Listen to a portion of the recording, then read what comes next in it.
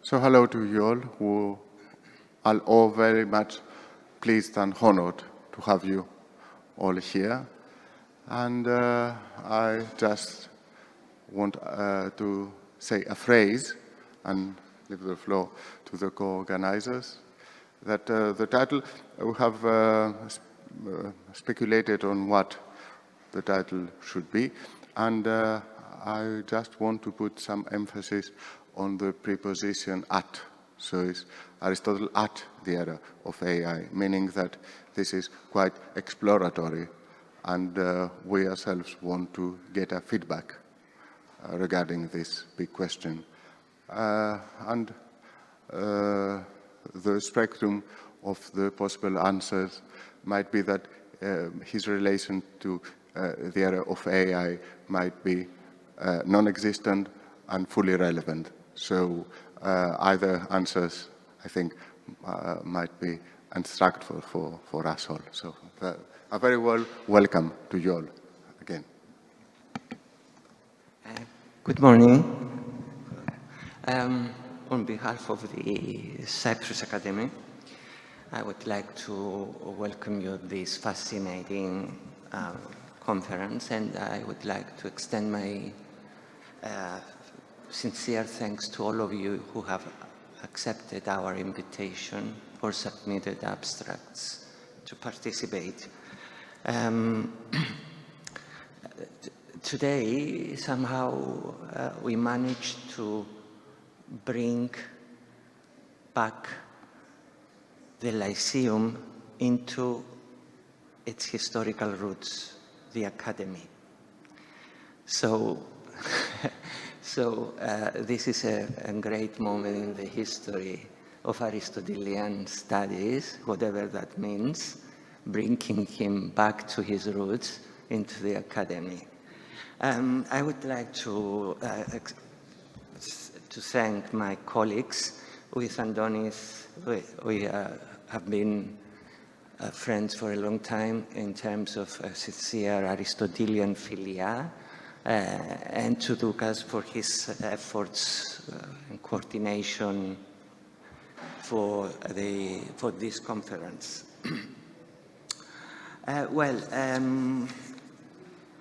On a personal level, the more I'm engaged with AI, the more confused I become.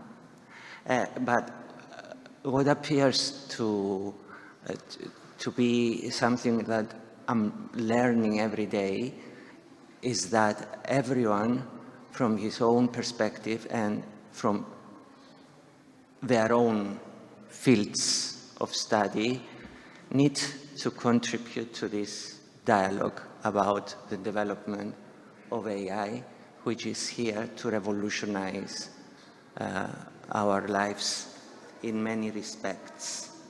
So the conference highlights the importance of interdisciplinarity, and last night we were exactly witnessing how complicated is the whole issue seen from so different epistemological or philosophical or legal perspectives. So a very warm welcome from me.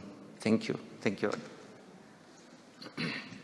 Well, I am the practical person. I'm looking at the time. I was going to tell you a joke to welcome you, so I owe you a joke. Remember that sometime, maybe at the conference dinner. So what I want to say simply is enjoy the meeting. Enjoy is the operative word. Okay, so now we can start. We sit down. Give the floor to the chair.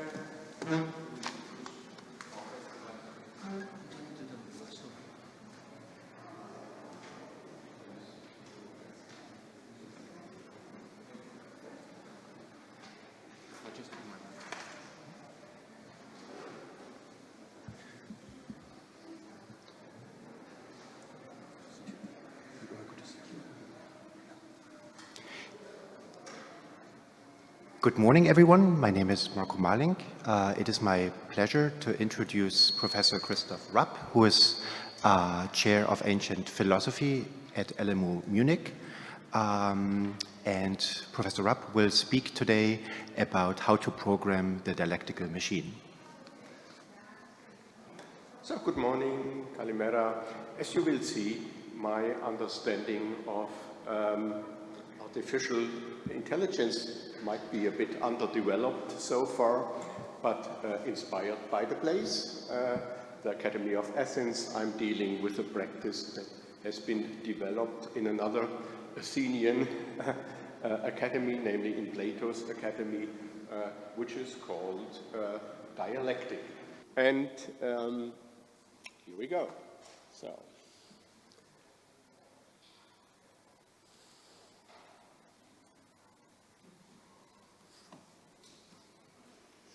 okay. I want to start with the following idea. So the idea of building machines that help us humans to think is indeed a very old one. And Wilhelm Schickard in the 17th century, he was a professor of Hebrew and Semitic languages at the University of Tübingen, drafted a calculating machine that looked like this, and that's the sheet that he left behind. He was a friend of Kepler's and wanted to use this calculating machine for astronomical research. Now, for many centuries, it was unclear how this machine was supposed to work, but in the 17th, people managed to reconstruct the machine, and it looks like this and actually worked quite well. And this achievement, the reconstruction of Schickard's calculating machine, was the effort of this person, Bruno Baron von Freytag-Löringhoff, professor of logic at the University of Tübingen, and he bravely and boldly defended Aristotelian logic even in the time of Frege and Quine. And Freytag von Löringhoff, who looked like this, he was originally born in Riga. He heard about this machine, and after some glasses of wine, or so the story goes, he woke up in the middle of the night and knew how to build Schickard's calculating machine. Why was he interested in Schickard's calculating machine? Because he wanted to use it for building a mechanical syllogism machine that can modulate Aristotelian logic. By the way, the reason why he immediately understood how to build Schickard's machine is a bit weird, because in the Second World War, Freytag-Löringhoff was trained to build cipher and crypto machines like the famous Enigma machine. Now, then the computer was invented, and Freytag-Löringhoff became interested in this new technology and wrote several programs in order to model Aristotelian logic. And you can still download his programs at www.begriffslogik.de. Okay, so I told this story because I think it's interesting to have this close connection between early machine learning and Aristotelian logic. But it also gives us the opportunity to reflect a bit on what is the purpose of such thinking machines. And I think, well, one purpose is to give us human beings like a partial relief from the burden of thinking. Well, as hard-boiled Aristotelians, you might object that why is it necessary to relieve human beings from thinking, given that this is in their nature? But I would object with another time-honored Aristotelian distinction, saying, well, the necessary things are not the same as the noble things. And I mean, having to deal with many necessary things and calculating or thinking about necessary things distracts us from what is noble. And it is certainly helpful to reduce the human susceptibility to error, and also to exclude typically human sources of distraction, impairment, bias, or variness. And also to tackle super tasks, i.e. tasks that an individual or a countable group of individuals would be unable to solve. So, prior to the invention of thinking machines, certain standard procedures could help to reduce the vulnerability of human thinking. Example, written calculations. So if we follow the procedure step by step, we are more likely to reach at a current result, aren't we? And the same, I think, is true, also I claim, of debating, which after all manifests one important way of human thinking. Certain standard procedures and regulations can help to reduce the impact of factors that are likely to impair the debate's outcome. Dialectic, also, I claim, can be understood as a form of debating that is regimented by a set of regulations designed to avoid the most common impairments of reasonable discourse. And owing to this degree of regulation, it suggests itself for formalization and for machine learning or machine thinking. So this is the connection between dialectic and artificial intelligence as I see it. So let me start with saying a few words about dialectic. So we ancient folks, when we use the word dialectic, we do not imply anything that is connected with Kantian, Hegelian, Marxist dialectic, let alone with dialectical materialism. So we rather refer to a dialogical method that derives from ancient philosophy, most notably from Socrates' technique of testing other people's claims to knowledge without claiming to have knowledge of the things in question.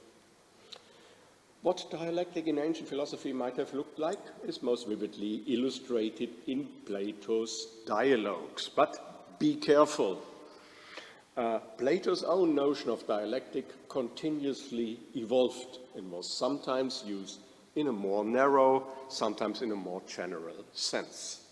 Also, not everything we find in Plato's dialogues is dialectical in the sense we are interested in, most notably not the myths, the narrations, or fictitious speeches. So the reason why Plato's dialogues are so entertaining to read is that they do not follow this program very strictly, but there are sections of dialectical examinations that exactly corresponds to the sense of dialectic I'm interested in. Now, let's proceed to Aristotle. Aristotle wrote a full treatise dedicated to dialectic. It's called Topica, or the Topics, together with an additional book on sophistical refutations. And I think that Aristotle's book includes two different kinds of accomplishments that are not always as clearly distinguished as one might wish. And what I mean is this.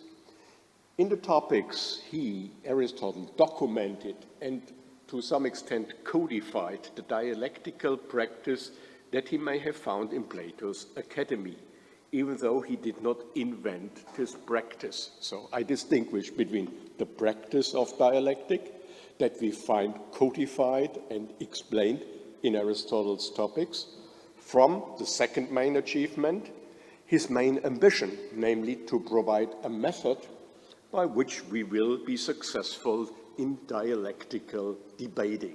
So that's one of the non-trivial philosophical points that I want to make today. We use Aristotle's Topics for both for information about the ancient practice of dialectic and for exploring his own method, but actually these are two quite different things. Now, dialectical practice according to Aristotle. So not the method, but the practice of dialectic. Well, in a way it's very easy. There are exactly two debaters, one questioner, one answerer. The answerer has to decide which side of a contradictory pair, the dialectical problem, he wants to defend. Yes, I used the masculine here because in Aristotle's time, so I think the debaters were mostly male. And the answer has to decide between a contradictory pair of theses called a dialectical problem. Making this decision for the answerer, which side of the contradictory pair to defend, was not a big issue. He was not meant to go for his most cherished convictions also, but he could have chosen one side of this contradictory pair for pragmatic reasons.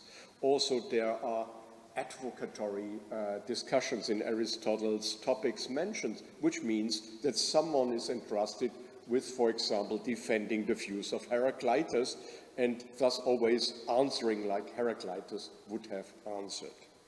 So it's not like a personal commitment in choosing one or the other side of the problem. The questioner raises propositional questions. Is this or that the case? That the answerer has to answer either by yes or by no. The questions that have been approved by the answerer will then be used as premises by the questioner. The questioner's aim is to derive a conclusion from the conceded premises that contradicts the answerer's original commitment. The answerer's aim is to say nothing contradictory, i.e. not to concede anything that is or allows to deduce the contradiction to the original. If the questioner manages to bring the answerer to contradictory commitments, the answerer has lost. If not, the questioner has lost and the answerer won. So that's the basic picture. Now, what is the purpose of these regulations? Of course, Aristotle does not feel obliged to tell us anything about the purpose because, as I said, it's not his invention. It was a practice that he documented and codified.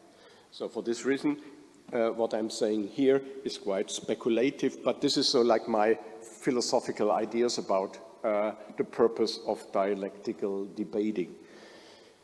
Participants in ordinary discussions tend to take attacks on their claims personally, assuming that whoever calls their claims into question also questions their power of judgment, their moral convictions, or their way of living. The regulation of dialectical debates, by contrast, involves a significant degree of depersonalization. So it's not a personal discussion, so that every objection can be taken as a personal insult. If you are my friend, don't dare to contradict to what I say. Also, in real-life discussions, even those ultimately aimed at overcoming disagreement on a particular thesis, so like conflict-solving discussions, interlocutors often shift between attacking the opponent's perspective and defending an alternative view, so which are quite two different kinds of business. They restate their position repeatedly, interrupt each other, feign offense at the opponent's remarks, ridicule opposing views, bluster, or abandon discussion without resolution. All these moves, however, are prohibited in a regulated dialectical debate. Also, considering the contingencies of free-flowing ordinary discussions, for example, that both discussants may speak at the same time, distract from the issue, change the topic, tacitly change their point of view, make contradictory claims as they go along, eventually start insulting each other, or leave the scene without resolution. Regulations like the ones mentioned above seem to serve a clear purpose. Most notably, they ensure that the discussants stay focused on the controversial issue and do not commit themselves to contradictory claims. These regulations are not arbitrarily chosen. Rather, they appear to be designed to facilitate a procedure that genuinely helps resolve a disagreement by means of argumentation. In this sense, they codify and clarify what participants in real-life discussions half-heartedly accept when they attempt to resolve a disagreement by arguments. And in all these respects, the shift to a regulated, depersonalized form of debate seems to be a gain in procedural rationality. So that's heavy stuff, but I think this is a defensible view. So real-life discussions are really vulnerable and involve many moves that do not contribute to a reasonable outcome. And the regulations that define dialectical debating are just designed to exclude these factors up to a point that we can say, okay, this outcome has not been impaired by all these contingencies I mentioned.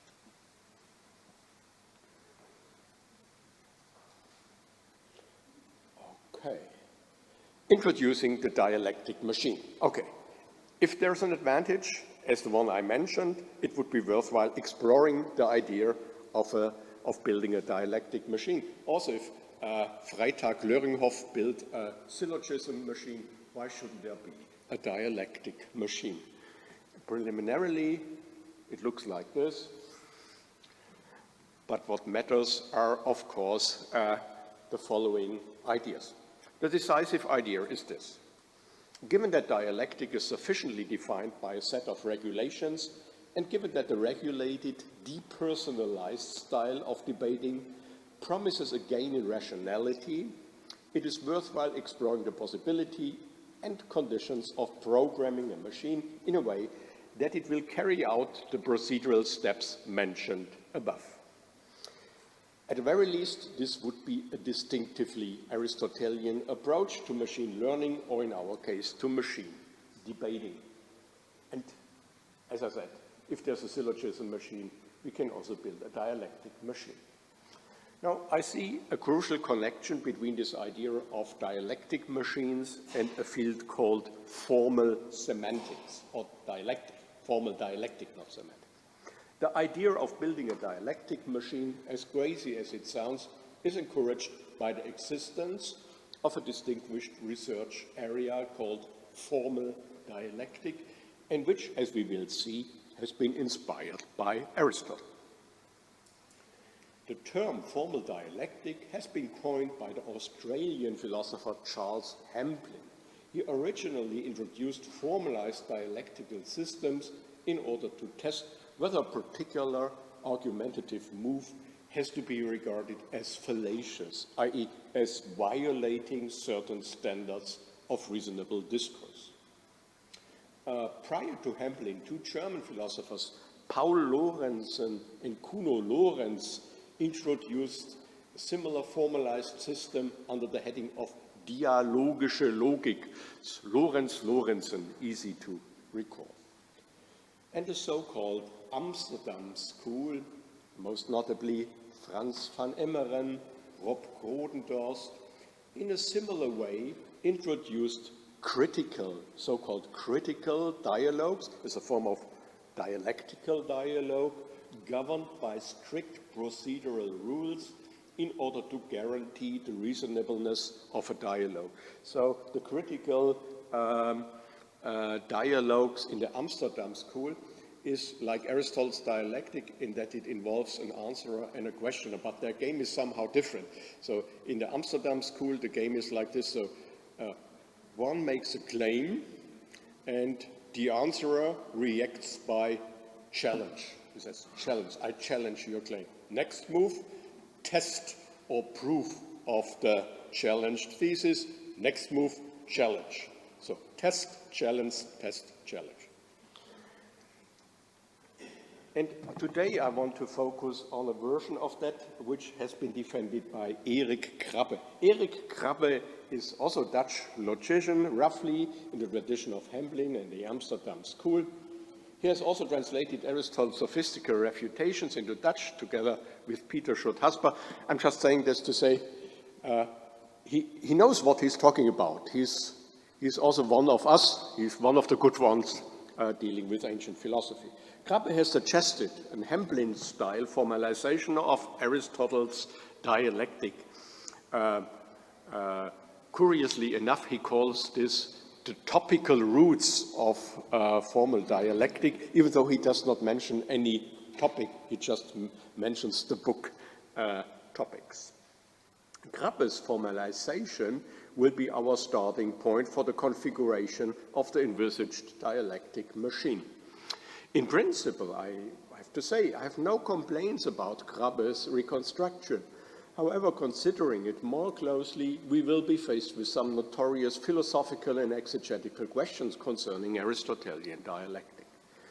And here comes the formalization of Aristotelian dialectic in what I call the Hemplin-Grabbe style. So first we have following sentences, so CHPST are sentences. There is a set of valid elementary arguments that is abbreviated like this, so premise, premise, premise, and conclusion. And it's presupposed that the arguments in this set are valid, so by definition. And we have a questioner Q and an answerer A. Then we have certain rules of locution. So possible locutions for the questioner. Problem T or non-T. So here's a problem, T or non-T. Question P or non-P. That's what the questioner is allowed to say. And we can also use an argument of the form P1 to Pn and conclusion, which is supposed to be an element of the set of valid arguments. Then we have locutions for the answerer. And the answerer is allowed to say thesis T and concession P. So ask which side of the problem we want to accept. We can say problem P or non-P, we can say P. And then ask whether P or non-P, we can say P or non-P, right? Then we get a set of structural rules. And I think they ourselves, they explain themselves. So number one, each speaker contributes one locution in one turn. Q moves first, putting forward problem T or non-T. A's move of type problem T or non-T can be executed only once. That's the one. Q's, a move, a move, this is not the answer. A move of the type problem T or non-T can be executed only once. Then problem T or non-T must be followed by a locution of the type thesis T or thesis non-T. Question P or non-P must be followed by concession P or concession non-P. To move argument P1, P2, P3 to Pn, conclusion C, can be used only if this argument belongs to the set of valid arguments. And the argument of the type P1 to Pn C must be followed by concession C, given that this is a valid argument. Finally, we get two more sets of rules. One is a set of commitment rules. Thesis T places T in the answerer's commitment store. This is the notion of commitment store is a creation by Hemplin. That's quite interesting. So he says, so like the answerer in such a dialectical dialogues has a sort of commitment store. And whatever he concedes in the course of a debate goes into his commitment store. So if the answerer says, I'm committed to P or I'm committed to non-P, P or non-P goes into his commitment store. Also, if he answers questions P or non-P, P or non-P go into his commitment store. After a move that is called concession P, P is also in the answerer's commitment store. Finally, we have rules for winning and losing. So, first rule, let the second move of the game be thesis T. As soon as non-T appears in A's commitment store, the game is over. Q has won and A has lost. Let the second move of the game be thesis non-T. As soon as T appears in A's commitment store, the game is over. Q has won and A has lost. But if the number of moves equals a previously fixed time limit and neither W1 nor W2 applies, the game is over. A has won and Q has lost. So these are the rules of a dialectical debate in the Hamblin-Krabbe style of formalization. Okay, there are additional rules for the reductio ad impossibilem. I don't have to read them out. It's sometimes an idea that Aristotle mentions in the topics that's also possible to refute the opponent by making him commit to an hypothesis which leads to something that is impossible, which is also a sort of refutation. In the 8th book of the topic, Aristotle recommends, however, not to use that primarily because the statement that this is impossible provokes the opponents to say, oh, maybe it's possible. Okay, now a typical dialectical debate in this style might look like this. So there are 14 moves in this debate. So Q opens by problem B or non-B. A commits himself to non-P. Then Q comes up with question J or non-J. A commits himself to J. F or non-F, F. P or non-P, P. C or non-C, C. Then the questioner introduces an argument using the commitments J and P as premises and concluding A. So A has to concede E, the conclusion. Then the questioner builds another argument using F and the previous conclusion E as premises and concludes C and concludes an NC in order to conclude that P, and the answerer has to concede P. Now this is the point in which a contradiction occurs in his commitment store. He has non-P and B in his commitment store and has lost the debate. This is interesting here. So I like this one. This argument, that is, Krabbe wants to model the idea that in Aristotelian dialectic, there's not only the syllogismos that leads to the refutation of the opponent, like the last move of the questioner, but there might be many moves that are preliminary or preparatory syllogisms, prosyllogistai in Aristotle's terminology. Okay, advantages of Krabbe's model. A correct and fair account of what goes on, of what is going on in dialectical debates, isn't it? It seems correct, it seems fair, it is slim and to the point, and makes work easy for the programmer of our dialectic machine. So if dialectic can be formalized like this, it should be easy to program a corresponding machine. What I like philosophically about Krabbe's analysis is his emphasis on commitment. I think this is important because, and he explained the commitment rules. Indeed, Aristotle's dialectic is about commitments and not about persuasion. So the answerer need not be persuaded by what he says, but he commits himself to these claims, partly for strategic, partly for philosophical reasons, but it does not matter whether he's convinced of these commitments. And this is an important precondition for entrusting machines with dialectical thinking, and is also a move in the course of what I call the depersonalization of debates. So no personal convictions. So all in all, this is a really reliable model.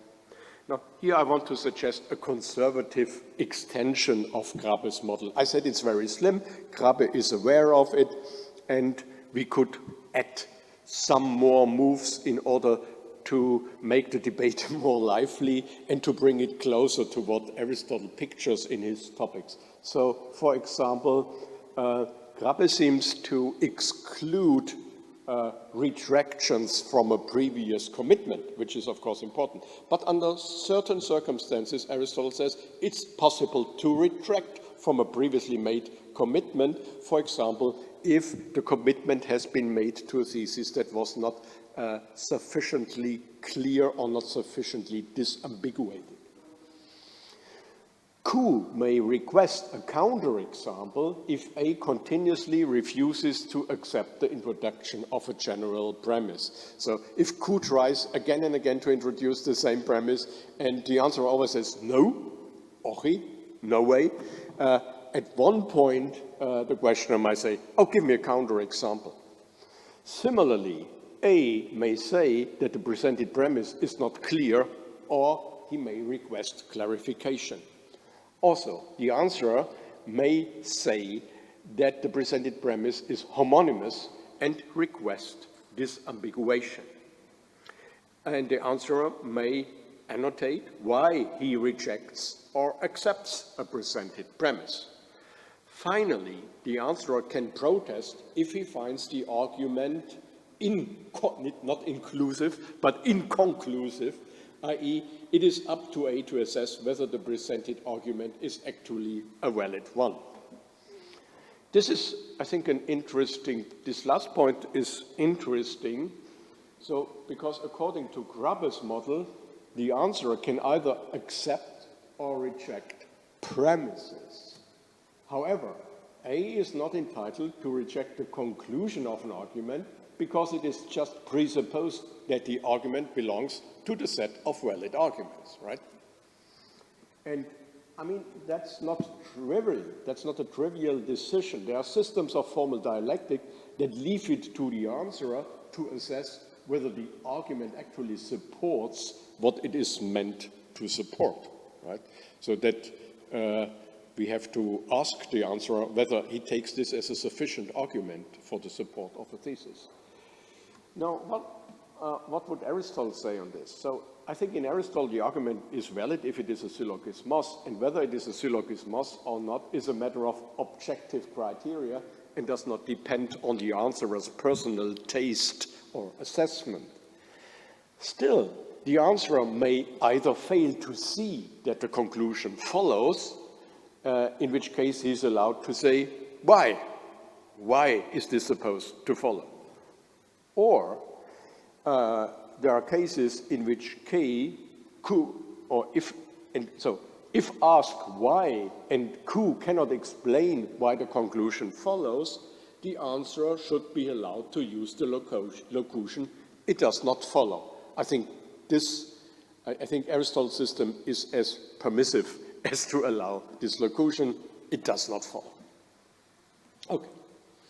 So far, the rules mentioned just guarantee a rational or reasonable development of the debate in that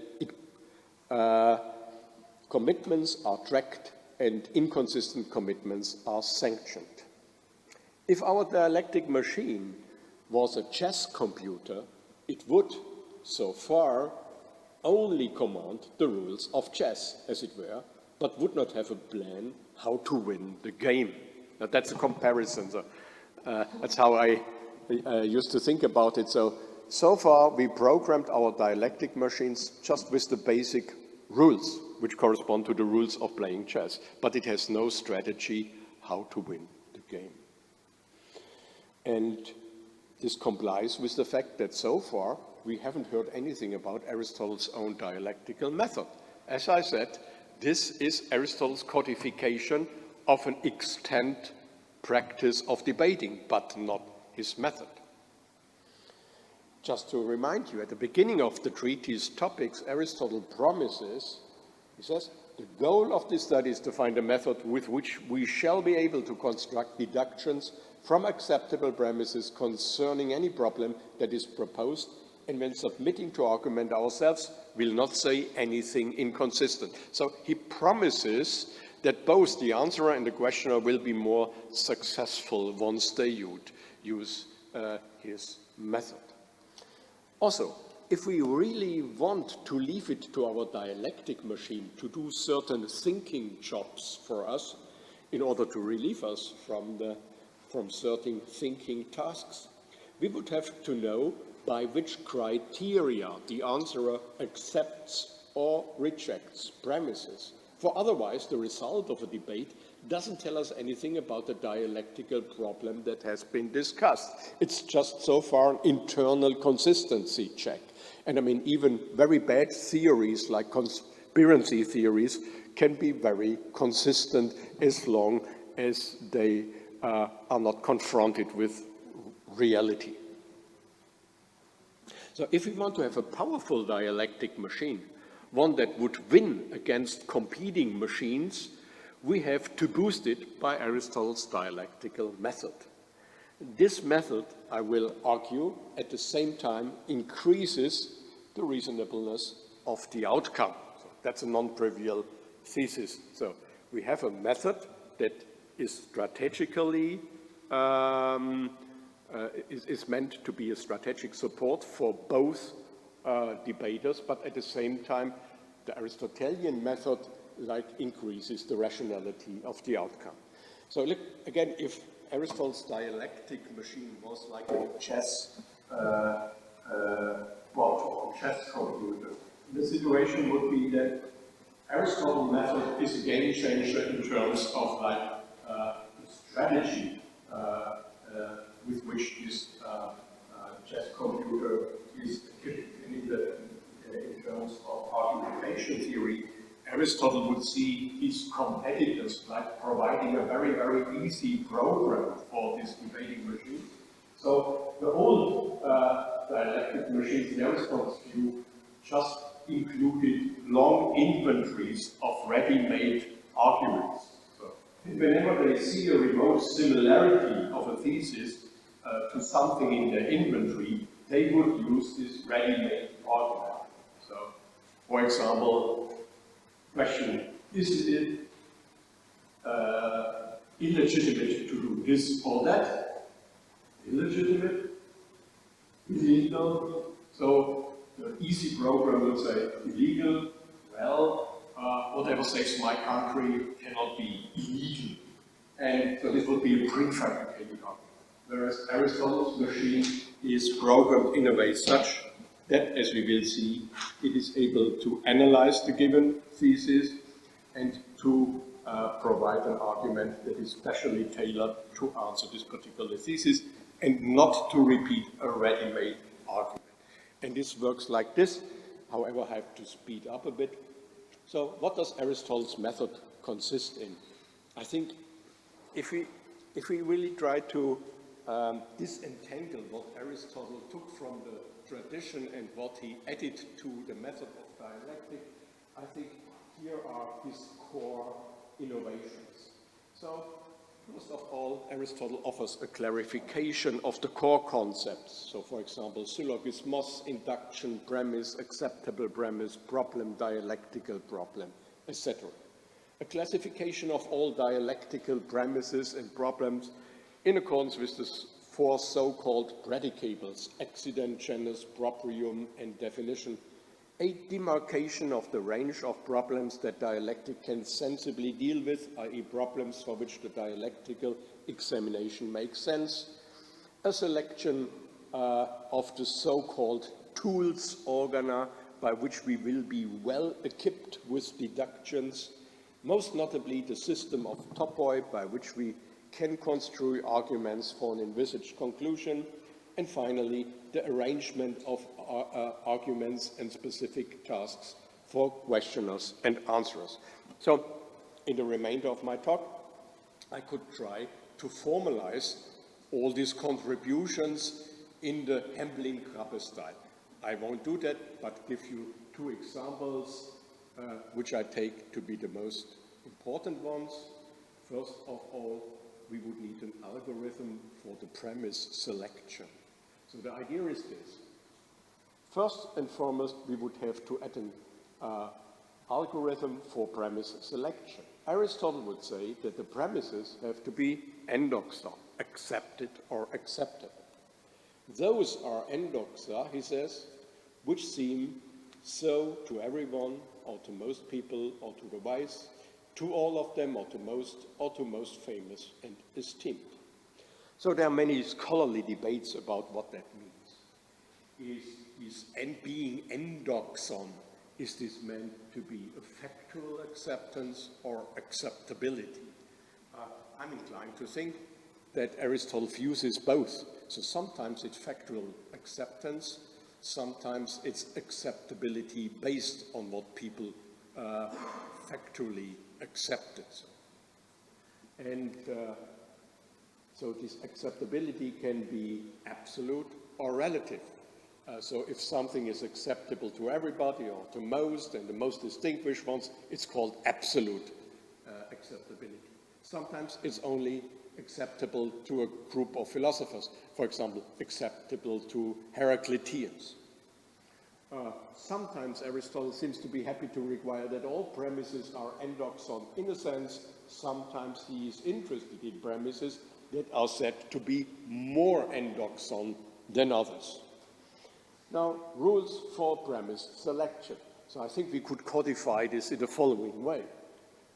There are rules that apply to both the questioner and the answerer. So compile inventories of what has been accepted by whom on virtually all pertinent topics. And, that's the decisive step, extend your inventories by considering premises that are similar or the negation of the contrary. And so Aristotle is not satisfied with just giving a ready-made inventory of premises, but also provides tools for increasing the number of premises we can use, and which inherit, in a way, the benefits of an endoxon, an accepted premises. Then we get rules designed for Q, the questioner. If you suggest a general premise, it should be endoxon or as endoxon as possible. And if the general premise you want to suggest is not yet endoxon, you have to introduce it either by an induction or by another deduction. And then we have many rules of premise selection for the answerer. So accept only premises that are endoxon. Or if the conclusion envisaged by Q is unacceptable, you can also accept premises that are not endoxon as long as they are less unacceptable than the conclusion. Or accept only premises that are more acceptable than the envisaged conclusion, or at least not less acceptable. So I think the quality of the premises changes the game to a considerable extent. When Q is always supplied with endoxa premises, it will not happen that a weak thesis remains unrefuted just because Q runs out of apt premises. This is at the same time a strategic advantage for Q and in the interest of the examination of a given thesis. Accepting only endoxon premises is in the answerer's strategic interest, in that there are less commitments by which it can be refuted. At the same time, A's strategic behavior increases the value of the dialectical debate for the examination skepsis of a given thesis. For if he wins, we can count on the fact that there are no generally accepted assumptions that make it necessary to give up his original thesis. And finally, we need a heuristic for dialectical arguments. So Aristotle's book Topics consists of some hundreds of so-called topoi. Long-standing scholarly debate about how they precisely work. When Aristotle says that there are many arguments that fall under one topos, it seems that the topos in Aristotle's understanding is like a general scheme or pattern of argument. Still, many topoi are formulated as concrete instructions. Do this, do that, check this, check that. So they may be both instructions and include an argumentative scheme. At any rate, the topoi of the topics are meant to guarantee that Q will never run out of arguments and will be able to find an argument for envisaged conclusions of any content. To that end, the topoi of the topics are topic neutral. Topoi of the topics are topic neutral. And so I skipped the 4 predicables. So the idea is, in order to introduce this topic neutral topoi, Aristotle has to focus on characteristics of a premise that can be analyzed without regarding the content of the premise. His most important tool for that purpose is distinguishing 4 types of predication. But in addition to that, his topoi also work with genus-species relations, with linguistic similarities, with opposites, and so forth. So the corresponding rules for argument heuristic would be this. So analyze the given thesis in terms of the 4 predicables. Find a topos that is appropriate in light of the features identified in accordance with the previous rule. Construct an argument that fits the argumentative scheme provided by the chosen topos. Check whether the required premises are endoxon in accordance with the premise selection rules. Advantage of the argument heuristic is this, and is my final point. For Q, the argument heuristic is a huge strategic advantage. While in the old days, Q had to search his store of prefabricated arguments in order to devise a plan of attack, he has now an algorithm for constructing specially tailored arguments in each and every case. At the same time, this procedure makes sure that any dialectical thesis will be appropriately examined, since the outcome of the debate does no longer depend on Q's contingent form of the day. And if the dialectical examination of a thesis consists in confronting it with possible objections, unacceptable consequences, etc., the quality and reasonableness of this examination will be crucially enhanced by a method that ensures no pertinent argument is overlooked. So, final point, the better the quality of the dialectical examination and the greater the challenge posed to the thesis, the higher the credibility of a thesis that withstands the dialectical test. So, thank you for your attention.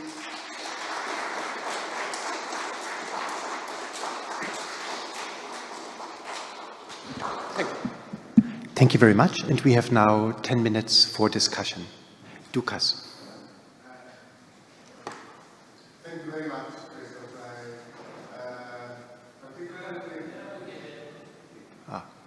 There's a microphone coming. There's a microphone coming there. Well, thank you very much.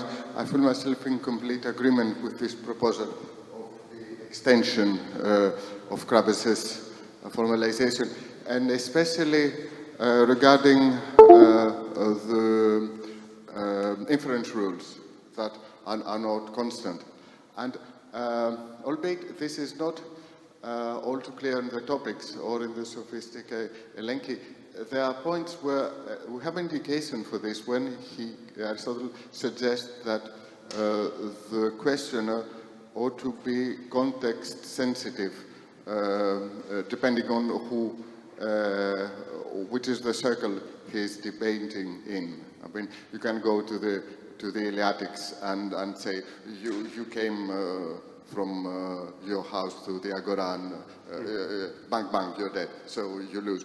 And you have to readjust your universe of beliefs, also regarding the inference rules you apply. Yes, exactly. Yeah, thank you. There is a conundrum in the discussion about the application of Aristotle's dialectic in the following sense, that dialectique in the topics is really meant to describe a form of debate, of dialogue, period. And so people like Primavesi made a big deal of that. So like denying that everything else can be called dialectical in any sense. Now what I take to be the case is this. The method that Aristotle develops for these dialectical debates and the competence conveyed by this method can be used for other purposes as well. As, for example, speaking to a public audience or addressing philosophical problems. So that I would say, yes, this adjustment of So like your inference rules and your premise acceptability rules to, for example, a public audience is something that Aristotle is aware of, but then we are no longer playing the dialectical game, strictly speaking. Still, we use the dialectical method. So that's my way how I would deal with this seeming contradiction, saying the method originally provided for the purpose of the dialectical dialogue game can be used for other purposes as well, for examination of philosophical thesis, or for addressing a public audience. So there's, for example, this idea that in Topics 8, Aristotle says, oh yeah, for a public audience or for the many and for beginners, epagoge induction is more valuable than a syllogism. And Jacques Branchwick says, that's strange, how can he say that? Because these are inner school discussions and there are no public audiences involved. Yes, but this is just because he considers the method to be more flexible than to instruct just the dialectical inner academic dialogue games. Yes. I enjoyed the talk very much. Thank you. Actually, I have a rather practical question. Yes. Did you try to train an artificial system to think like that? Me? Yeah. No. No But way. do you? You have. So actually, I want to. All right. So I want to. Actually, I want to have more information about you, and I want to develop scenarios that I would integrate in the artificial children that I grow, to see how this adds up to their levels of development. Mm-hmm. Mm-hmm. Yes, I see that you would like to have more information about that. I cannot provide it because I have, as I said in the beginning, I have little understanding of programming machines at all. What I wanted to say was this, so, I mean, if we want to program a machine like this, we are like encountering old philosophical problems of, first of all, of what this dialectical debate is about. So what is the advantage of having this? What features are required for the program in order to produce these additional benefits? And we also have to deal with like good old exegetical problems concerning the Aristotelian method itself. And so the Krabbe model provides a good starting point, but then almost everything else gets more controversial and deserves some thorough philosophical consideration. So sorry for not being able to. We will build this machine in Cyprus. And can I still help with my program? Good. So, thank you for the super clear talk. I don't know about the exegesis of Aristotle, whether the Krabbe's formalization is faithful to Aristotelian text, but it seems to me the model is just unrealistic. So, at least in certain debates, you will be stuck in the first step, because rarely people will just concede a premise. They will just give reasons for and against, and you will be stuck at that level. And maybe what happens is that you have overall accumulative reasons for and against, and then you have an abductive argument in favor of the position. So I don't think it's a realistic or rational argument at all. It might be a faithful formalization of Aristotle, but that's a different discussion. Yes, I mean, what do you mean by realistic? I mean, that's what I tried to cover in the beginning when I said, oh, look, this dialectical practice is quite different from ordinary everyday conversations, because in ordinary free-flowing conversations there are lots of contingencies and problems, and Aristotle, in the 8th book of the Topics,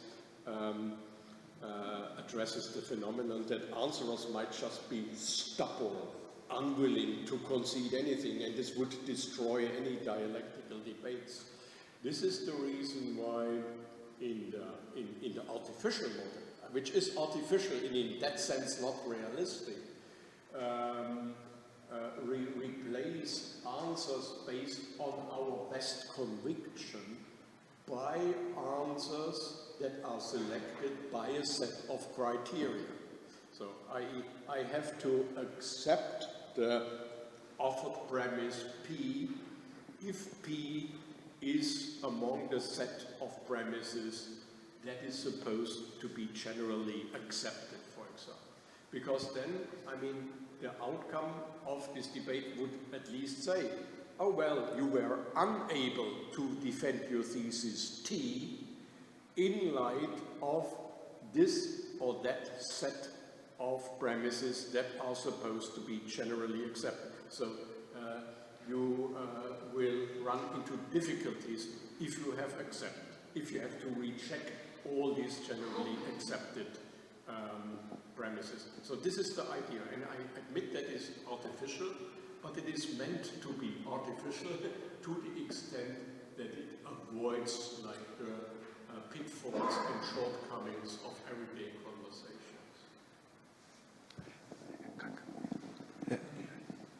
First of all, let me say that we have invited a crowd to come. There's a microphone. Sorry, follow I up. have a follow-up. There's a follow-up, sorry, there's a follow-up. So in contemporary epistemology, we often distinguish between undercutting and rebutting reasons. And very often what we have is just undercutting reasons. So there are reasons for and against, and there are undercutting reasons. And accumulatively, we try to weigh reasons for and against in order to have an abductive argument. So that doesn't seem to me to be the case. I mean, maybe I'm influenced by how philosophical debate works. So when you have debates about, I don't know, the theory of knowledge or the theory of rationality or debates in metaethics, it's extremely rare that people will just concede a point and they will say, I have been rebutted. It almost never happens, as David Lewis says. What you have is mostly, okay, I mean, I understand that there are some reasons against my position. Okay, thank you. I see you. Now I understand your point. But yeah, it's not a model that is apt for construing, like weighing different reasons also. It's just like always going through one thesis, reasons for this or for that, yes or no. And so like a problem or theory would consist of many, so the examination of a theory would consist of many games examining each particular thesis included in this theory. Thank you. That's helpful. We have two more questions. Antonis? I just want to be brief. I want to say that we actually have invited Kramer to come to this meeting, and he gave me this beautiful answer. I'm near my second retirement, he said. I am near my second retirement. So I did impress him.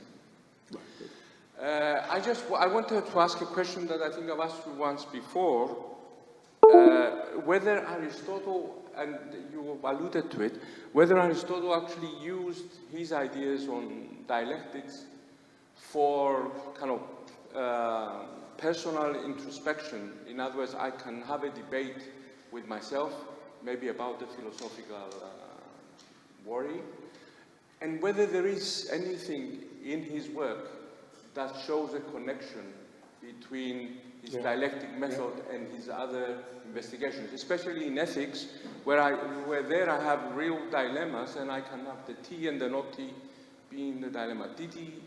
Do we have any indication for that? Yeah, excellent question. It's a big research field actually in Aristotle's scholarship. So the basic answer is yes, Aristotle in the Topic says that up to a point the business of the dialectician and the philosopher is the same, i.e. up to the point where he identifies an apt topos. And so a topos for making like objections to your own thesis and testing your own thesis. And then he says everything else, like the arrangement of question and the way I put forward the questions, this is just for people engaged in a real dialogue. But up to the point of finding the topos, it's the same procedure for philosophers and dialecticians. So he means that philosophical examination can make use of these instruments. And then there is this big debate about Aristotle scholars that where and to what extent his own treatises are arranged in this dialectical style, i.e., one candidate for this are passages in which Aristotle raises so-called aporia, the puzzles, and he loves to say, here's a puzzle about this and a puzzle about that. And it seems that these puzzles are construed like dialectical problems. Is P or not P the case? And then he construes arguments for P or against P, for non-P or against non-P in order to come to a solution. So the real challenge, just to add one more thought, is that officially Aristotle distinguishes dialectic and apodeictic.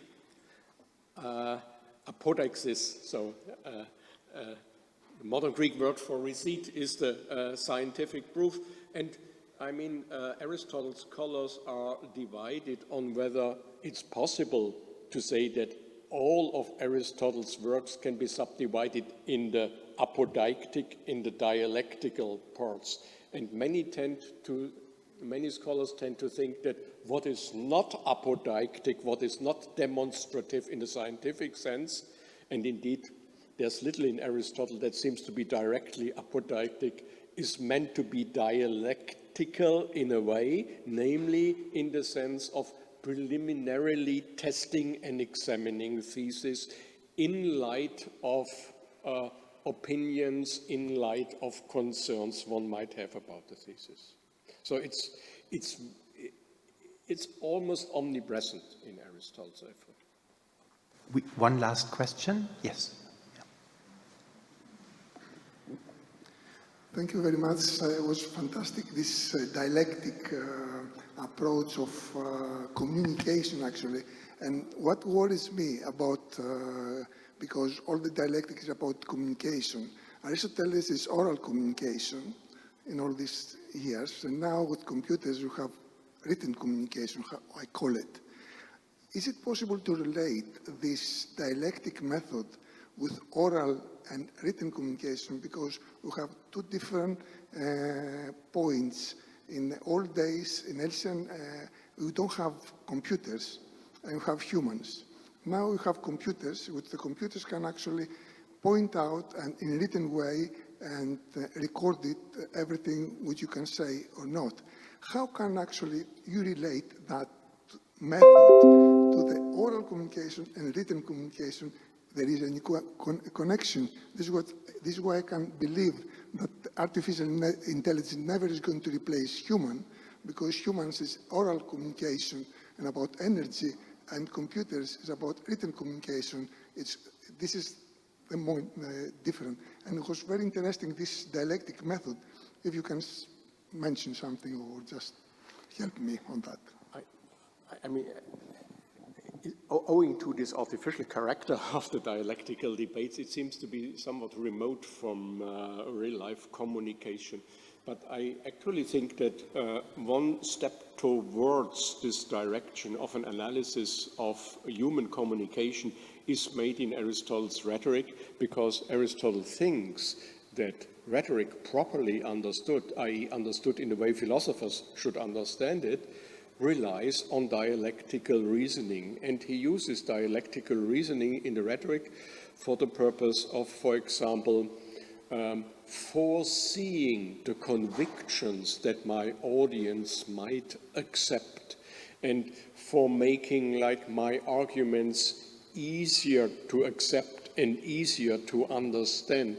And I think here in the topic, and he also inquires into like preconditions on the addressee's side of accepting an argument, and this preconditions might be cognitive, and they might be emotional, and sometimes people are in a condition in which they are absolutely unable and unwilling to accept an argument.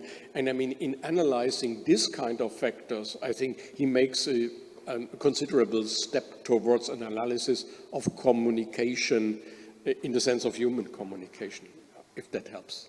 Thank you. With this, we are done. Let us thank again our speaker.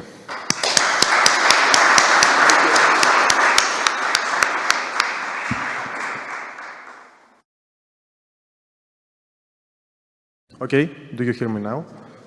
Okay, so now we proceed to the next session. There are 4 presentations. Each presentation will last approximately 15 minutes or a little bit more. And then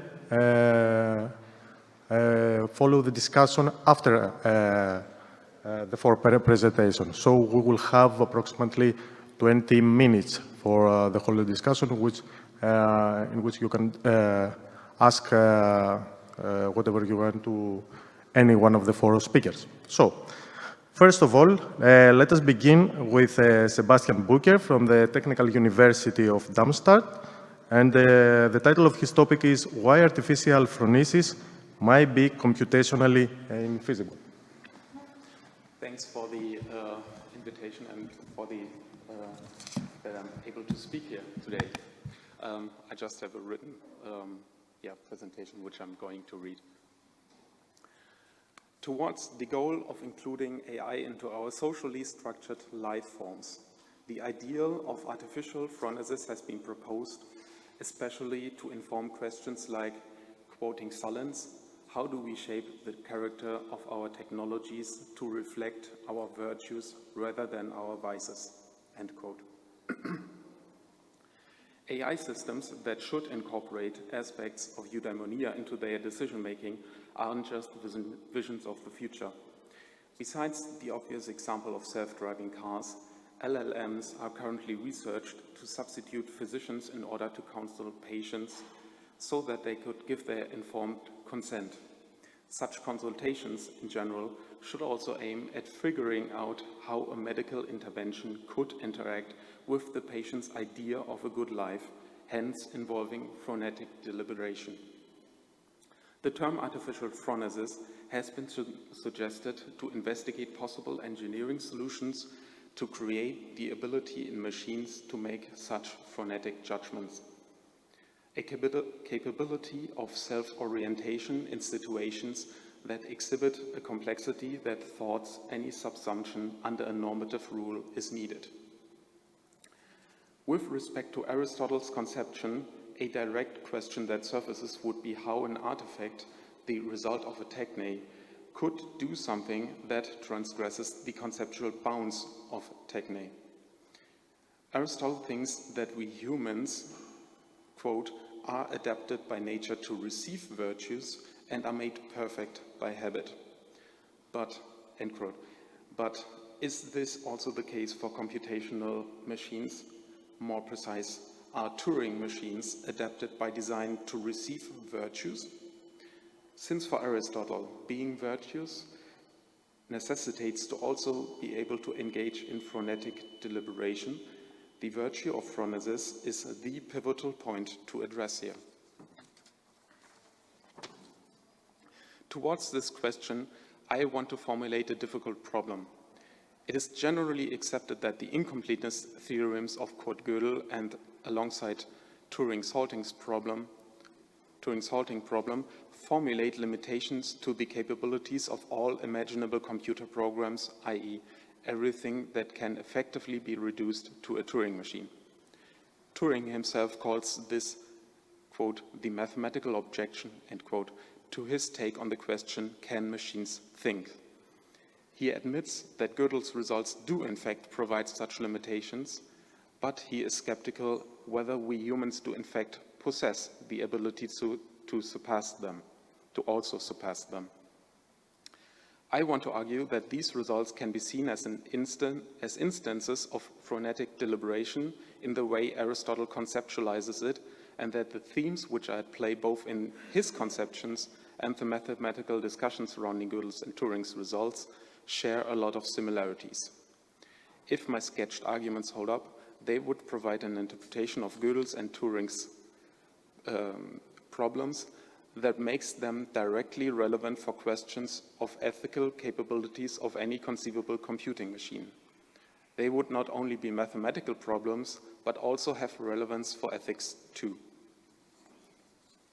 I want to start by arguing that the idea of consistency of axiomatic systems as one of the main goals of mathematical investigations at the beginning of the 20th century shares criteria that Aristotle formulates with respect to eudaimonia. They both serve to orient the deliberation process in analogous ways, as both play a similar formal role. One could at first ask why consistency should not be considered as an external goal. It could be argued that the inference rules as the means of a first-order calculus serve to create consistency from the axiomatic matter, viewing mathematics as a sort of techne. But that would not do the role justice that consistency plays in mathematical reasoning. Especially in the beginning of the 20th century, the essence of mathematics, its underlying suppositions, shifted. Multiple axiomatic systems emerged that were inconsistent with each other. Take, for example, Euclidean and non-Euclidean geometry, or the discussion on the axiom of choice. This departs from the view that one could also ascribe to Aristotle, that axioms are necessary and unchangeable first principles. Now, mathematicians needed to deliberate which axioms to choose. Consistency continued to play a pivotal role in such deliberations. It, however, weren't just propositions that could be inconsistent with each other, but also axiomatic systems. Hilbert stresses the need for mathematicians to find methods to investigate both the inner consistency of axiomatic systems, i.e., whether derived theorems contradict, or that of different axiomatic systems, as in the case of Euclidean and non-Euclidean geometry. Hilbert's ideal was to strive towards a unified mathematical system that could encompass all of mathematics without such inconsistencies. Furthermore, he envisioned that his axiomatic method would also serve to incorporate every science into such a unification once it would be, quote, ripe to form a theory, end quote. This ideal did not survive in its entirety, but it shows how consistency serves as the causa formalis of good theorization of a holistic ideal of science, just as eudaimonia serves to orient human affairs in their entirety. However, I believe that consistency is not as holistic as eudaimonia, as it would not fulfill Aristotle's criteria of self-sufficiency. An empty theory, one without any axioms, would be consistent, but not be, quote, desirable and lacking in nothing. It, however, shares other criteria given by Aristotle. Christoph Rubik writes, quote, action praxis without techne remains empty because no result is being realized. Techne without action remains blind because its goals cannot be validated, thus become accidental, end quote. Using this characterization, consistency delivers the aspects used by mathematicians to validate the results of their deliberations, while the technical means, the first-order inference rules, serve to produce the results that get validated. It intentionally orients mathematicians in how they comport themselves and is no external goal. Just as eudaimonia, it gives an orientation towards the respective mathematician that is final, in Aristotle's words, teleos, quote, always desirable in itself, end quote. A second characteristic of eudaimonia that is shared by consistency is that it is no end that can be achieved with certainty. In Book 1 of his Nicomachean Ethics, Aristotle discusses the difference between eudaimonia and external lucky coincidences, ευτυχία. He seems to be swaying as to how far the latter can be excluded, but it is clear that the concepts do not coincide. Somebody who just gets lucky cannot be called an eudaimon, while not everybody who comports himself as the eudaimon would also does get lucky. With respect to axiomatic systems, such a certainty to achieve consistency would mean that a theorem that expresses this is derivable in a finite amount of inferential steps. Gödel's incompleteness results, which I'll discuss in a minute, however, show that this is not the case. No axiomatic system can ever prove by its own means that it is consistent. In a philosophical article from 1961, Gödel characterizes the situation of mathematicians in a similar manner as Aristotle with respect to eudaimonia. Quote, "For if I somehow prove from the arbitrarily postulated axioms that every natural number is the sum of 4 squares, it does not at all follow with certainty that I will never find a counterexample to this theorem, for my axioms could after all be inconsistent, and I can at most say that it follows with a certain probability, because in spite of many deductions, no contradiction has so far been discovered." I will now quickly sketch Gödel's theorem and then put forward my reasoning to interpret it as a phronetic deliberation in the Aristotelian sense. With his incompleteness theorems, Kurt Gödel argues against the traditional underlying suppositions of mathematical theorizing and hopes like that of Hilbert, that it is possible to save mathematics from the emerging incompatibilities into a unified, consistent theory. The method which he invents actually shares familiarities with what is known as the third man argument, since it allows to abolish the conceptual separation between representations and their respective object. He found a way how propositions of a first-order axiomatic system of arithmetic, i.e. sentences about numbers and their relations, could be encoded into numbers. Using such encodings of propositions, his technique allowed to calculate whether inferential relations, like the modus ponens, hold between given encodings of propositions. These could be combined into an arithmetical provability predicate, one that, given two numbers, is true if and only if the first number encodes a series of propositions that serve as a proof for the encoded proposition of the second. Now, the heart of his proof is a proposition constructed using his encoding technique that says about its own encoding that it is not provable. Let's call this proposition G.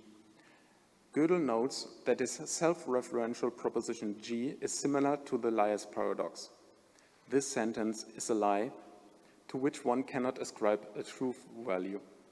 He showed that this proposition G, if it were true, would imply its own negation and vice versa, which leaves us at a disjunction.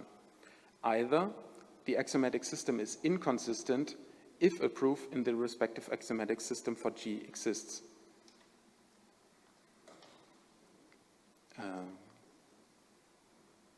Either the axiomatic system is inconsistent if a proof in the respective axiomatic system for G exists, or there exist statements about whose provability one cannot say anything. The first horn would imply that a very basic branch of mathematics, the arithmetic of natural numbers, which has been researched for thousands of years, is actually inconsistent, which is unlikely. Thus, Gödel opted for the second horn, that well-formulated propositions exist about whose provability nothing can be said. However, since the predicate at play in G is provability, not truth, Choosing this alternative actually means that the propositional content of G is correct. G is not provable. The blow of Gödel's results to the mathematical hopes was that provability and truth do not coincide. I now want to argue why Gödel's proof can be interpreted as a deliberation of phronesis. First, remembering the previous citation of Gödel, his results show that one can never be certain whether inconsistencies in one's axiomatic system could not occur later, i.e., have not been derived yet, thus might be outside of what one currently has an overview of. Mathematical axiomatic systems, as strange as this might sound, thus become objects that, according to Aristotle's criterion, need to be grasped with a part of the soul that is responsible for the non-rational. They are not the, quote, kind of things whose originative causes are invariable. Aristotle's criterion for the non-rational, given in Book 6 of the Nicomachean Ethics, states, quote, "We all suppose that what we know is not even capable of being otherwise. Of things capable of being otherwise, we do not know, when they have passed outside of our observation, whether they exist or not." By this, phronesis and not Sophia can be identified as the responsible intellectual virtue for deliberations about axiomatic systems. But this does not yet answer why such axiomatic systems, to which any computing machine can effectively be reduced, are not adapted towards the function of phronesis themselves. This function I take to mean to enable a possible reflective stance in a concrete situation that demands deliberation. And this deliberation is oriented towards eudaimonia. It is the ability to take a step back and determine the right action as a middle.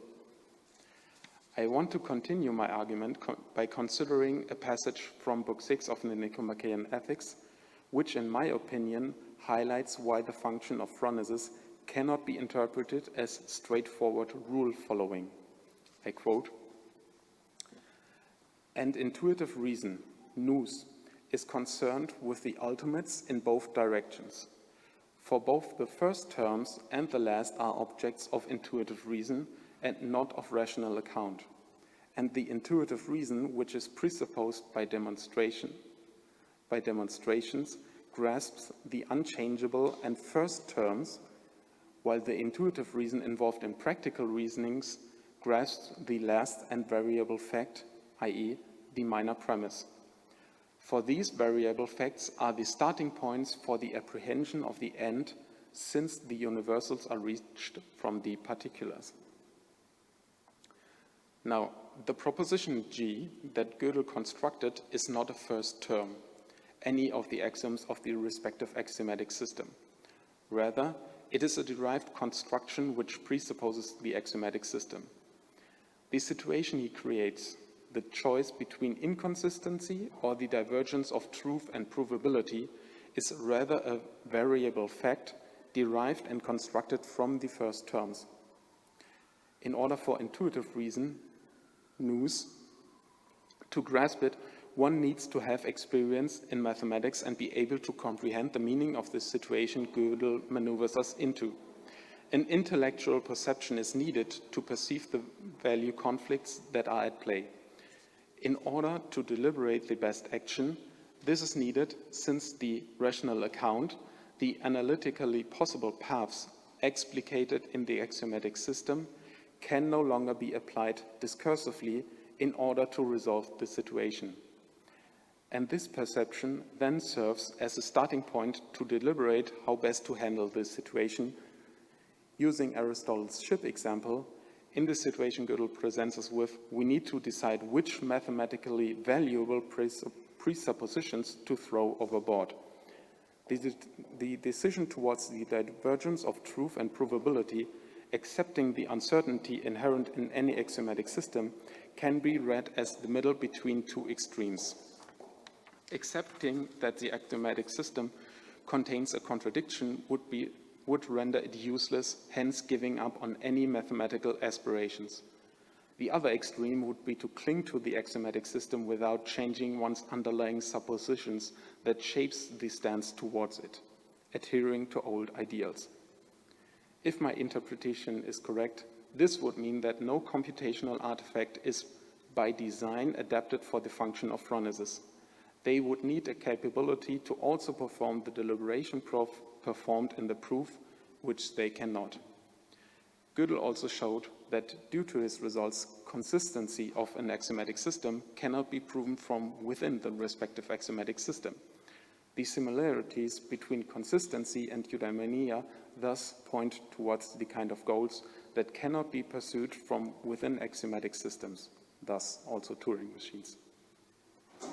We thus would need other methods, if any exist, towards the goal of artificial phronesis. Thank you.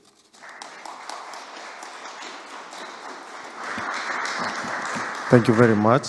And now the next speaker is John Dudley from the UC Leuven, and the title is The Relevance of Aristotle's Thought to the Understanding of AI.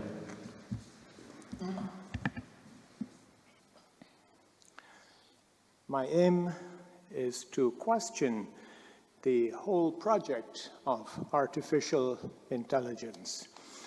I think it is rather important, before one starts on the path of artificial intelligence, to ask whether the development is desirable or not. In a famous phrase in Book 2 of his Physics, Aristotle tells us that art imitates nature. Thus, techne, or art, meaning the human art of making something for a purpose, is an imitation of the kind of thing that nature is doing for a purpose without the use of reason.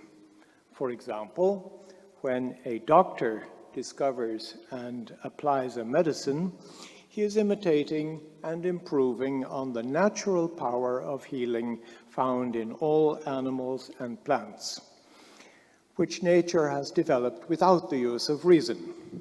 And when human beings develop weapons, they are imitating and improving on the means of self-defense which plants and animals possess without having the use of reason. Again, Aristotle writes, in general, art either imitates the works of nature or completes that which nature is unable to bring to completion. If then works of art are for something, clearly so too are the works of nature. Thus, reason enables man to imitate and improve upon the works of nature, which are aimed at a goal. From the earliest times, human beings have been making tools and instruments, such as an axe or a hammer, and it may be said in Aristotelian terms that artificial intelligence is, in the first place, a tool or instrument developed by human beings. For Aristotle, all natural substances have an inbuilt goal or purpose, namely the achievement of their best condition and the attempt to stay in that best condition. Aristotle holds that it is absurd to think that intellect or deliberation is required for teleology. As examples, he gives the bird that builds a nest, the spider that weaves a web, and the plant that produces leaves to protect its fruit. All of these activities, which are manifestly teleological, because clearly parallel to human teleological activities, occur without the aid of intellect or deliberation. Teleology is thus an intrinsic part or aspect of nature. Even more important is the fact that the teleology in nature is primary, and the teleology experienced and recognized by human beings when they consciously aim at goals is an imitation of the primary teleology in nature. For Aristotle, primary teleology, as found in nature, is a characteristic of that which is alive, and due to a principle in all living beings. This principle is soul, not intellect. In other words, teleology is caused by soul, and which does not need to calculate to achieve its goals. Thinking, which is teleological in a secondary and dependent way, provides human beings with an insight into the kind of thing nature, meaning natural beings, is doing for a purpose without the use of reason. On the other hand, the products of art or techne do not have an inbuilt goal or purpose, and they are not immaterial. They receive their goal or purpose from the human intellect and are an imitation of what nature is doing without the use of reason. Thus, in Aristotelian terms, artificial intelligence is an instrument and a product of art or techne. It is not immaterial and has received its goal or purpose from the human intellect. From a metaphysical point of view, the question arises as to whether artificial intelligence is a substance. If it is to be observed that in a number of passages, Aristotle states that substance pertains in the first place to living beings. Thus, in Metaphysics Zeta, in his discussion of modes of generation, Aristotle writes, "Processes of generation of natural things are those, the generation of which is from nature. That from which it occurs is what we call matter. That by which it occurs is some being which exists by nature. That which it becomes is a man or a plant or something of this kind, which is what we most of all call substances." Thus, for Aristotle, a substance is in the first place a natural substance, and in particular, a living natural substance, such as a man, a plant, or an animal. In accordance with this view, he also gives animals as an example of his doctrine that for every substance that is generated, there must be another substance which pre-exists it in actuality. Thus it appears that living beings are for Aristotle substances in the primary sense. Again, in his account of nature in Physics, Book 2, Aristotle divides up the moving universe into that which is by nature and that which is due to other causes. As examples of natural substances, he then gives animals and their parts, plants, and simple bodies such as earth, air, fire, and water. All natural beings are said to differ from non-natural beings by having within themselves a principle of movement implying change and absence of movement implying staying unchanged. For Aristotle, therefore, the essential division of the moving universe is that between substances which have within themselves a principle which makes them retain their identity while changing, that is, substances with an internal purpose or goal, and substances that receive their goal or purpose from outside. The source of purpose conferred on substances from outside is man. Thus, the essential division of the moving universe is that between natural objects and artifacts. Whatever is not an artifact is a natural object. Art imitates nature. Thus, nature comes first, and human beings then imitate it and improve on it. Hence, the products of art are substances by imitation. They are not living beings, but bear a resemblance to living beings, since they have no internal principle of change and staying unchanged, but have a form and a purpose given to them by man.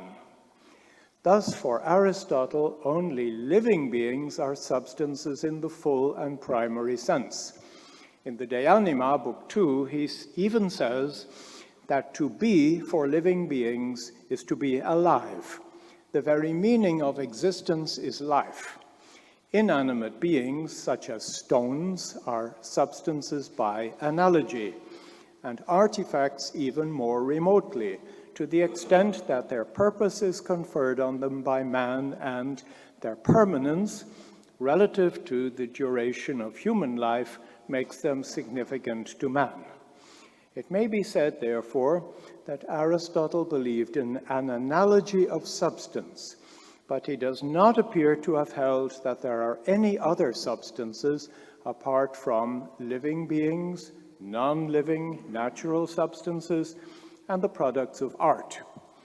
Since a computer could be said to be a product of art, it could be called a substance by analogy. But artificial intelligence does not appear to be a thing or a substance. For Aristotle, water is a substance, but a river or an ocean is not a substance. Stones are substances, but a mountain is not a substance, and the world itself is not a substance. Artificial intelligence does not appear to have any of the characteristics of life. It has no form or shape by which it could be compared to a living being. It has no beginning or end, as living beings do. It has no existence of its own, and therefore has no characteristics of its own. Noesis, or human intelligence, is the activation or realization, the energia of the nous, or intellect, the most important part of the human soul. Artificial intelligence, on the other hand, from the point of view of Aristotle's metaphysics, might possibly be seen as a particular kind of activation or realization of a computer. In a famous statement,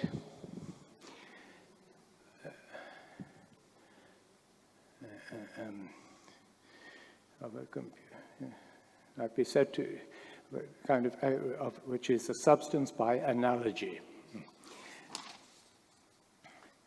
Finally, a word about artificial intelligence and ethics. According to Aristotle, in his ethical works, man is his intellect, by which he means that the best thing in man is his intellect. The intellect is the part of man which distinguishes him from plants and animals. Since plants and animals cannot be happy, therefore Aristotle concludes that happiness must arise from activity of the intellect. The intellect, which is part of the soul, is subdivided into a contemplative part and a deliberative part, and the contemplative part is superior to the deliberative part. Therefore, supreme happiness will arise from contemplation, which is the virtue of the contemplative part, and second-rate happiness from moral virtue, which is the virtue of the deliberative part. Thus, in Aristotle's major ethical works, intellect is the most important part of man, since its activity leads to happiness, the goal of life.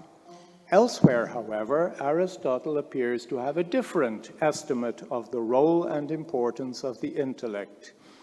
In the Protrepticus, Aristotle writes that man needs many arts in order to survive. Implicit in this phrase is the notion that the purpose of the intellect is to enable human beings to survive. In other words, the intellect in man is an instrument of self-defense, parallel to the horns of a bull or the prickles of a hedgehog or of a cactus. This point of view is expressed more fully by Aristotle in De Partibus Animalium, Book 4, where he writes a passage in which he says that intellect is the instrument which enables man to defend himself better than any of the animals. Intellect is the instrument which enables man to use different means of defense and change his means of defense, and to choose which weapon he will use and where he will use it. Thus, intellect is the human instrument of defense. This view of intellect as an instrument of defense is very different from the view of intellect as being the very essence of man, as found in the ethical works.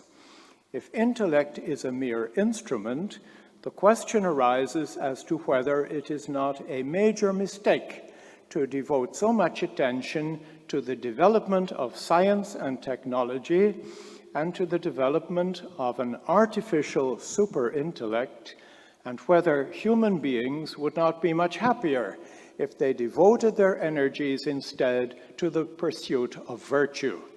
For Aristotle, the aim of life is the achievement of happiness, and this is something we can probably do better with the intelligence we have already.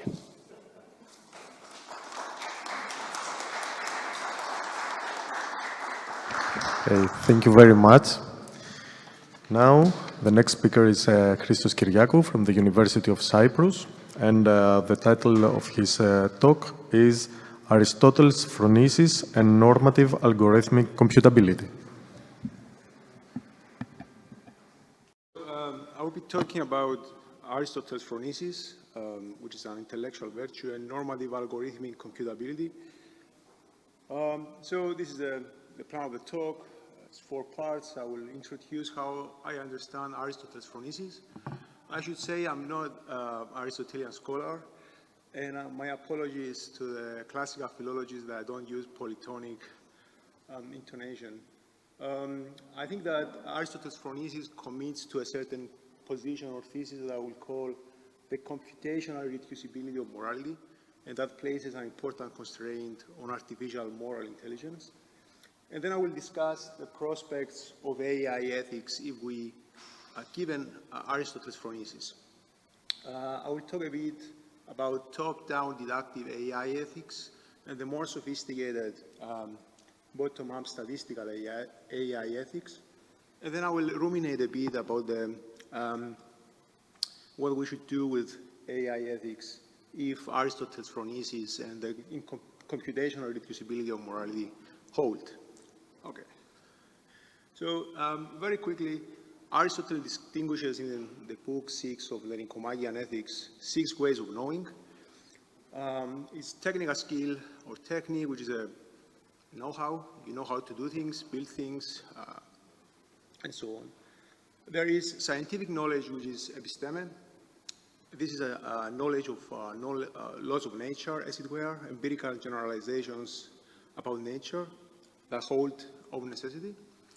And then you have phronesis. Phronesis is practical reason or practical wisdom, as is translated, and is concerned with what we practically ought to do or what is rational to do. And then you have Sophia and Nous, which I translate as theoretical wisdom and understanding. Theoretical wisdom has to do with general knowledge about the world according to true first principles, and Nous has to do with grasping definitions and first principles. Now, Aristotle says that theoretical wisdom involves both Nous. It's a combination of Nous and episteme, but I will just ignore the 3 out of the 5 ways of knowing. I will just focus on phronesis and scientific knowledge.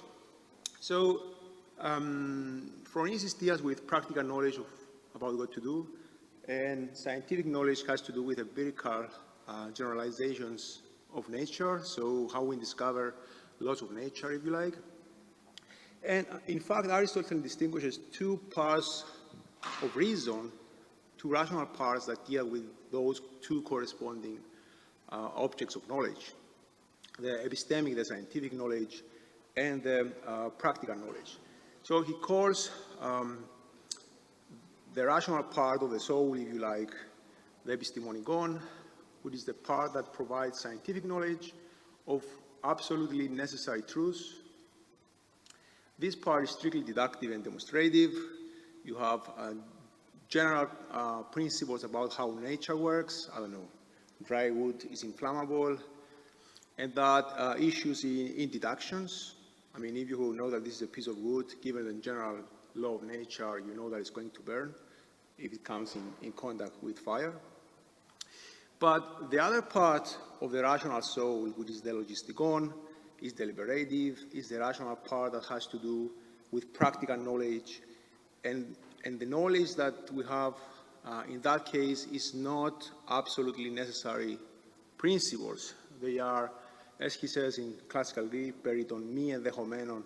So they are truths that don't hold absolutely or invariantly, although it doesn't follow that this is just contingent truths. I think they are what we may call in contemporary parlance, ceteris paribus principles, or principles that hold for the most part, epitopoli, as Aristotle says in the classical Greek. Okay, so phronesis as practical rationality is concerned with human affairs. The practically rational agent, the phronimos, is the one who deliberates well about practical matters that bear on the good. Pericles is given as an example of a phronimos as a virtuous agent. And he repeats that practical principles may vary concerning to some end that is practically good, like health, for example. Although for Aristotle, the ultimate end of practical reasoning is eudaimonia or human flourishing. This is the summum bonum, as it were, for Aristotle. Now, unlike scientific knowledge, episteme, phronesis does not only require general principles, absolutely necessary invariant principles, if you like, but also particular facts, what he calls kathekasta. Okay. So here's an example from Aristotle, with apologies to vegans and vegetarians. So it's an example where you have practical reasoning about a certain good, health, that involves both a general principle and a particular fact. So he says it's a general principle that light meat is healthy, and it is a particular fact that chicken is healthy, because chicken is light meat, so it's healthy. As Aristotle notes, often people who have practical experience know better than theoretical people what is the right thing to do with regard to health, because they know that particular fact, chicken is healthy, although they don't know the general principle that light meat is healthy.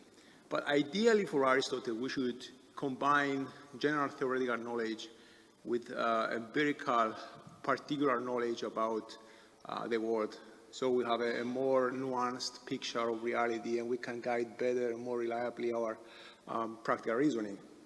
But the important thing here to keep in mind, so the punchline is that phronesis is not like scientific knowledge. It doesn't have to do with absolute necessary principles that work in strict deductive demonstrative fashion. What you have is general principles that hold for the most part, and you need to take into account particular facts in order to realize how you should apply general principles when they conflict. I will give you an example in a moment. Now, in order to take into account both general principles and particular facts, you need to have a certain kind of practical intuition, Aristotle says. So I quote Aristotle here from translation, of course, and I read from the code. Phronesis deals with the ultimate particular thing, which is not an object of scientific knowledge, but of perception, not the perception of the special sciences, but the sort of whereby we perceive that the ultimate figure in mathematics is a triangle. For there too there will be a stop, but the term perception applies in a fuller sense to mathematical intuition than to phronesis. The practical intuition of the latter belongs to a different species. So in summary, he's saying that grasping what is the right thing to do involves general principles and particular facts, and you require practical intuition, what he calls aesthesis, or a kind of practical perception, if you like, which is in some sense analogous to mathematical intuition that grasps basic principles or basic facts of mathematics.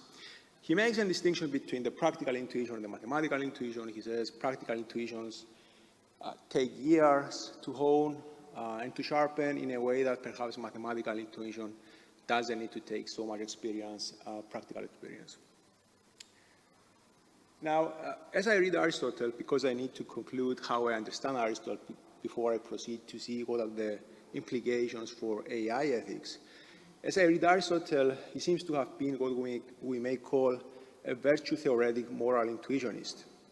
That is, He thought that we can grasp what is morally right or wrong in a particular context on the basis of virtuous intuition, and the virtuous intuition takes into account both general principles about what is right or wrong and particular facts that are, exist in the context. Okay. So that's pretty much how I understand Aristotle.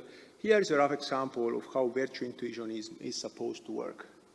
So here are two cases.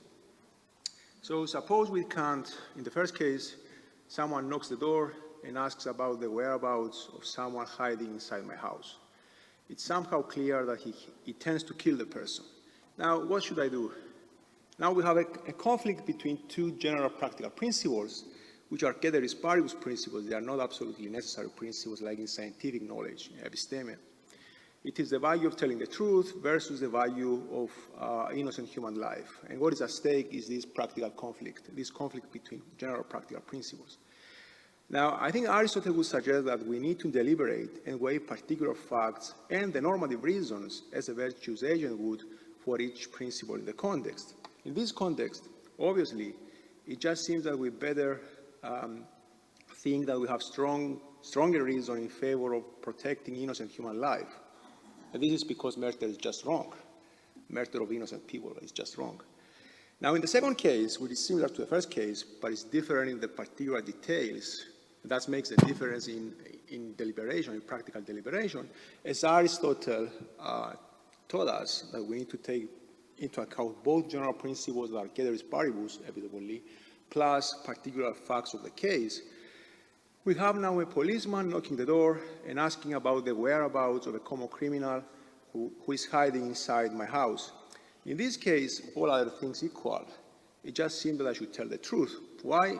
Because as a common criminal, she deserves to be, or he deserves to be arrested and put on trial. I mean, justice should be served. Conclusion, virtuous practical deliberation takes into account both general principles and the particular facts of the context and decides differently in the two analogous cases. And that's supposed to be a model of how virtuous practical reasoning should be conducted. Call this feature of practical knowledge situational awareness. It's the awareness you have when you grasp the particularities of the context that allow you to resolve the conflict of general practical principles. Okay.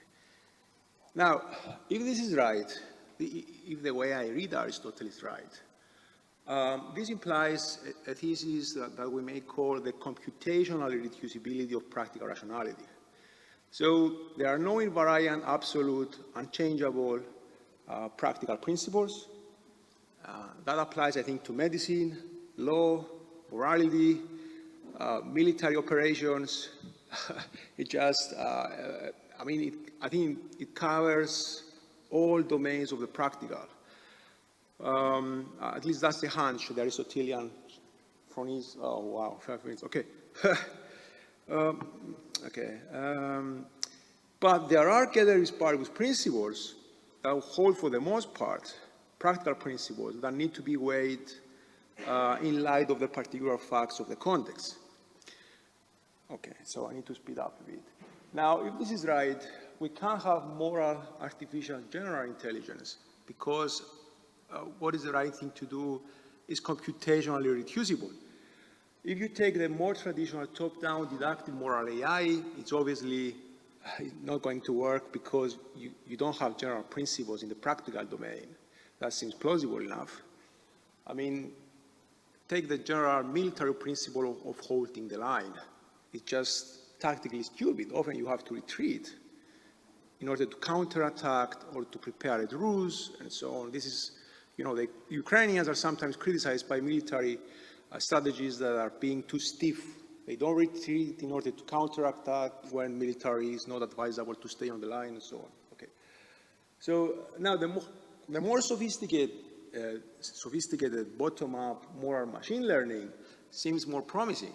I mean, we can train moral AI systems like, I don't know, large language models like the ChatGPT, and we can train them with a myriad of moral challenges that no single human can actually face, They can extract and mine practical principles about what to do, and this would make them wiser.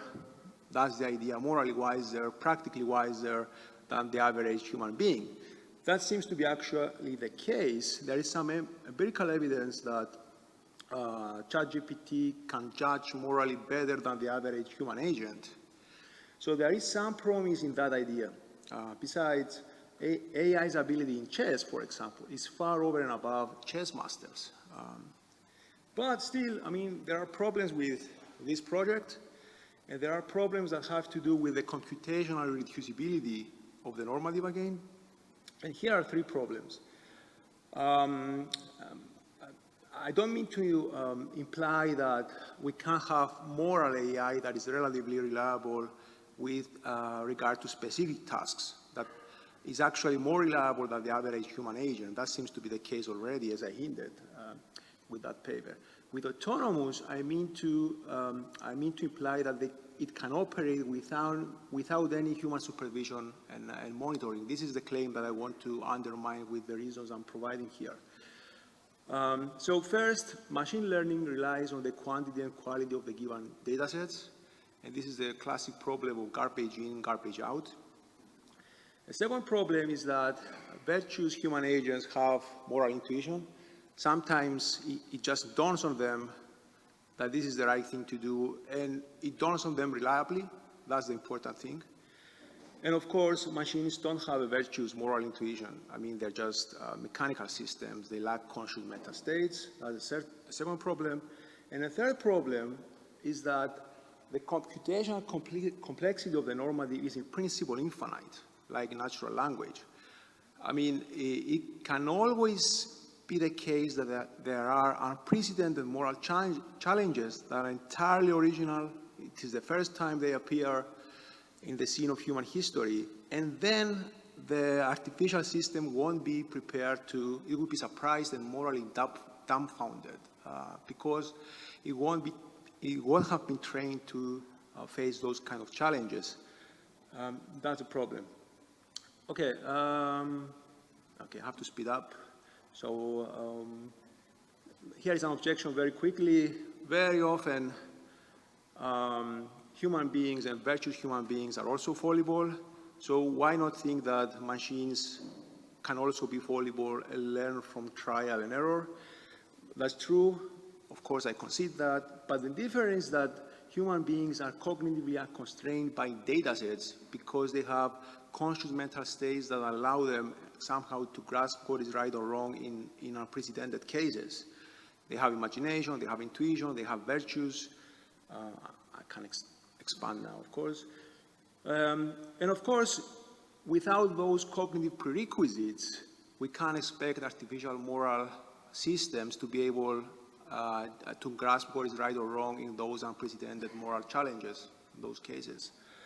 And we have no clue yet how to create artificial phenomenal consciousness. That's the famous explanatory gap problem of Chalmers and so on. Okay. So what I suggest, what then? I mean, if Aristotle phronesis is correct, as I think it is, and the implications are as I present them to be, what then of moral AI? So I think that we can have synergistic cognitive integration. Sorry about the misspelling of integration there.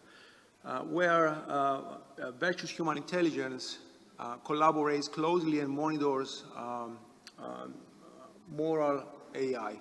But we won't have, I think, unless we get consciousness in artificial systems, we won't have moral AGI. That would be fantastic, perhaps. Conclusion, given an Aristotelian virtue ethics, the prospects of moral AGI are dim. This is not to say that moral AI can't be relatively reliable in local contexts, or that it can't often outperform average human moral judgment. So I conclude that we should aim for the synergistic collaboration between AI and human intelligence, virtuous human intelligence, hopefully. Thank you.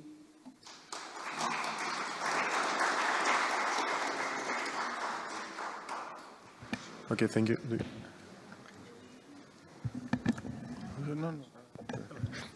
No, it's for you.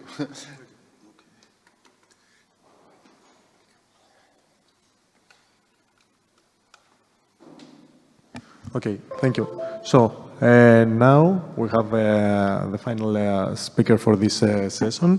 It's Silvia Faccio from the Università del Piemonte Orientale. Okay, correct. So please. The title is Aristotle, the Single Intellect and Artificial Intelligence. We skip largely the philological part of the story. I'm the director of Aristotelica, the first Aristotelian journal. You may have a look on that, aristotelica.cnr.it. That's the reason for me to be here, to show that there's something still to be rediscovered in the Aristotelian tradition, which sometimes escapes attention. So, as it is in my habit, I have a large section devoted to the Greek, and this can be seen in exergo. I will read that firstly. That's a famous passage, the most debated passage in Aristotle, which is already a very debated author. Epeidos per enapasete fusei esti ti tomen hyle e castogenei tuto deo panta dynamei ekeina, heteron deto aition kai poietikon topoien panta, ananche kai ente psyche uparkein tautas tas diaphoras, kai putos onus choristos kai apathes kai amiges teusia on energeia. I give here a text which has been considered based on manuscripts, so we have a subscript iota in the last word, energeia et not energeia. This means that the active nous is not in itself act or activity, but it is in act, which makes so that, since I summarized the philological part of the work and then we can discuss together, that this is not meant to be a separate part of the reality. There is no separate active nous in Aristotle. There is no separate nous and intelligence in this part of Aristotle's works, but this is a function of the soul, and he proposes a very unified view about the intellect. And what I'm about to suggest is to consider the efforts which have been made since the 4th century BC until nowadays to understand Aristotle's doctrine about the intellect as a bold contribution to our query about intelligence, what intelligence is. And to summarize the philological contribution, we see that the idea that the intellect is, which is called ulikos from the tradition, is our personal intellect, is a kind of polarity juxtaposed to the idea that the active intellect is God. And since then, one has been discussing whether this ulikos nous is personal, as we are, or can be conceived as something which unifies the entire mankind.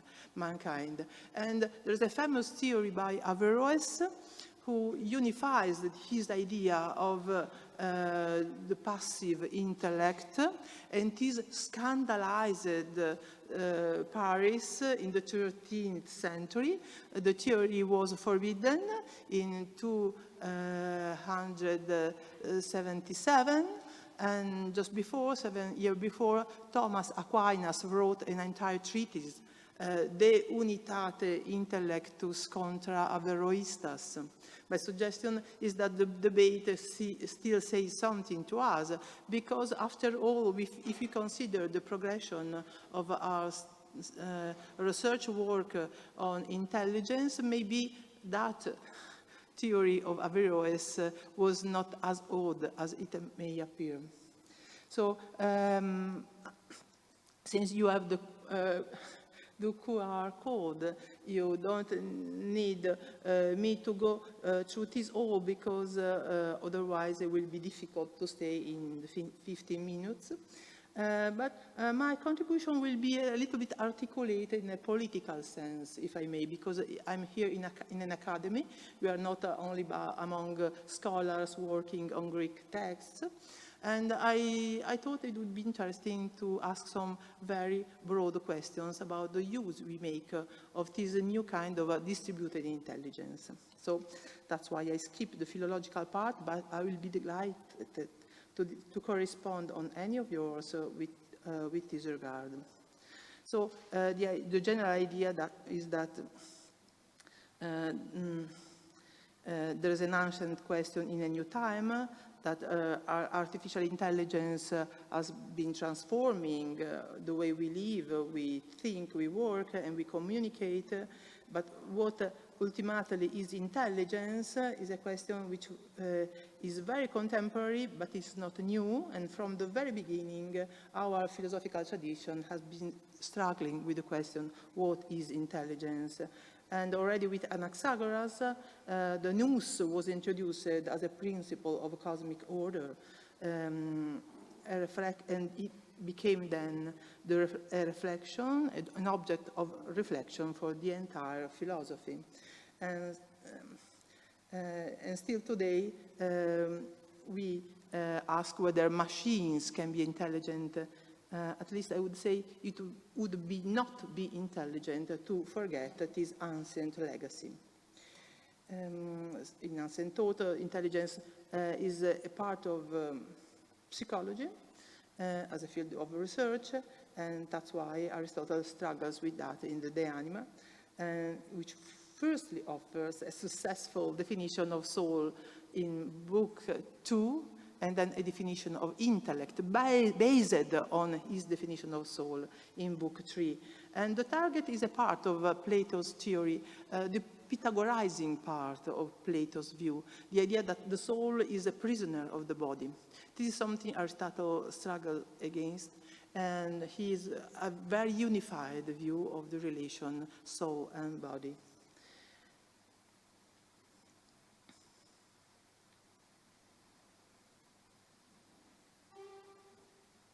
Nevertheless, I'm now at page 5, the entire philosophical tradition seems to have taken the passage as a source of a theory according to which two different intellects are given, or even three.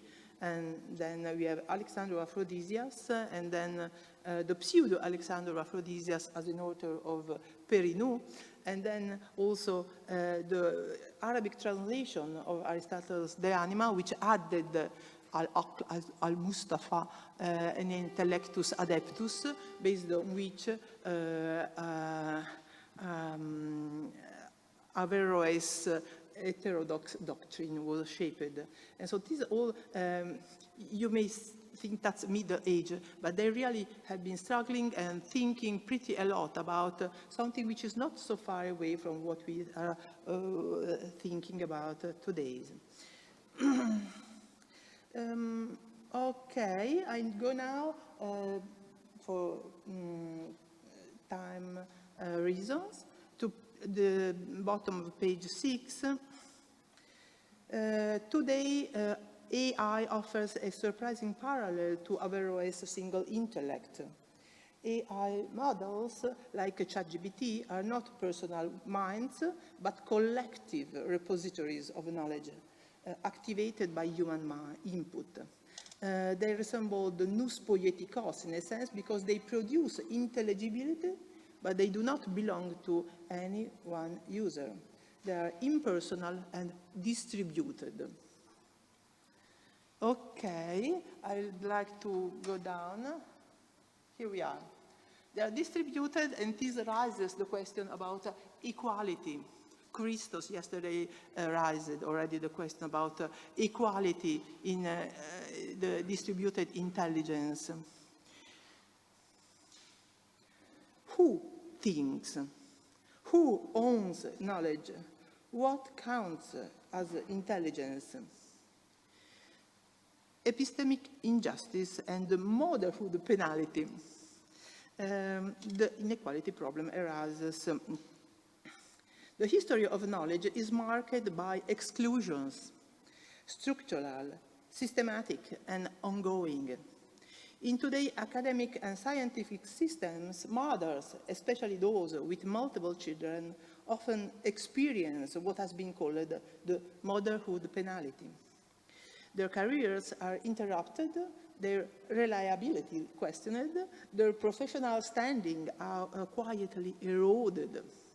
And this is not merely anecdotal. Studies show that women with children are underrepresented in research positions, in grant allocations, in tenure processes, and in recognition. And the result is a systematic epistemic injustice, not only against mothers, but against the entire humanity, which could benefit of an alternative point of view on most of the discussed research objects. Here my voice joins as a much larger silence. My voice joins a much larger silence. I'm a philosopher and the mother of 5. I've been working 360 days a year for 40 years, and not out of passion, of comfort, but out of the deep senses that I was working not only for myself, but for the billions of women who came before me, mothers who were never allowed to contribute to the canon and to the collective intelligence of humanity. And I work for women in the future as well. So that's why I say that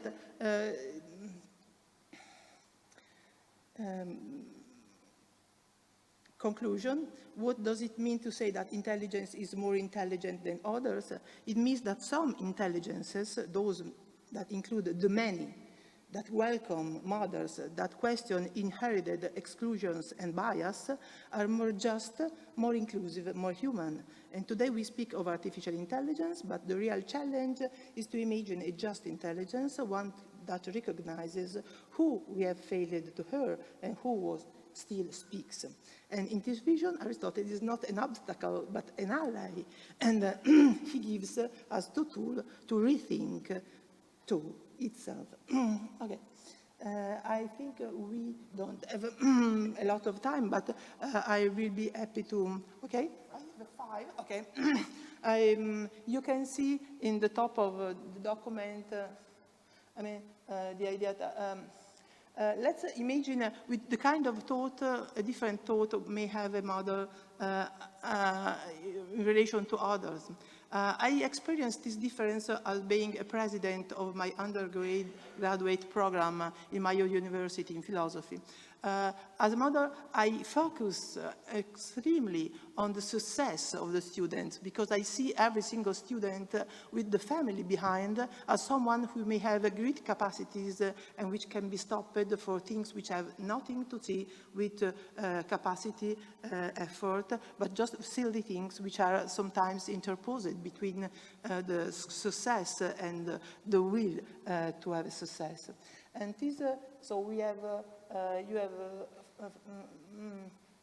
women as a pink zone, and then the larger part of mothers which may have contributed more than they did so far in the history of humanity. I'll be happy to have some blank space in order to get reactions, because I know that there's no proper space for reactions, and I apologize. My department waits for me tomorrow in the morning, so I'll be leaving in the afternoon. But please ask me anything you may like, and I think I stop here so I don't burn all of the minutes in the case there are questions. Thank you very much. Okay, thank you very much for squeezing your interesting presentation, and thank all the speakers for the same reason, due to time constraints. So, we have some time for some questions. So, if you want to ask anything to any one of the 4 speakers, please raise your hand.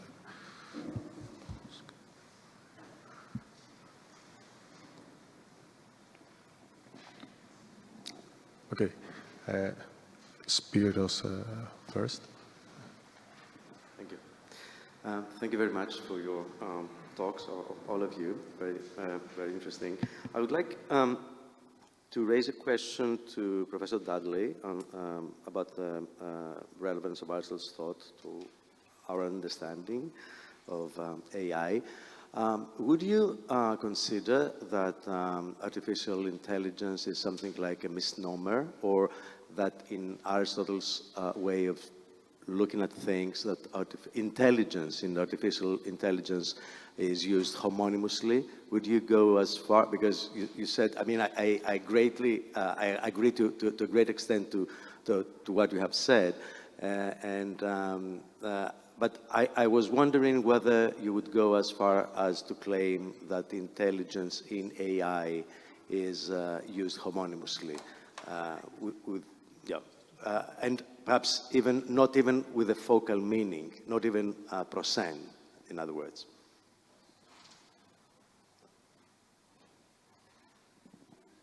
Thank you very much for this question. Yes, artificial intelligence is not intelligence, at least from an Aristotelian point of view.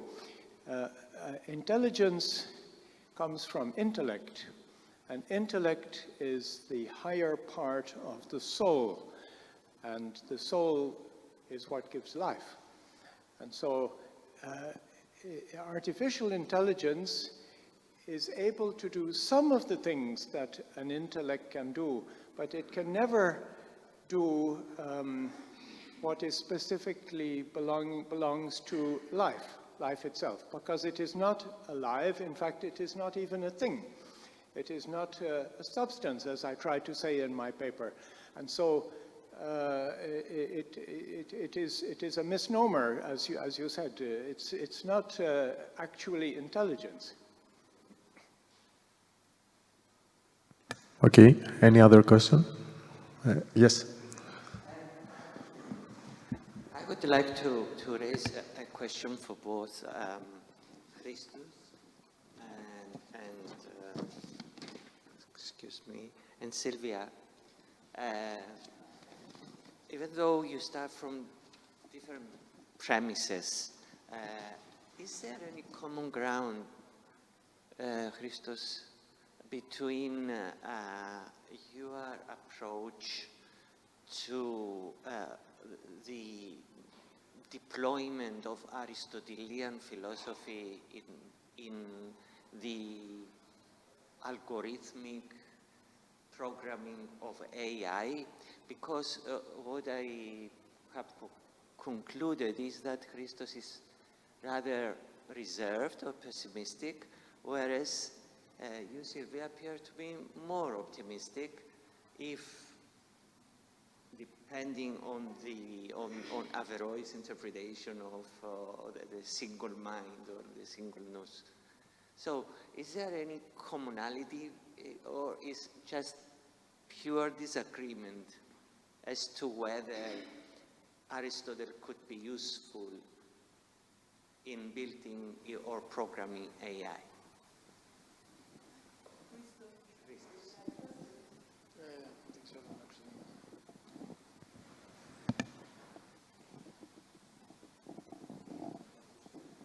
So the question is about whether Aristotle can be instructive in how to build an AGI or AI. That's the question.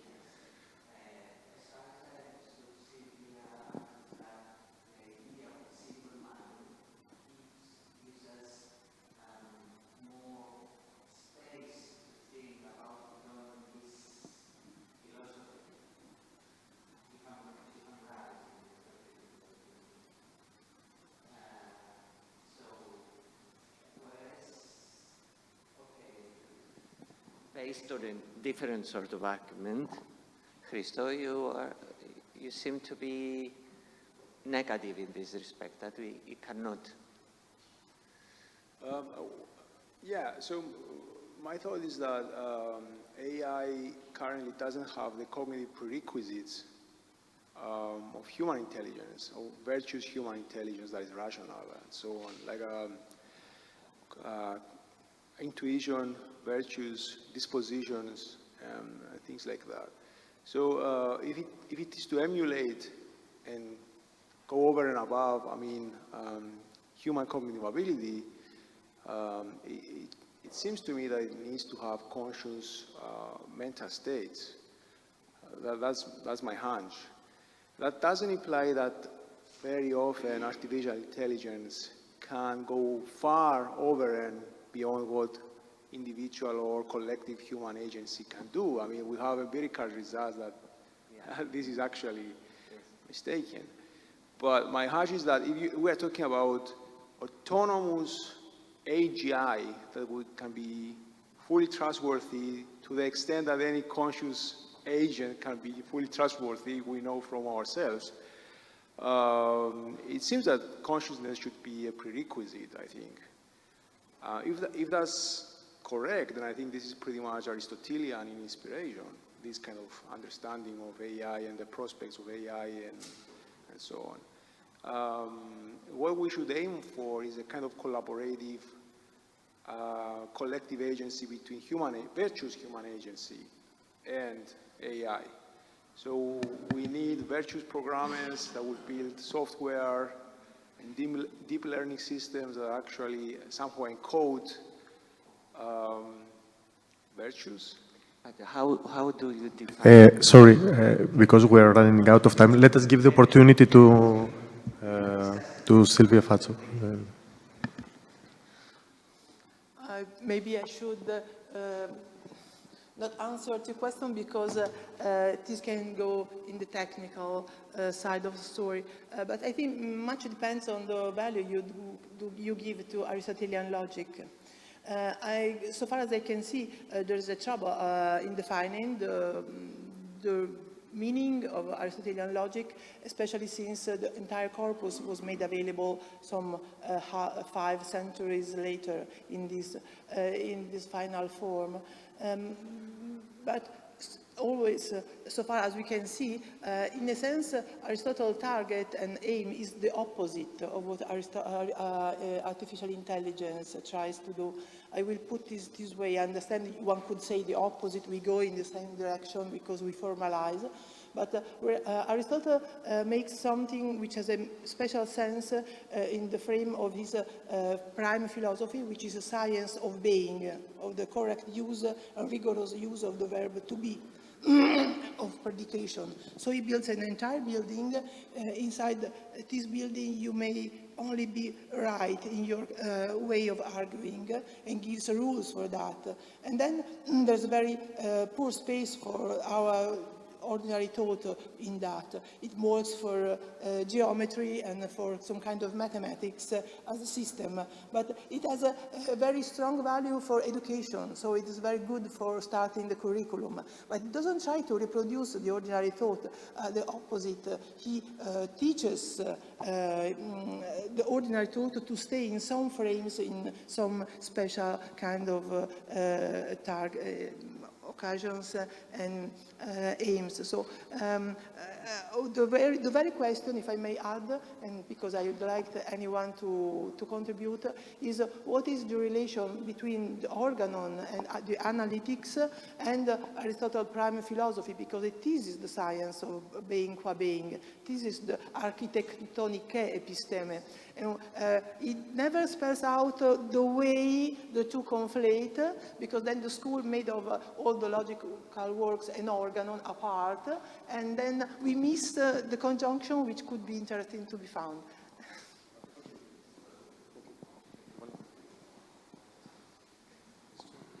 Thank you very much. Actually, I would like to take issue on what was stated as the views of Aristotle on automation. And in particular, probably the best would be for me to quote from Aristotle's work. There are a couple of quotes I would like to express. It's from today's talk, actually, of mine, but it doesn't matter. So the first quote is from On the Soul. The second is from Politics. on the soul. Certain kinds of animals possess, in addition, the power of locomotion. And still others, i.e. man, and possibly another order, like man, or superior to him, the power of thinking and thought. Excuse me, could you please proceed to the question? This is the point. It is a comment that I disagree with what was heard about Aristotle. Okay. And Aristotle is explicit on allowing the possibility of artificial intelligence. Of course, he didn't use the word of artificial intelligence, but it was very clear about automation at his age. Very clear. And it's made clear by these two quotes. That was the first, okay? And the second is, if every instrument could accomplish its own work, if, in like manner, the shuttle would weave and the plectrum touch the lyre, chief workmen would not want servants, nor master slaves. Okay? That shows that Aristotle was quite open to the idea of automation and a different intelligence. Okay? And more of that I can say tomorrow probably, but and this is related to politics. Actually, the second goal was from politics. Thank you. Okay, so thank you all of you for this.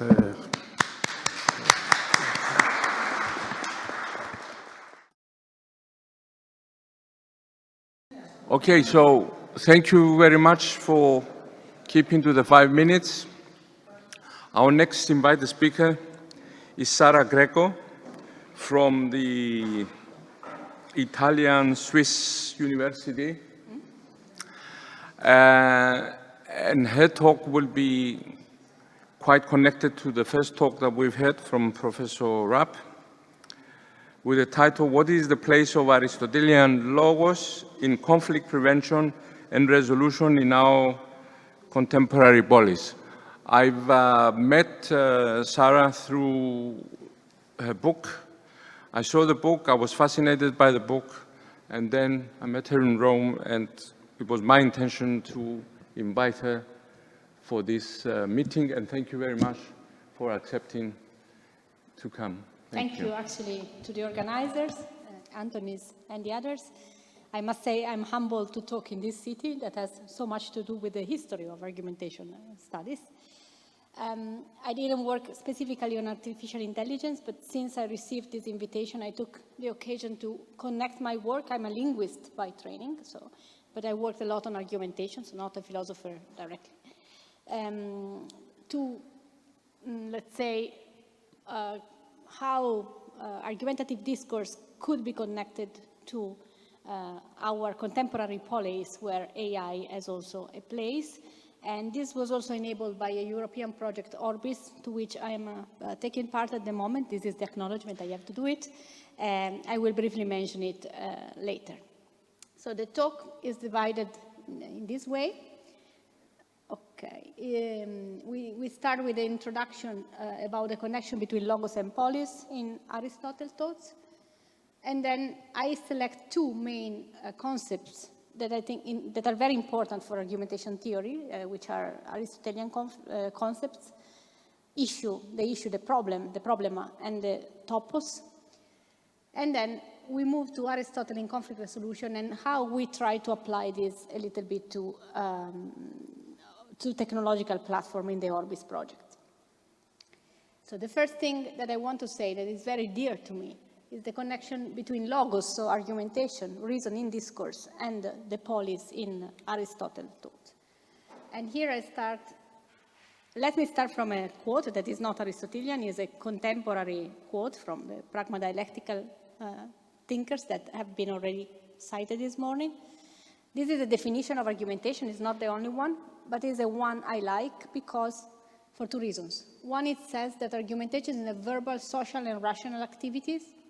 So it's something that is there is an appeal to reasonableness, to the use of reason. So argumentation is not just talking, it's the use of reason in discourse.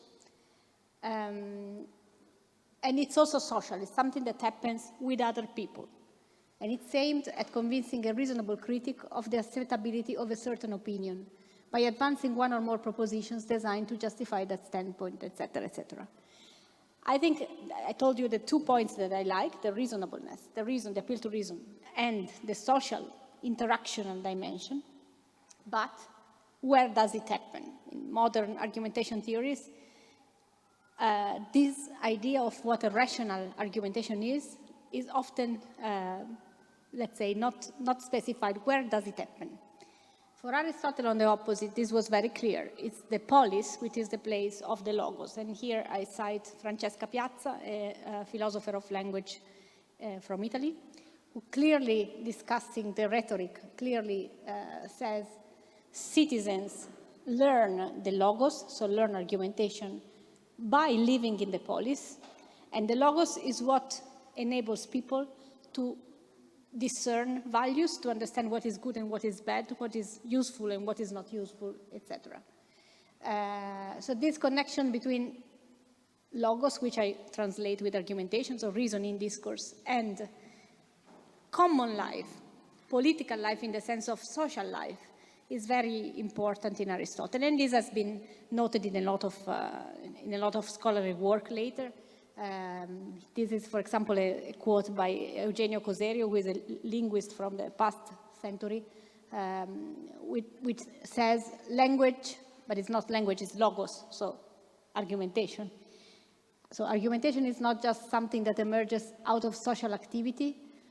Argumentation is the foundation of any social community. Without argumentation, there would be no human community. So this is one thing, and in my own work, this was always connected to the fact that building a human community, a polis, so nowadays we don't have polis that have as clear boundaries as they had in the Athens, for example, of the 5th century before Christ. So the boundaries are more flexible, which is in a sense a good thing, but it's also difficult. So our polis need to be constructed. And in order to construct the city as a place of argumentation, we need to do some work. And this work includes conflict resolution. And on this, I would like to cite another, let's say, something that I take as a metaphor, which is the picture, the image of Achilles' shield when so this has nothing to do with scholarly work, but I mean in the poem when Achilles is given a shield, this shield, if you remember, basically is the depiction of the globe, of the terrestrial globe, and it includes 2 cities. One city on the shield is at war, and the other one is in peace. Of course, the representation here is not original, it's somebody who, I could not find a name, somebody who depicted it. So the city at war is at war, as we can imagine. But the other city, where people are in peace, what are they doing? Maybe I was expecting people, relaxing and, I don't know, having a drink or something, laying down. But actually it's not like that. In the city where people are at peace, they are actually discussing. They have a problem. They have some form of disagreement.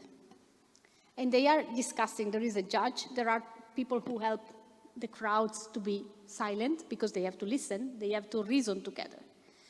And this metaphor, for me it's a metaphor, it's interesting because our spaces for argumentation, our polis, if you want, need to be constructed. They are not something that is there. And it's true that argumentation begins with a difference of opinion. So the problem of disagreement is not a problem. Disagreement is something that is the beginning of argumentation. But, however, it's also true that disagreement is not something that is up in the air or is disagreement between propositions. In real life, disagreement is between real people. So it's embodied. And this may bring to the escalation of disagreement into a conflict. So I'm making this note because that's maybe the most important part of my scientific work, I mean, argumentation in conflict resolution, but also because I think this is not an addition, but a specification of what Aristotle meant when he said that logos is in the polis. I mean, in order to construct argumentative spaces, we also need to take into account conflict resolution. Okay, so there is this dimension of managing disagreement through argumentation in the city, in the places, because now we belong to many places where we produce argumentative speeches. Now I come very quickly to the Orbis project. So this European project consortium in which I'm part of has to do a lot with life in the polis, because the idea is there's the title, augmenting participation, co-creation, and trust and transparency in deliberative democracy. And we start with the idea that democracy needs more support, and the idea is to provide technological solutions to make deliberative democracy more argumentative, and also including a dimension of conflict resolution. So the project includes 6 pilots, we call them pilots. So 6, you see in different countries, 6 associations that already promote democracy in their respective countries or territories. And the idea of Orbis is to give them some technologies. Why? To make their deliberation, their argumentative deliberation bigger and to scale out, meaning having more numbers, more people participating, to scale up, so impacting laws and policy, and to scale deep, so impacting cultural roots, so showing that argumentation is really a possible alternative to conflict resolution. And alternative to conflict escalation. So basically this project provides technological platforms, which are partially also included generative AI. And the idea is how to use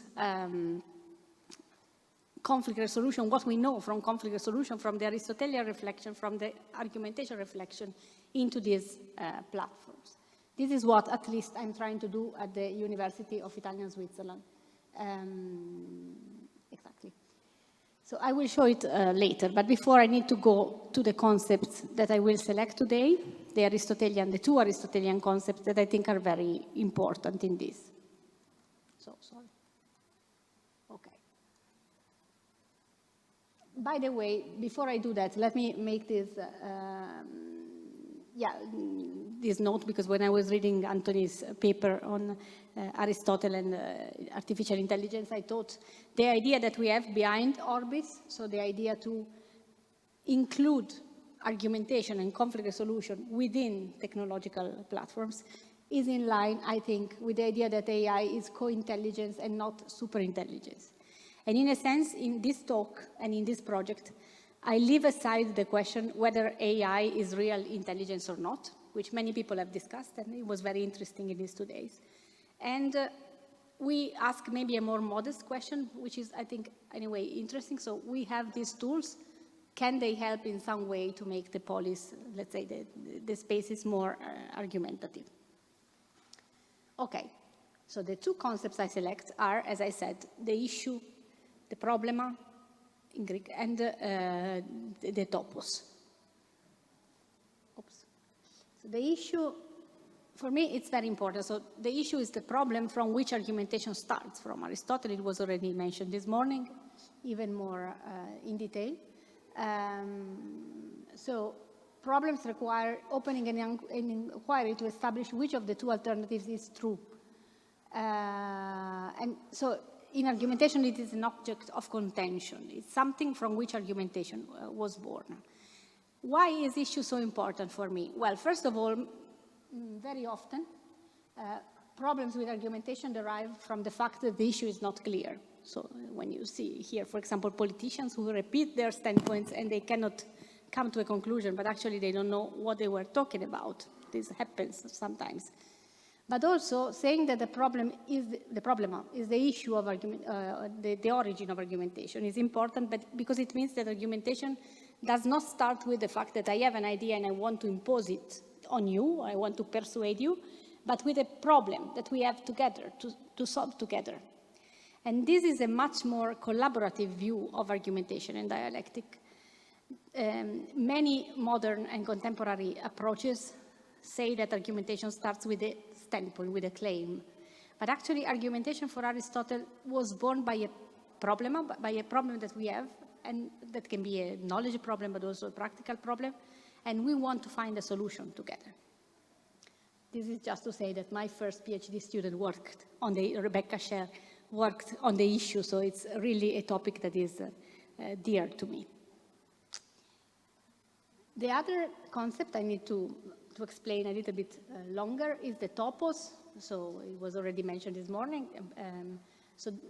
That was then translated into Latin locus, place in English, from which the arguments are drawn. It is true, it was mentioned again this morning, that for Aristotle, topos does not always mean the same thing. I mean, it's a word that he uses with many different meanings. This is taken from the book that Antonis was mentioning. There are cases in which Aristotle exactly has in mind an instruction, do this, do that, verify this, verify that. But it's true that there is an inferential idea behind the locus, the topos. So Aristotle is the first one who says topos is the source of the arguments. The idea is a little bit the metaphor of, as you see on your right, the metaphor of like a library where you put all the sources of arguments, and when you are a speaker, an orator, and you need to find an argument, you know where to draw it from. Because it can be, for example, a locus from final cause, he would say. So if I don't know if it is right or not for me to study at university, to study medicine, and then I know that I want to become a medical doctor, so of course, it's right that I enroll at the university because that's the means to reach a certain goal.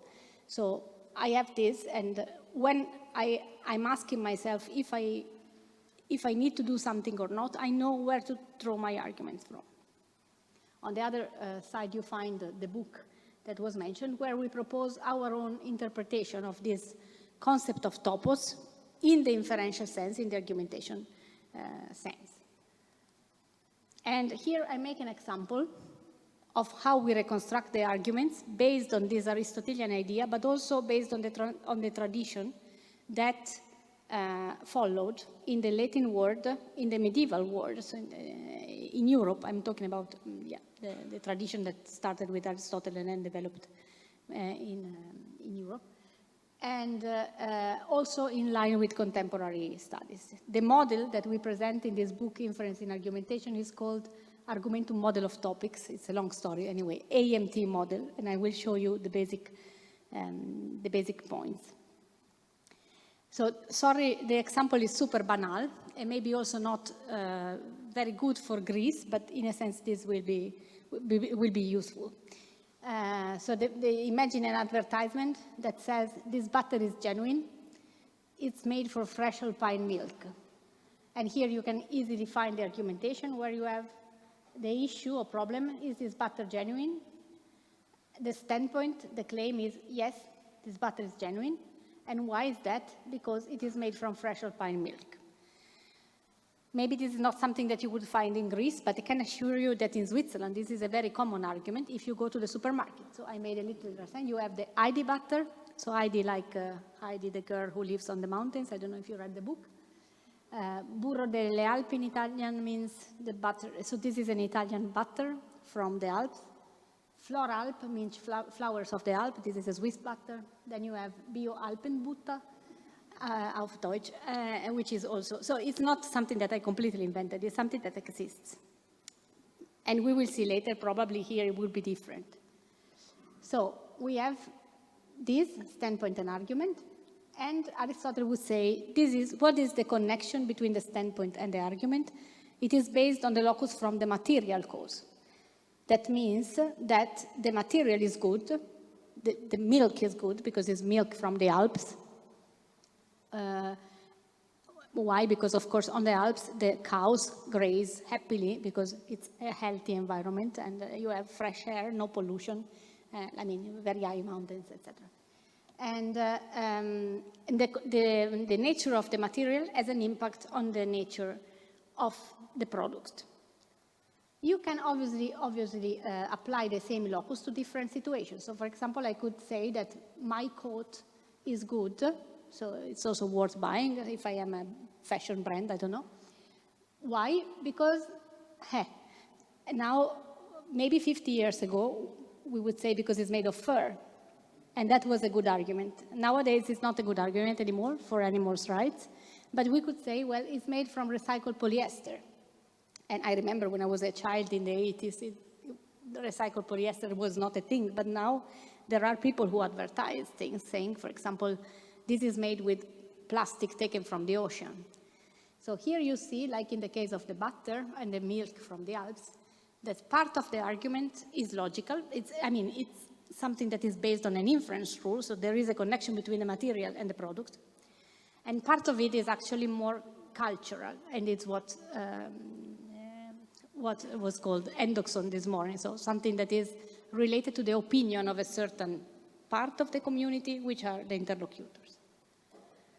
So here you have another example where you use the material cause, which is a bit different. So imagine I want to prepare a Sachertorte, you know, the famous Austrian cake, but chocolate is finished. So my standpoint, my claim is I cannot prepare it because chocolate is finished. And you will agree that it's very difficult to prepare a Sachertorte without chocolate. Maybe you can do without butter, but without chocolate is a bit difficult.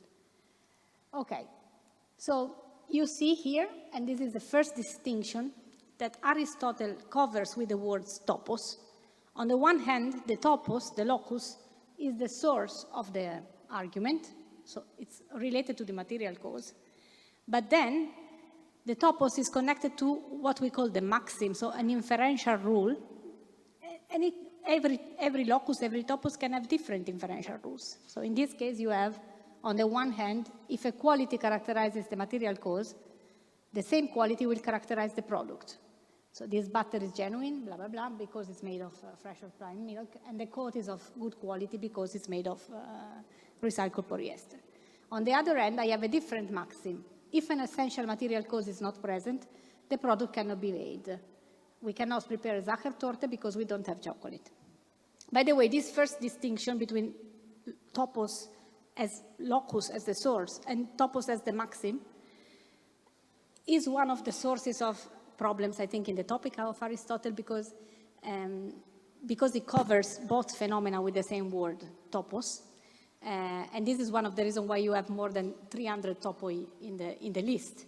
But while if you only identify the topos as a source, then you can have different maxims, different inferential rules associated to each locus. And this is not my reflection. This comes from medieval reflection, where the maxims were called maxime propositiones, so maxims again. So these inferential rules. So in this case, as I already said, the maxim for the Swiss butter is, if a quality characterizes the material cause, such quality will characterize the product. Same for the coat. And for the Sachertorte, we have the other one. If an essential material cause of a product is absent, the product cannot be made. Okay, so here I'm showing you part.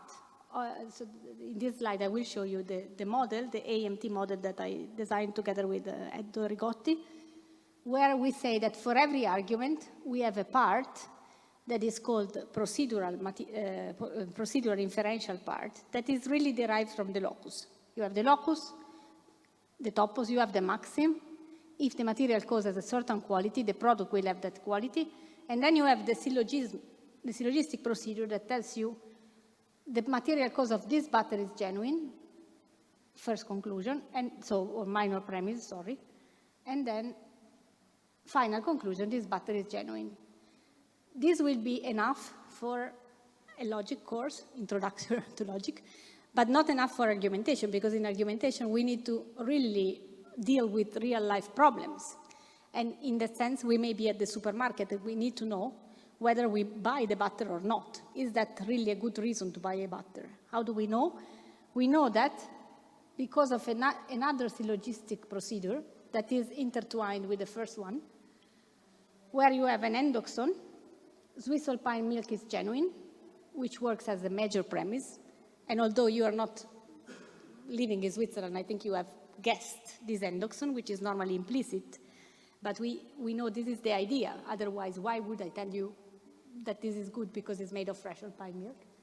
And the datum, which is what is written on the package, the material cause of this butter is Swiss alpine milk. So here you are allowed to conclude. You see the arrow. This is an end, and this is ergo, a conclusion. The material cause of this butter is genuine.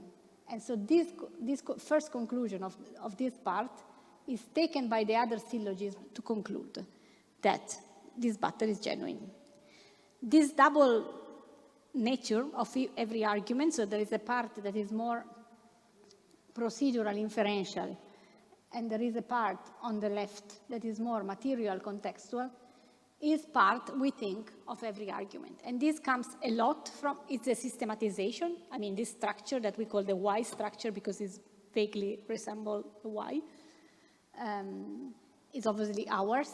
But many of these concepts are either Aristotelian or they come from the following Latin and medieval tradition that was very Aristotelian anyway. Here I don't need to comment on the fact that the maxim is more abstract, while endoxon and datum are more concrete, so are the part of the reasoning that can work or not work depending on where I am. So you will not probably use this argument to sell butter in Greece because the Alps are too far away, so the moment you bring here the butter, it's already rotten or anyway not fresh anymore. So you will need other arguments, I don't know.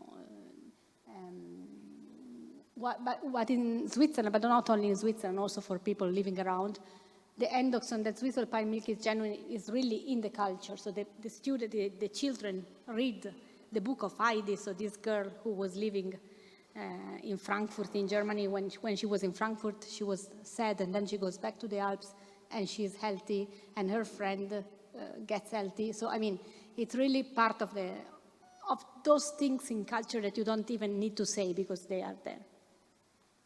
Okay. There's one thing I want to say because I think it's connected to the topic of this workshop. The locus or topos as the inferential source, in the Middle Ages, it was studied as an abitudo from Latin se habere ad, which means to be in a relationship. So medieval scholars, for example, William from Sherwood, saw the locus, the topos, as basically a relationship between two poles. For example, one pole is means and one pole is end. Medicine is good because being healthy is good. Or from material cause to product and from product to material cause. And they said the topos, I first told you, is like a bookshelf, but it's not, every cell, every box is not, let's say, a single thing. It's a relationship between two poles. And then you can read the two poles. You can say that a product is good because the material is good, or you can say that the material must be good because the product actually is good. So you can play and create different maxims looking at the relationships. And I really found that fascinating, that the loci, the topoi, which are the source of our reasoning, are relational. And maybe, again, reading, let's say, the paper by Antonis, I thought the idea of systematizing human thought, maybe this is a point that we should take into account, that we start from relationships, actually. So that our basic connection between standpoint and arguments are relationships, are the abitudines. So the topos is a relation. Okay, this I leave there. So I leave there this more conceptual part on Aristotle. And I'll do very quickly, let's say, I first present how these things are important in conflict resolution. I worked a lot on dispute mediation, so where you have a third neutral person who helps to solve a conflict. The third neutral mediator is not a judge, but is somebody who helps the party to resolve their conflicts. And yes, here I put a couple of images that are obviously AI generated of Aristotle resolving conflicts, but it was just a playful thing. Okay, so dispute mediators were always very interesting for me because they are part of argumentation, but they are not a questioner or an answerer, a proponent or a opponent. They have a third role of non-canonical participants, and I call them sometimes the architects of a dialogue space. So that's what I was trying to say at the beginning. The space for argumentation, let's say the polis, is not there. Somebody needs to build it. Somebody needs to have the idea to create, let's say, an agora, if you want, where people can go. And in some cases, and you see that very clearly in conflict resolution, people are not arguing in a sound way, spontaneously or naturally. They are actually in conflict. So somebody else, this third neutral, helps them. Of course, mediators, to be a mediator is a job. But the point here is not just that we need all to become mediators, but that there is something in argumentation that is the role of somebody who helps the others to construct their own dialogue space. Okay, and according to Plantin, to Christian Plantin, who is a linguist from France, who has worked a lot on argumentation, the third person is in charge of the issue, of the problema. So the third person helps the others to understand what is their problem and how they solve it together. Okay, so here I make an example of how the issue, the problema, and the topos are can be seen as relevant in conflict resolution. You have an handout on that. It's a part of a discussion of a mediation that I take from this paper that you find here. The story is simple. It's a workplace conflict, if you want, or a commercial conflict anyway. So there is Pat, who has been fired from, he was working at a restaurant. The restaurant is it's called Robert Keynes because Robert is the head of the restaurant. And Pat is assisted by a lawyer, Dyla, and they go through a juridical procedure, and then at some point they end up in mediation. And at some point, at the beginning, you have it at turn 50, the mediator asks a simple question. So he asks, well, I don't know, but is there a possibility of you're going back to Keynes' restaurant? He asks whether it's possible for Pat to go back, despite all the problems, the firing, the legal dispute, and everything. And both Pat and Dalia, and the lawyer, you can read it if you want to read the handout later, basically say, no, it's impossible, I cannot go back, for two different reasons. Pat says, no, I cannot go back and work for Robert because Robert is not apologizing for what happened, because he fired him unjustly, according to him. And the lawyer says, no, because Robert has verbally threatened Pat. So basically, this Robert has behaved in a way that makes not possible to go back. And to this, you can use the argumentum model of Tawfiq to reconstruct it. So you have a locus from final cause, where the maxim in this case is, if there is a good cause not to perform a certain action, that is reasonable not to perform it. There is a good reason not to go back and work for Robert. Pat cannot go back and work for Robert. So that's the logic. And why? Well, you have two endoxa here. One says that lack of apology is a good cause not to go back to work. And the other endoxon, which is the one of the lawyer, says if your former employer threatened you, is a good cause for not being able to go back and work for him. These are really endoxa. I mean, these are interpretation of what it means to be able to go back and work or not. The mediator does not, let's say, react by saying you are wrong, but he says something very interesting. He says, well, you know, obviously, this is obviously verbal, spoken communication, so there are some hesitations. In a lawsuit kind of context, it's not surprising that things do get said back and forth in a way that's unfortunately. So basically, he says, well, but what happened because you were already in a lawsuit kind of context. So you were already in a legal dispute. What is the mediator doing here? Basically, he's asking, the reasons you mentioned, are these good reasons to prevent Pat from going back and working for Robert? No, these aren't good causes to prevent Pat from going back to and working for Robert. So his standpoint is no, he could go. Why? Because the normality of what happens in the context of a court may justify part of the aggressive verbal behavior and lack of apologies by Robert.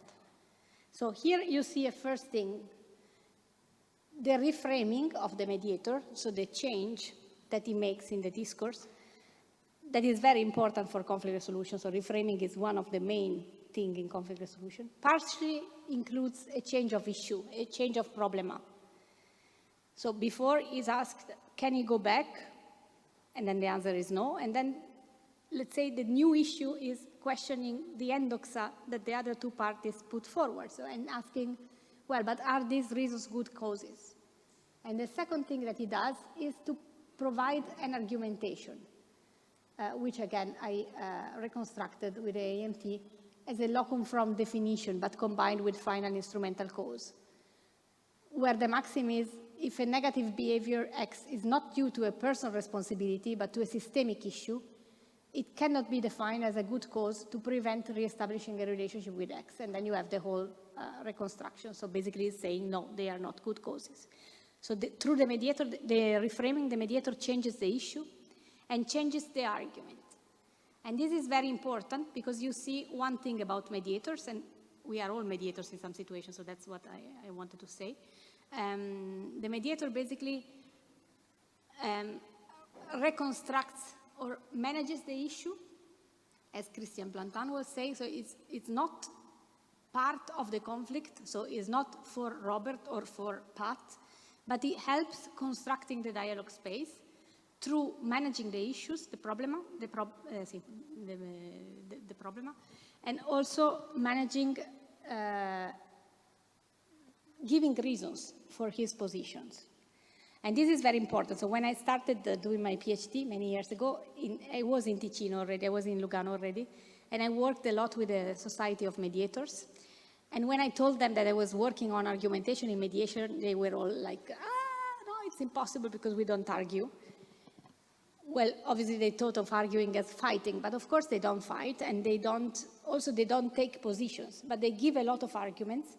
For example, they say, do this because this is helpful for conflict resolution, or maybe you should consider that because with another argument. So basically that's part of the study we did. And very quickly to conclude, I think I still have 5 minutes exactly. What we are trying to do in Orbis. So basically, based on this work that we have been doing with the Aristotelian roots in conflict resolution, we are trying to integrate into the, I say we because you see the names of the other people working with me. We are trying to integrate some things into the platforms that are used in Orbis. So we basically did now I have too many slides, so I skip this one. We have basically studied our data on mediation. We have a lot of mediation in different languages. Then we looked at Orbis data, so deliberative democracy discussions, and we noted that what were the main need for conflict resolution and conflict prevention. And we found some things, for example, our pilots say, you are 5 and 2 don't talk. For example, the fact that some participants do not talk, that there is dominance in discussion. So we found a lot of situations in the Orbis pilots where people said there are things that could bring to conflict. And then we tried to create guidelines to prevent, let's say, for conflict prevention and conflict resolution, based on our work on argumentation in dispute mediation. And these guidelines are now distributed to all the pilots, and they will be also promoted as online cards, I mean, a more playful version. So maybe in particular, we want to include them. We want to include some parts of conflict resolution related to generative AI in a platform that is called Because, that has been created by the Open University, Anna Deliddo and Lucas Anastasio. So let me first do this, because otherwise, okay. So this is Because, where you have a problem, an issue, should all humans go vegan? And then you can decide, you can put your arguments, you can see the other, you can say whether you agree or disagree, etc. We haven't done that, but on the long run, the point is that we want to incorporate in this platform, with the help of the technicians of the Open University, some principle of conflict resolution. So, for example, we propose this integration. If there is a protracted silence of the participants, like here, we can ask, for example, a private intervention, like a post that is only visible to the persons who are silent, which is automatically generated and says, is there any topic or issue you think might be important to address? Or is there something that they have left out that you would like to include in our discussion? So basically, we start from the needs for conflict prevention that emerged in the project.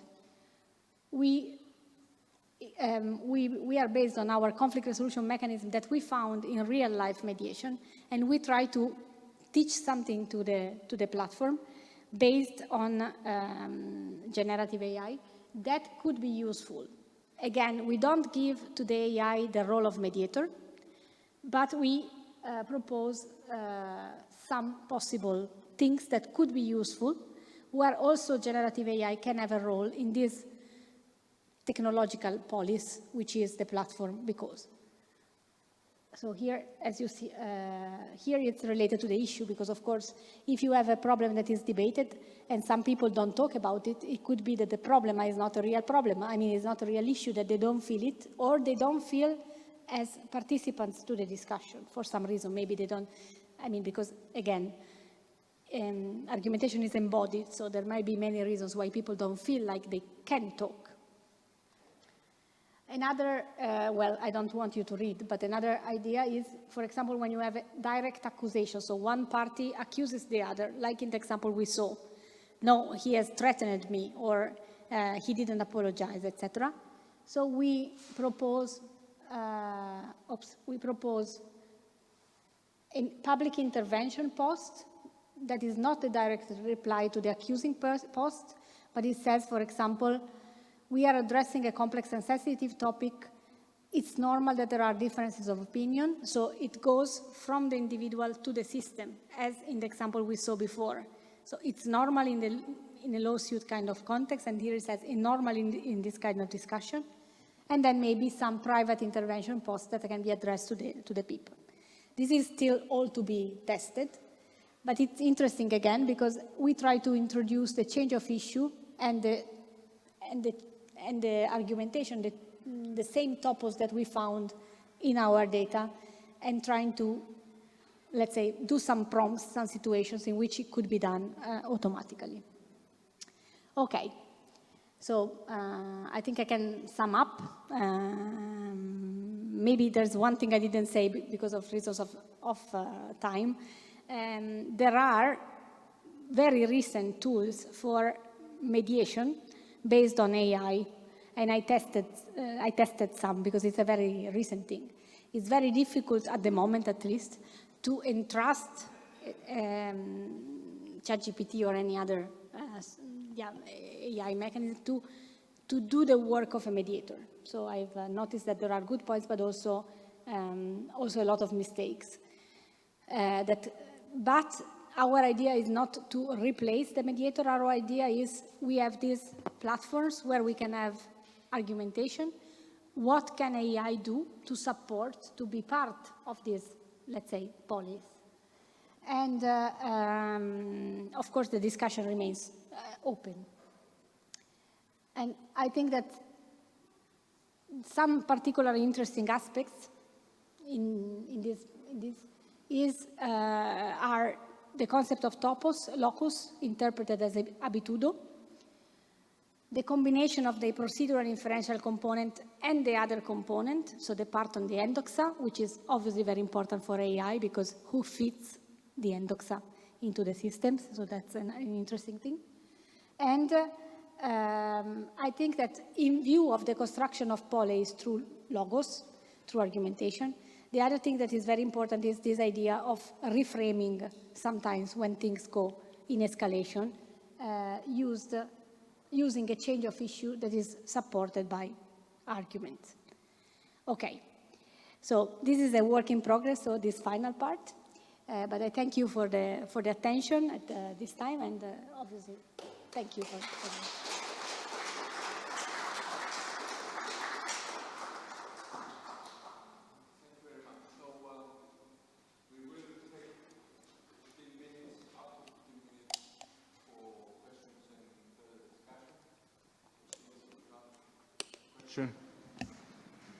Raise your hand, and the microphone will find you.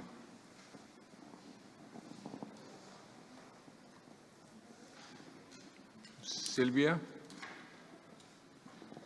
Thank you. The question is about the project in general. I'd like to ask if there is special, I guess there must be a special place for pedagogy of younger generations. And if this takes into account the kind of cognitive paths they can go through in the era of artificial intelligence. Okay, so some of the pilots in the Orbis project, I don't know what I did, but okay. Some of the pilots work with teenagers, for example, not everybody. So the idea of the project, which I think is very interesting, is not my idea, so that I can tell you, is to include different experiments of deliberative democracy that are already working. Of course, we don't claim that this is exhaustive because it's impossible, but some of them work with teenagers, and those have, let's say, they do some considerations about what teenagers can do in this era, although it's not the focus of the project. Also, of course, the problem of epistemic injustice, thank you, is, and the problem of inclusion is very important here. But we had all sorts of problems, as you can imagine. For example, the platforms tend to be in English. And guess what? People like living in the periphery of Milan and having a local association, they don't speak English, especially if they are elderly people. Or there is one of the pilots is on an agricultural society in Greece, and also these people don't speak normally English when they make deliberation. That's obvious. So that was already, we had all sorts of problems, but on the other hand, also some good things are coming out of the use of technologies. For example, you can keep track of the participants, and so the community is paradoxically more stable than when they only had face-to-face discussion. So, yeah.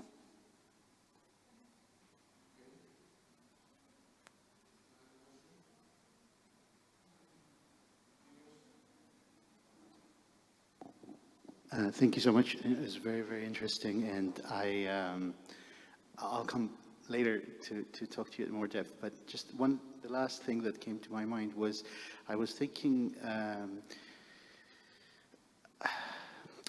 sometime, of the family therapy or systemic therapy or group analysts that also use kind of elements of mediation or conflict resolution. And I was looking at this kind of semantic map of, like the mapping of the argumentation and, sort of the clear solution and straight away.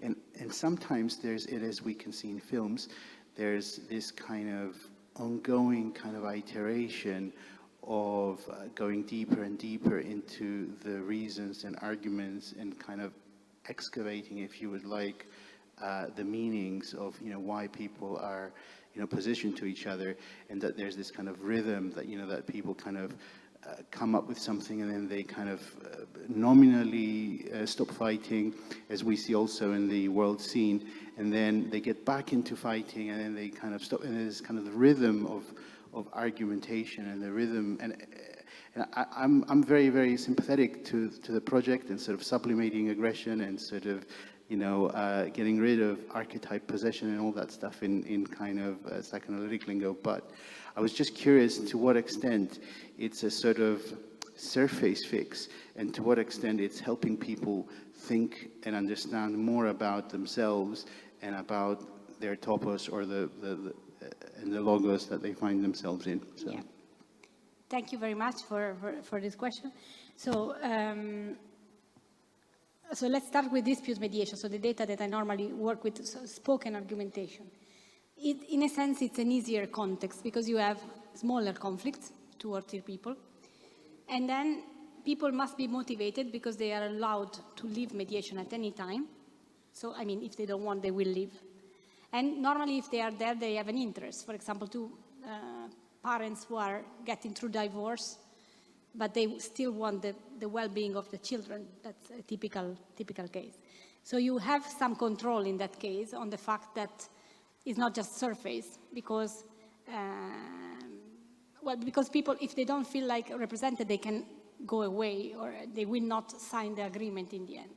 Of course, with, well, not 100%, but I mean, there is, let's say, there is freedom to be there or not, and there is normally an interest that motivates that. This said, the mediators often argue to say it's worth for you to resolve your conflict through mediation because, and they give argument, because this will allow you to keep the relationship, etc. Of course, I agree that when you go to bigger groups and to issues that are less local, maybe, and more general, for example, what do we do with democracy, or should we change the age for voting, or this kind of broader things, some things can go in circles. And you don't, in a sense, we don't have a guarantee that argumentation works, but that's an objection that we can always make, in a sense. Have an alternative to argumentation. That's the question I was. So that's my normal reply also to the students. Do we have an alternative as human beings? I mean, that's what we have, the logos. But I agree that some caution will need to be present. I mean, in Orbis is a wild project for me. I mean, I've never worked with so many technologies all together, and I'm the only humanist person, so it's a bit. So we are trying. We are making little steps. I'm not trying to sell you that we have a solution. So, yeah.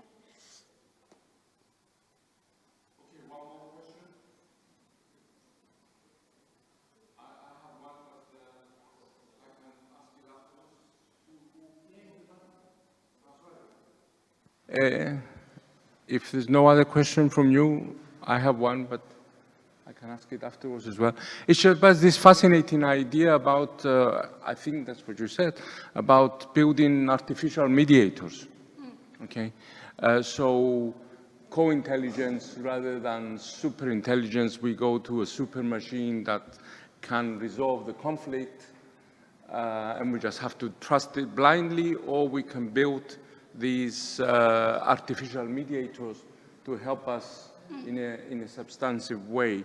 So have you thought more about how you build these artificial mediators, in the sense on how you train them to learn to mediate well, rather than sort of program them as you're doing it at the moment? At the moment we try to, yeah, so at the moment we try to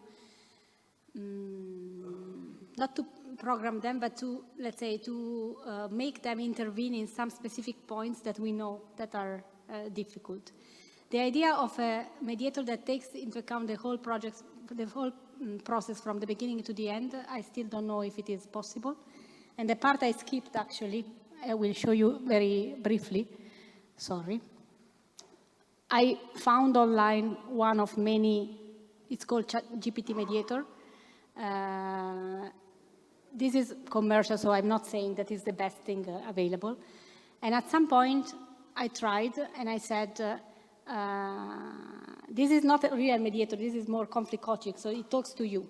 I tell him, well, I have a problem because my husband always forgets the things that he promises to do. It's quite true, I have to say. There is this problem in my life. And then the mediator says, I can understand how frustrating that might be. It can be tough when somebody consistently forgets promises, especially when it feels like it's affecting your trust or the smooth running of things.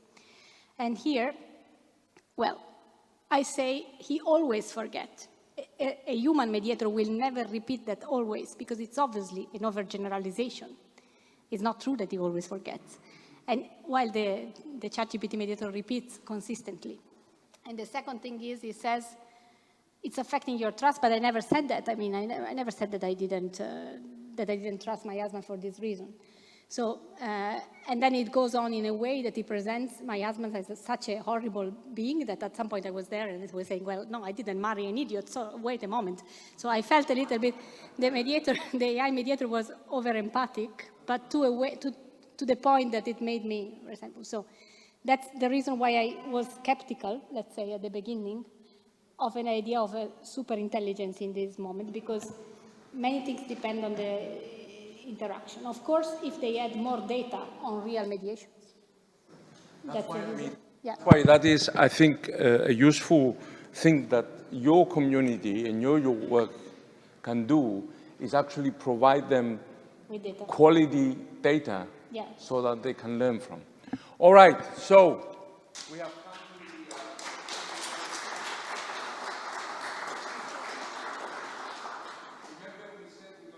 to lunch, so therefore we come back at the right time, as the program says, at 3 to start at 3:30 with our next invited speaker.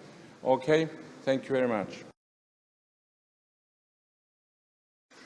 Yeah, welcome back to the afternoon session of our conference, and it's a pleasure to announce the first speaker of the afternoon session, who is Marco Malink from the New York University. He's a renowned expert for Aristotelian logic, and after his talk you will probably see that it is no waste of time reading Aristotle's logic and listening to Marco Malink. Please. Thank you very much, Christoph, for the nice introduction, and thank you very much for inviting me here to speak to you. The title of my talk is The Metaphysical Basis of Aristotle's Logic. I'm actually happy that Christoph, in the session this morning, mentioned this person, Bruno Baron von Freytag-Löringhoff, who, as Christoph mentioned, worked on the relationship between Aristotelian logic and Phrygian logic. And my talk will engage with many of the themes from that work. The starting point will be a quotation from Bertrand Russell. It's text T1 on the handout. In his History of Western Philosophy, Bertrand Russell wrote, "Any person in the present day who wishes to learn logic will be wasting his or her time if he reads Aristotle or any of his disciples." All right. And there is some truth to this claim, because contemporary logic, at least at Russell's time, insofar as it is dominated by Russellian and Phrygian logic, indeed is such that, from that perspective, Aristotle's work on logic does not have much to contribute. The claim is perhaps not entirely true if you look into the domain of computer science. When computer scientists work with logical frameworks, they tend to adopt frameworks that more closely resemble the Aristotelian framework. But in what today is called logic proper, and also in philosophical logic, it's certainly in some sense correct to say what Bertrand Russell said. Aristotelian logic does not play any role in contemporary discussions of formal logic. Russell didn't just assert it, he also gave a reason for it. And that has to do with the fact that, in Russell's view, Aristotle committed a confusion about the logical form of propositions. Aristotle confused singular propositions and universal propositions.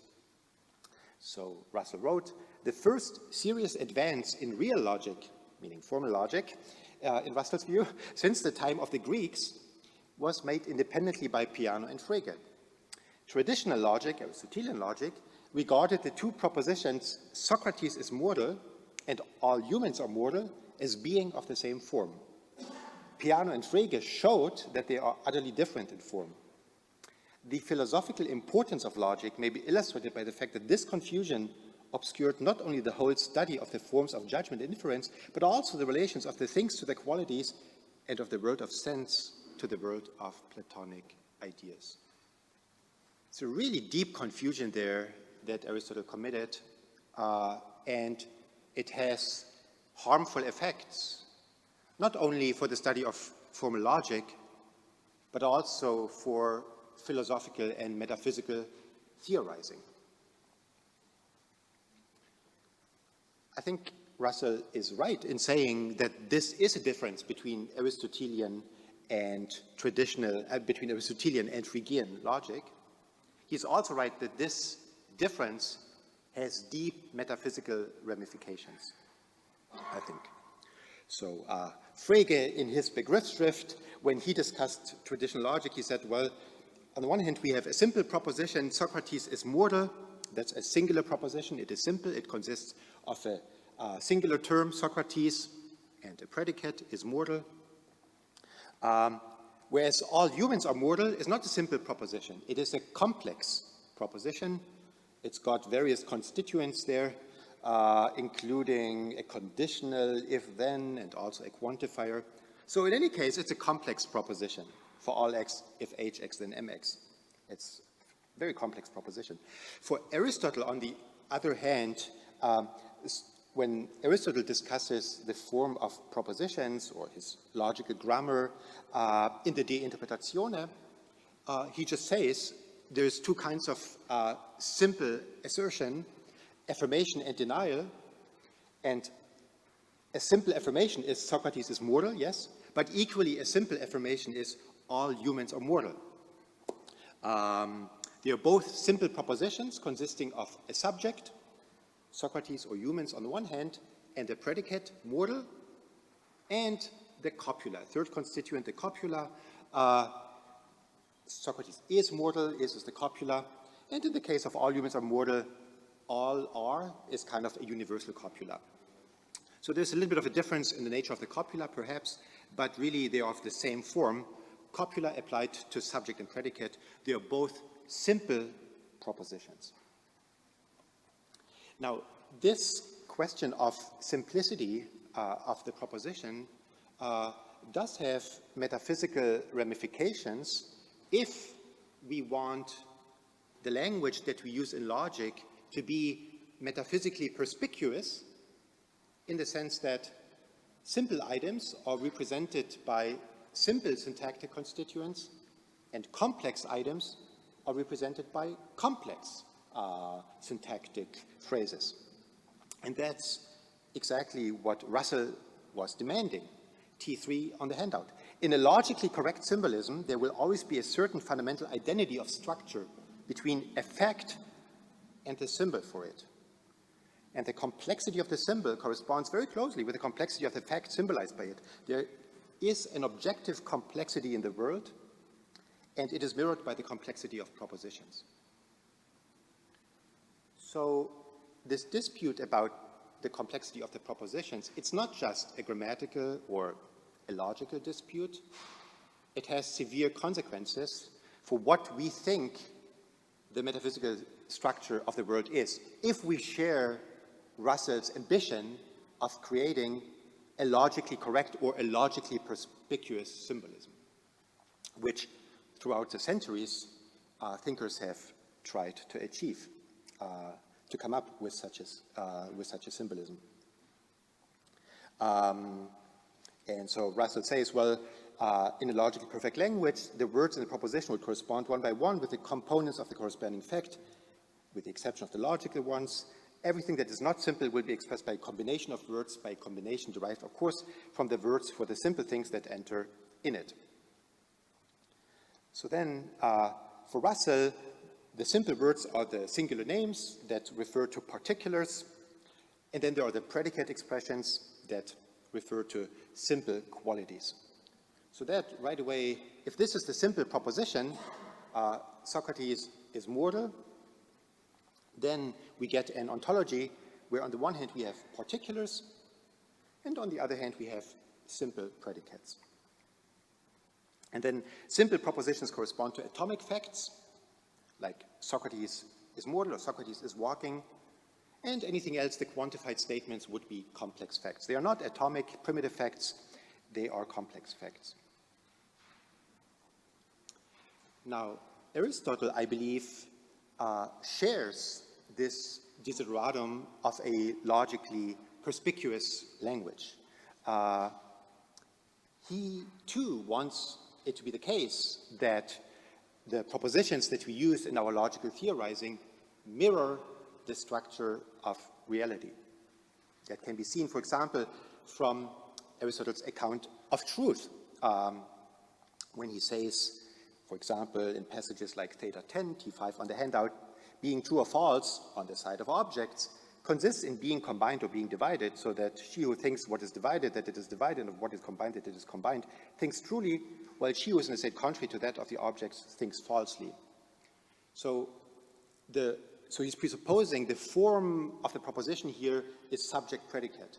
And then we have composition and division, corresponding to affirmation and denial, and Aristotle is able to give an account of truth of the proposition in virtue of mapping it onto real items on the side of objects, where there is combination and separation between objects. So an affirmation or denial is true if the object signified by the predicate is combined or divided from the object signified by the subject. Now, what are those objects? Well, as we have seen, for Aristotle, subject and predicate, they can be singular terms, but it can also be general terms. Aristotle does not draw a principal distinction between those two kinds of terms. They are of the same logical type. They both can enter into a simple proposition. So the objects under consideration here will be sometimes particulars. So Socrates is mortal, then the object signified by the subject will be a particular, okay? Primary substance maybe, in the categories. In the case of all humans is mortal, what is the object? Well, it's maybe the species human, which Aristotle believes exists, meaning it is a being. And we know that Aristotle is a realist about universals from treatises like the Categories. So there, Aristotle talks about a relation of predication that obtains between beings, between onta, things that are.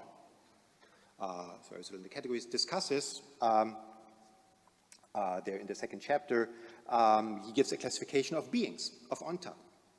And then he says, well, whenever one thing is predicated of another, of a subject, all things said of what is predicated will be said of the subject also. For example, man is predicated of the individual man, and animal of man, so animal will be predicated of the individual man also. So here we have Aristotle's ontology, where we have primary substances, such as Socrates. Then we have secondary substances, such as the species human and the species animal. And they are all beings. And we have a relation of predication obtaining between those beings. Animal predicated of man, man predicated of Socrates, and crucially, Aristotle thinks, or he speaks that way here, it is the very same relation of predication. Animal predicated of human, human predicated of Socrates. The very same relation of predication in the ontology. The ontological relation that obtains between those beings is the same. And we also find the same framework in text T7, which is from the prior analytics. He says a very similar thing of all beings, and then, he has the highest ones and the intermediate ones and the particular ones, and he says there is predication obtaining between those. So a very similar thing that he says there in text T7.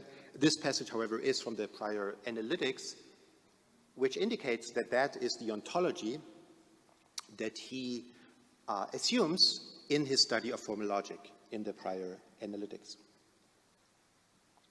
Now, these ontological predications that obtain between beings, for Aristotle, these predications have explanatory value.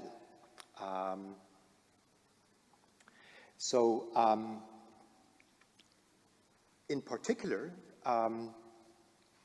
we know that he maintains that if A is predicated of B and B of C, then that constitutes an explanation of why A is predicated of C. So we've seen he endorses this principle of transitivity. Predication is transitive. If A is predicated of B and B is predicated of C, then it follows that A is predicated of C. Okay, it follows. But moreover, this argument will give you an explanation of why it is that A is predicated of C. So why is it that Socrates is mortal? It's because he's a human and because he's an animal. Or why is it that humans are mortal? It's because they are animals. And that's in virtue of the fact that he maintains that these ontological relations of predications have explanatory force. And there's two passages there on the handout, T8 and T9 are passages that indicate that he holds this view. Right. And so this means that these predications give rise not only to a deductive argument, to a syllogismos, but also to a scientific demonstration, apodeixis. Because for Aristotle, the main difference between an apodeixis, a scientific demonstration, and a mere deductive argument is that a scientific demonstration explains why the conclusion holds. It establishes not only the fact that the conclusion holds, but also it shows why the conclusion holds. And so now we can construct demonstrations. If we're wondering, if in the Aristotelian science we want to explain why is it that humans are mortal, we'll give the demonstration, all humans are animals, all animals are mortal, therefore all humans are mortal. And that will tell us not only that humans are mortal, but also will explain why humans are mortal. And if then further we maybe want to explain a little bit why Socrates is mortal, we'll give the same type of argument for Socrates. Right. Now, in his formal logic that Aristotle constructs in the Analytics, of course, he deals with the four kinds of propositions, A, E, I, and O propositions, universal affirmative, universal negative, and then the particular propositions. And the main syllogism is the one that is the transitivity of the universal affirmative proposition. This is Barbara. Right. And now this principle will now map syllogisms in Barbara to these ontological predications.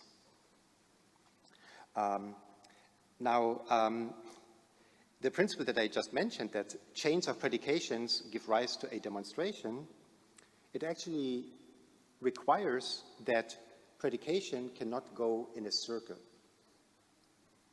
Because if predication went in a circle, if we had Socrates, human, animal, and then the predication goes up and then it bends back to human, then we would have a chain of predication that goes in either way. We could go from human to animal, but also from animal to human. And that would give rise to scientific demonstrations where one proposition is deduced from the other, and that cannot ever be the case, because in a scientific demonstration, the premises have to be prior to and explanatory of the conclusion, and so that would be really bad. And so Aristotle then needs to exclude that the relation of predication ever goes in cycles. So ontological predication between beings is acyclic. And the way he does it in the Analytics is that he says universals do not counter-predicate, anti-categorastai. Right. So universals do not counter-predicate. So if, for example, the universal being capable of grammar is predicated of humans, then the converse will not be a predication. So then human cannot be predicated of capable of grammar. Of course, Aristotle realizes the two terms are coextensive, so maybe the term human and the term capable of learning grammar are coextensive, exactly the same objects fall under each term. But that does not mean that we have predication in each direction. Predication only goes in one direction. So what it means is that ontological predication between universals does not supervene on or is not determined by the extension of the universals involved. It is a primitive, non-extensional relation between universals. It is a non-extensional relation between universals.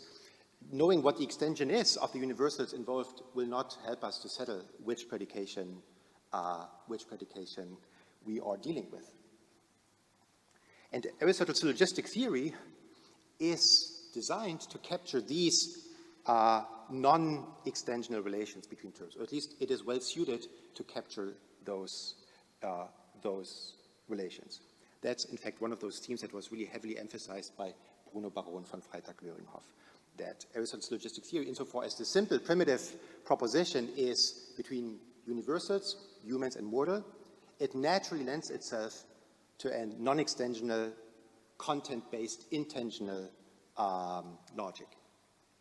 Because if you wanted to construct an extensional logic, the Phrygian framework would be more natural. Because extension always is not about the terms themselves, human, animal, it's about the particulars somehow.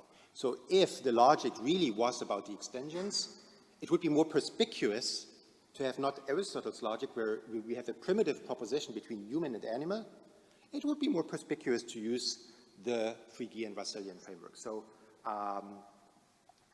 so Aristotle's framework, where we do have a simple proposition, potentially expressing a primitive relation between universals, lends itself, has an intrinsic propensity toward an intentional reading.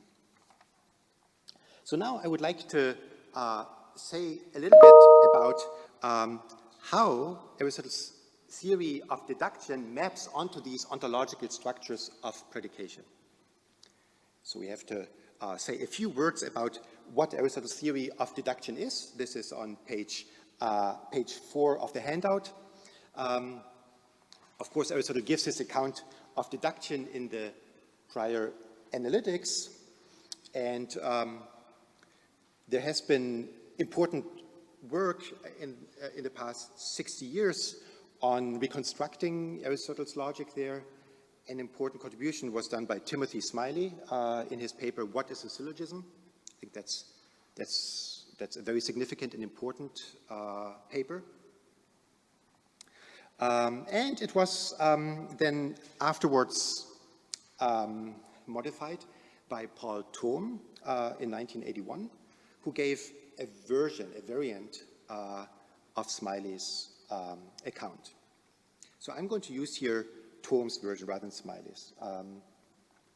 So Thom's version, unlike Smiley's one, requires in the syntax that when we form the A and B propositions, the subject's always distinct from the predicate. So that's what Thom kind of requires. It's a topic of discussion whether that's, or to what extent that's justified, but Thom does that. So in every proposition, the subject has to be distinct from the predicate. Okay, and then we set up the system in a way that Aristotle himself does. We start with the perfect syllogisms. That's Barbara and Kilarent. Forget about Dari-Ferio. Aristotle himself says, well, we don't really need them. Then we have conversion rules, E and A conversion, okay. That's all good old Aristotelian doctrine. Then we have reductio ad impossibile, okay, that's a primitive mode of reasoning there.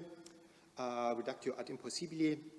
And then in order to make explicit the structural underpinnings of reasoning, we have two very weak structural rules. That's kind of reflexivity of the turnstile of the consequence relation. It's kind of just a little bit dispensable. And a cut rule, which allows us to construct complex arguments out of simple ones, meaning 3 and 4 premise arguments out of 2 premise arguments. And Thom has an ingenious way of formulating the cut rule in such a way as to do justice to Aristotle's requirement that always in every syllogism, the conclusion is distinct from the premises. So that's the one desideratum that Smiley did not achieve, and Thom managed to modify the system in this way by imposing these requirements to really bring it about that there's no syllogism in which the conclusion is identical to the premises, which of course is one of Aristotle's main requirement for a syllogism. So that's the deductive system. It's extremely, I mean, that's exactly what Aristotle is doing there. It's extremely close. So now, this is the kind of deductive logic, the logic of which Russell said it's of no interest, forget about it. But actually, if you look at this system, it's not only a deductive system, it maps in a certain way on these ontological structures of demonstration in such a way that there are significant correspondences between the deductive system and the theory of scientific demonstration.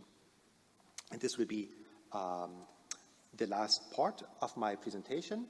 I'm going to give 4 examples of correspondences that obtain between Aristotle's deductive theory in the way just specified, in the Thomian way, on the one hand, and the ontological structures of predication that we were talking about earlier, that we are familiar with from the categories, for example. These non-extensional relations of predication that obtain between beings. So this is now page 5 of the handout. These 4 examples, I've called them fact 1, fact 2, fact 3, fact 4.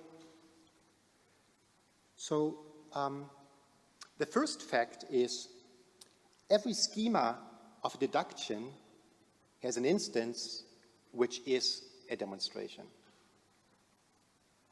Meaning, in this deductive theory, when I have any deduction, for example, Barbara, A holds of all B, B holds of all C, therefore A holds of all C, not every instance of that schema will be a scientific demonstration, right? For example, Aristotle's example, all humans are stones, all stones are animals, therefore all humans are animals. It's a great deduction. Qua deduction, there isn't anything wrong with it. But it's not a scientific demonstration. It doesn't really explain why humans are animals. It doesn't have scientific. So not every instance of a deductive schema will be a demonstration. But every schema that is derivable in Aristotle's deductive theory does have some instance that is a demonstration, meaning every syllogism is useful for a demonstration. And that's only valid for Thom system. It's not valid for Smiley system, because in Smiley you can have arguments like every A is an A, every A is an A, therefore every A is an A. That's an instance of Barbara. But there's no instance of that schema that would be explanatory. So that's why we have to use the Thomian framework here. So every schema that's derivable in Aristotle's system is useful for scientific demonstration. And that's not the case in Russellian logic. In Russellian logic, for example, we have modus ponens such as if P then P, but P, therefore P. That's a great argument for Russell, also for the Stoics. I mean, it's a great syllogismos for them. It's like really good.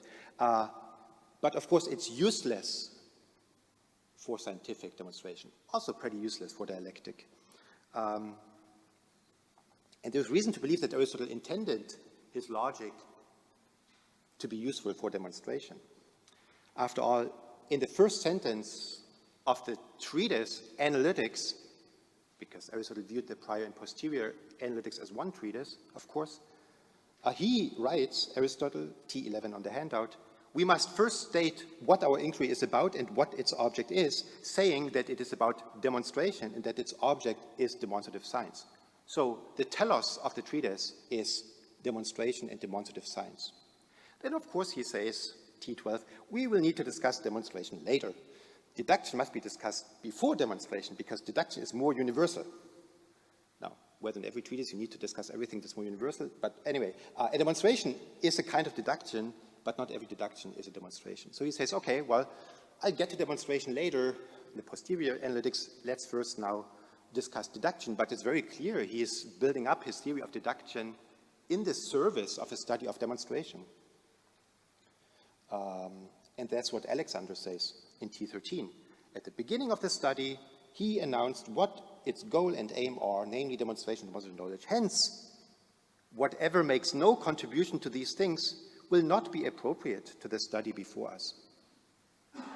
So if there's mode of deductive arguments that make no contribution to scientific demonstration, this is not appropriate to be studied in the prior analytics. So Barnes says, Alexander inferred that for Aristotle, logic has value just insofar as it serves the needs of proof, just insofar as philosophers and scientists may make use of logic in order to prove their theorems. So this kind of a very utilitarian conception of logic that Alexander got out of Aristotle, and that later thinkers such as Galen, for example, also subscribed to. So Galen writes, all the construction of such syllogisms such as if P then P but P therefore P is no small waste of time on a useless object. As Chrysippus himself bears witness in his deeds, for nowhere in all his writings does he make use of such syllogisms to demonstrate a doctrine. So Aristotle's deductive theory, unlike Phrygian deductive theory, has the advantage that it is free of useless material.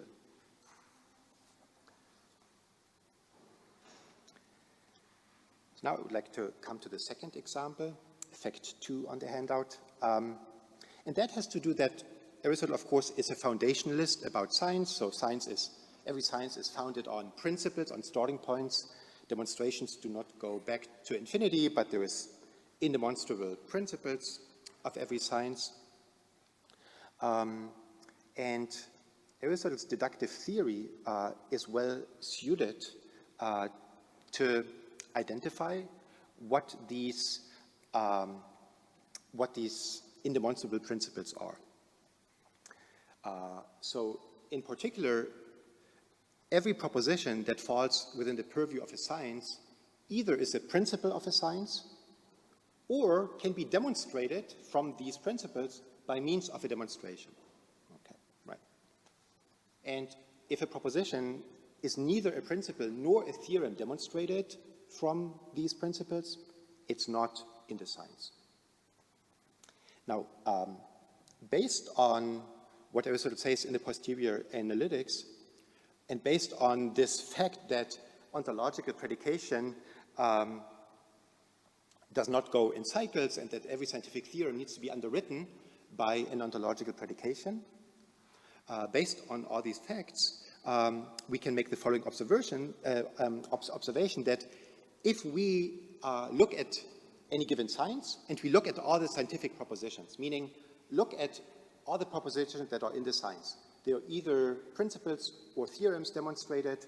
We just have them all collected. And then the deductive theory is going to be able to tell us which of these propositions is an indemonstrable principle, just in virtue of the fact that the indemonstrable principles are exactly those that are not deducible from any other proposition. So if I have the collection of all the scientific propositions, all I have to do is I have to check whether a proposition is deducible from any other ones, and if it's not, then it's an indemonstrable scientific principle that is explanatory fundamental. And there's a passage from the prior analytics, 130, that's, where Aristotle arguably says that. I'm not going to go into this. In fact, this is from the section on the Pons Asinorum, and Dukas and others, we had a workshop yesterday, so we discussed this, and so these things came up there in this workshop that we had yesterday morning. So now we have our science, all the propositions are there. The deductive theory now just tells us which are the indemonstrable propositions. So now there's a question, what are the demonstrations? Well, this is now fact 3. It's very easy to now construct the demonstrations. Namely, every deduction from these indemonstrable principles will be a demonstration. So all I have to do is construct a deductive argument where every premise is an indemonstrable proposition, and the resulting deduction, every deduction will be a scientific demonstration. And this is a fact that does not hold in Russellian logic. So if I have, let's say, 2 fundamental propositions, P and Q, then in Russellian logic, from P and Q, I can deduce P. that's an excellent Russellian argument, deductive argument, that from the premises P and Q, I can deduce P. But that is not an explanatory argument. So this feature here of Aristotelian logic does not hold for the Russellian logic, nor the earlier feature, the feature that the deductive theory tells us which propositions are which propositions are the fundamental principles, because in a kind of Russellian framework, if I have two primitive propositions, then from P and Q, I can deduce P, and so so that also just indicates that those two facts do not hold in Russellian logic. But there's reason to think that Aristotle, in fact, endorsed this principle that every deduction from scientific principles is a scientific demonstration. This is text T18 on the handout. It's a passage from the Rhetoric, where Aristotle talks about the selection of premises, which kind of has to do with the pons asinorum. So he says, the better one selects the premises, the more one will have unwittingly produced a kind of knowledge different from dialectic and rhetoric. For whenever one hits upon the principles of a given science, it will no longer be dialectic or rhetoric, but the science of which one has the principles.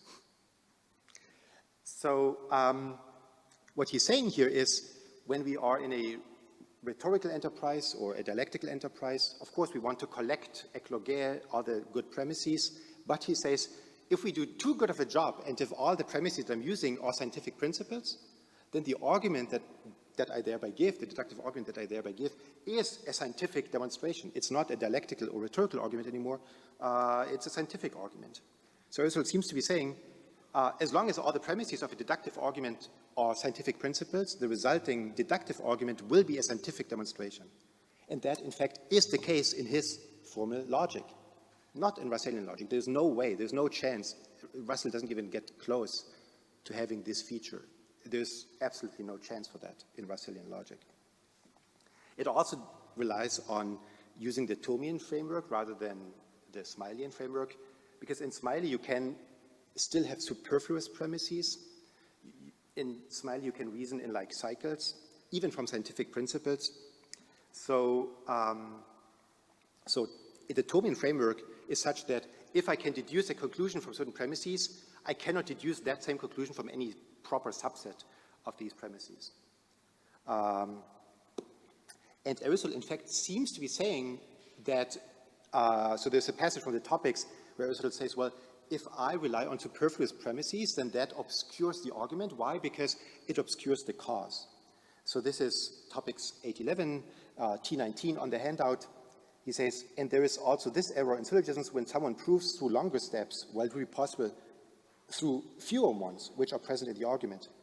But what is the problem here? Surely that it conceals the cause, the aition on which the argument depends. So that's now, so these superfluous premises, they are not completely superfluous in the sense that I'm not using them in the reasoning. That's a separate fallacy. That's a separate problem. We can discuss that.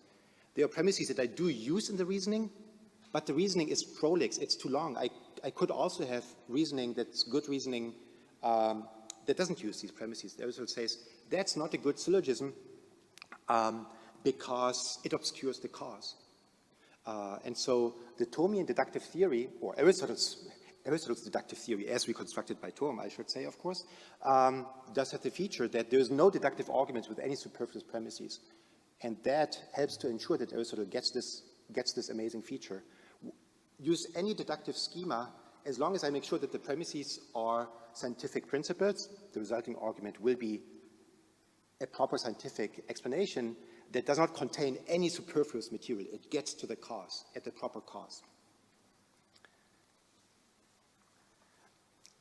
Last fact, that has to do with this distinction that Aristotle highlights between direct argument, deiktikos arguments, and reductio ad impossibile. So now, in this Thomian framework, the only direct arguments are Barbara and Kilarent and then E-conversion, and all the rest is by means of reductio. And so in this framework, every direct but not every indirect deduction from scientific propositions is explanatory in that each of its premises is prior in nature to the conclusion. It's a bit of a mouthful, but if I have any scientific propositions, principles or theorems, if I deduce directly, it's going to be an explanatory argument, meaning every premise is prior in nature to the conclusion. If I deduce indirectly, it's not the case. I can now give an indirect argument from scientific propositions that goes the wrong way around. I am able to deduce something that's actually prior. And arguably, that's exactly what Aristotle says in Posterior Analytics 126 when he says that direct argument is superior to indirect argument in that direct argument is explanatory. He says indirect arguments are not explanatory because it's not always the case that the premises are prior in nature to the conclusion. It's a difficult chapter, but that's arguably what he says there. And this claim, of course, of Aristotle, that direct argument is explanatory, but indirect argument is not, has been enormously influential over centuries. Proclus says it, and through Proclus it gets into the Renaissance tradition, and so the logic of Port Royal says it, Kant says it, and after Kant everyone says it. And then comes in Frege and Russell, and the distinction between direct and indirect proof vanishes, and the point doesn't exist anymore, meaning the point is not being made anymore. In fact, Frege writes, we make far too much of the peculiarity of indirect proof vis-a-vis direct proof. The truth is that the difference between them is not all important. So Frege read all these old books. They say, oh, direct proof and indirect proof, oh, it's important. Frege says it makes no difference. In Frege, there is no difference. There's only one rule, and it is modus ponens, and who cares? It's modus tollens, but it doesn't matter. So in Fregean logic, there is no principal distinction even between direct and indirect proof, whereas in Aristotle's framework there is, and that distinction is significant for the purpose of scientific demonstration. Both arguments are valid, direct, indirect, they're both valid, but the one is explanatory in a way that the other is not. And that's a distinction that is absent and cannot even be made intelligibly in the Russellian framework. Of course, the Fregean and Russellian framework is much more powerful than the Aristotelian framework in terms of expressive power and in terms of deductive power. This was Frege's main motivation in coming up with his system. So if we are concerned with expressive and deductive power, then we gain a lot by moving from the traditional logic to the Fregean framework. But what I hope to have been able to indicate to some extent is that there's also something that we lose. And what we lose is that the deductive theory in the traditional framework is useful for scientific demonstration. And that's because it is ontologically perspicuous in the sense that it maps onto these ontological structures of predication, these non-extensional notions of predication that obtain between universals. And that's what allows Aristotle to construct a deductive theory that's uniquely suited to capture scientific demonstration. As Miles Burnett put it, given Aristotle's belief that there is real priority and posteriority in nature, a demonstration should be not just a preferred ordering of humanly constructed knowledge, but a mapping of the structure of the real. That means Aristotle is a realist about not only universals, but also about scientific explanation. What is explanatory is not up to us. It's not relative to us. What is explanatory is determined by reality, by the non-extensional notions of predication, and it is completely so determined. And we can either get it right or we cannot get it right. But Aristotle's deductive theory, unlike Russellian logic, is a uniquely useful tool for giving these explanatory scientific demonstrations. Thank you for your attention.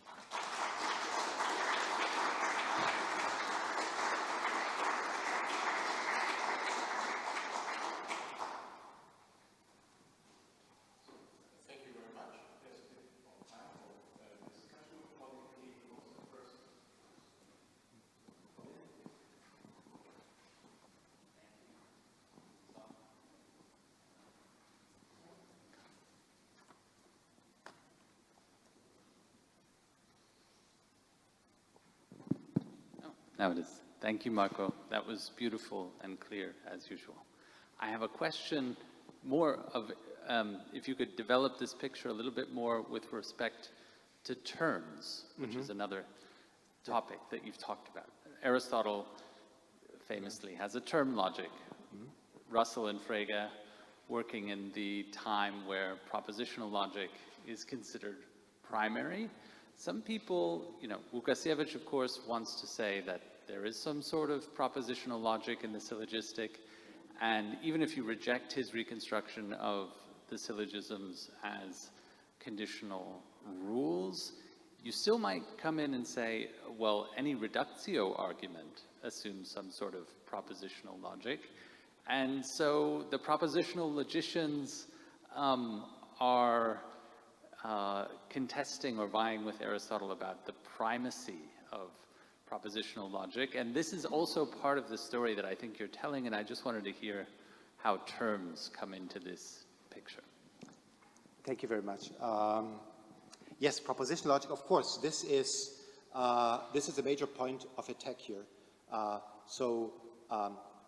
Patrick and Łukasiewicz said, well, Aristotle's logic good and fine, but it's not a self-standing logic. Why not? Because, for the reason that you said, Aristotle uses reductio ad impossibile. And reductio ad impossibile is a propositional mode of reasoning. And the very same point was made by Apuleius in the Latin De Interpretatione. He says, well, other categorical syllogisms, they rely on the second thema of the Stoics, which is reductio ad impossibile.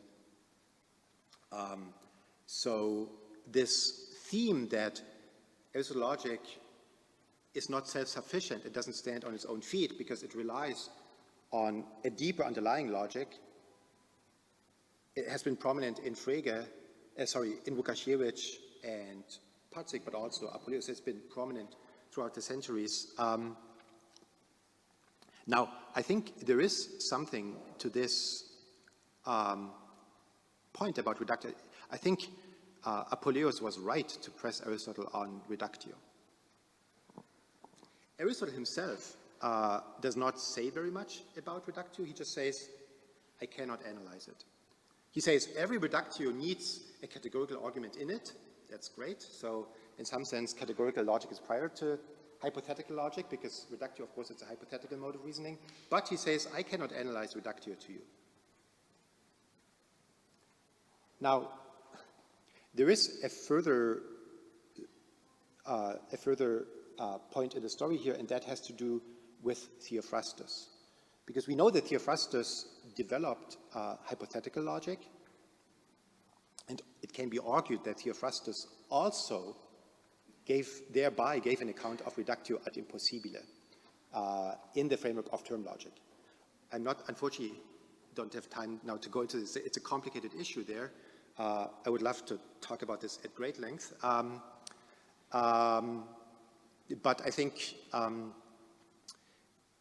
but there, and this goes back to the starting point of your question, Theophrastus' move crucially relied on regarding a proposition as a term.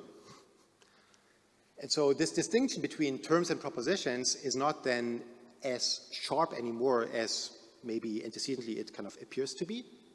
And in fact, if we look at the term,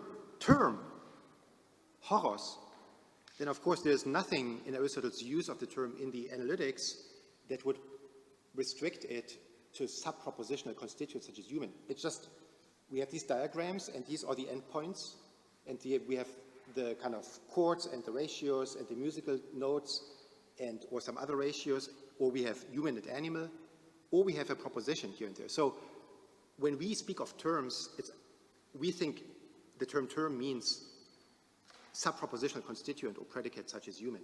But it doesn't, of course, mean that. It just means endpoint of a two-dimensional magnitude. And so Aristotle Aristotle himself refers to sometimes as propositions as terms in two passages in the analytics. So point being, this issue that you bring up about terms versus propositions on one hand, and the significance of reductio ad impossibile, that's the ballpark, I think, where this discussion happens. And I venture to put forth the thesis that he outsourced this to Theophrastus. Just like he said, I'm doing the animals, you're doing the plants. Aristotle said, I'm doing the categorical arguments, you're doing the hypothetical ones. The colleague at the aisle, yeah.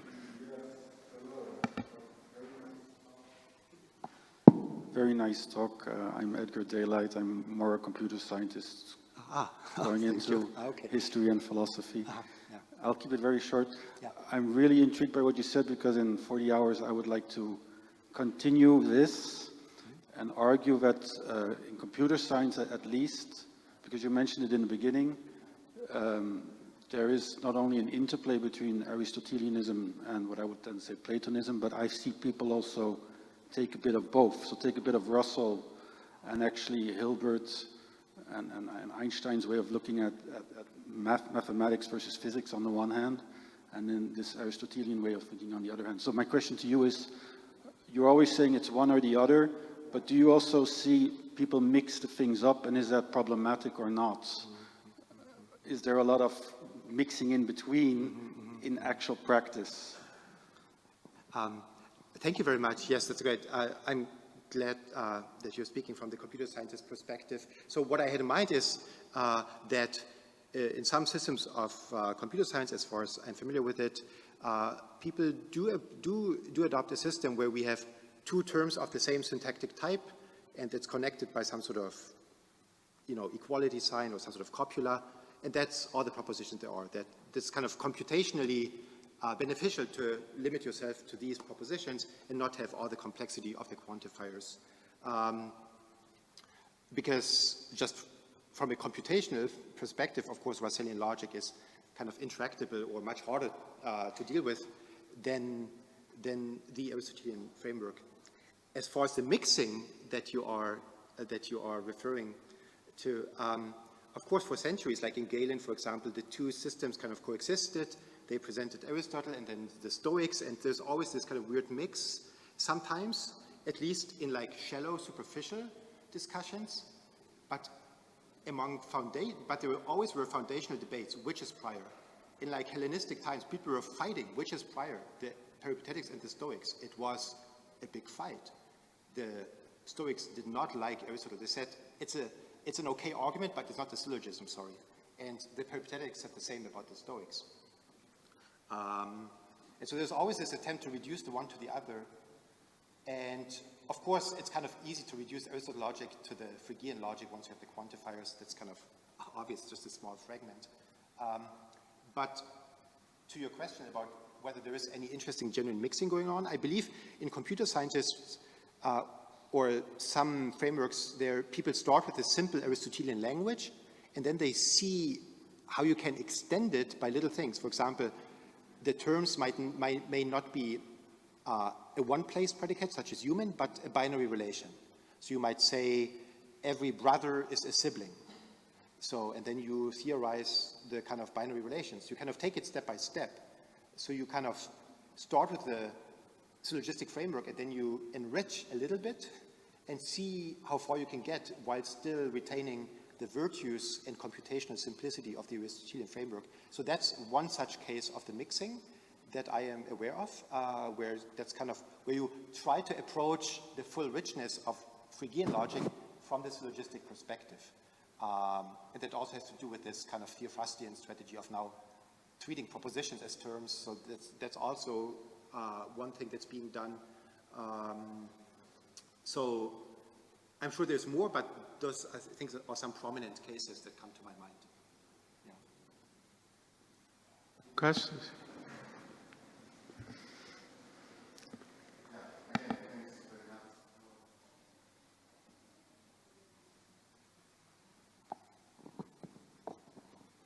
Again, thank you very much, Michael.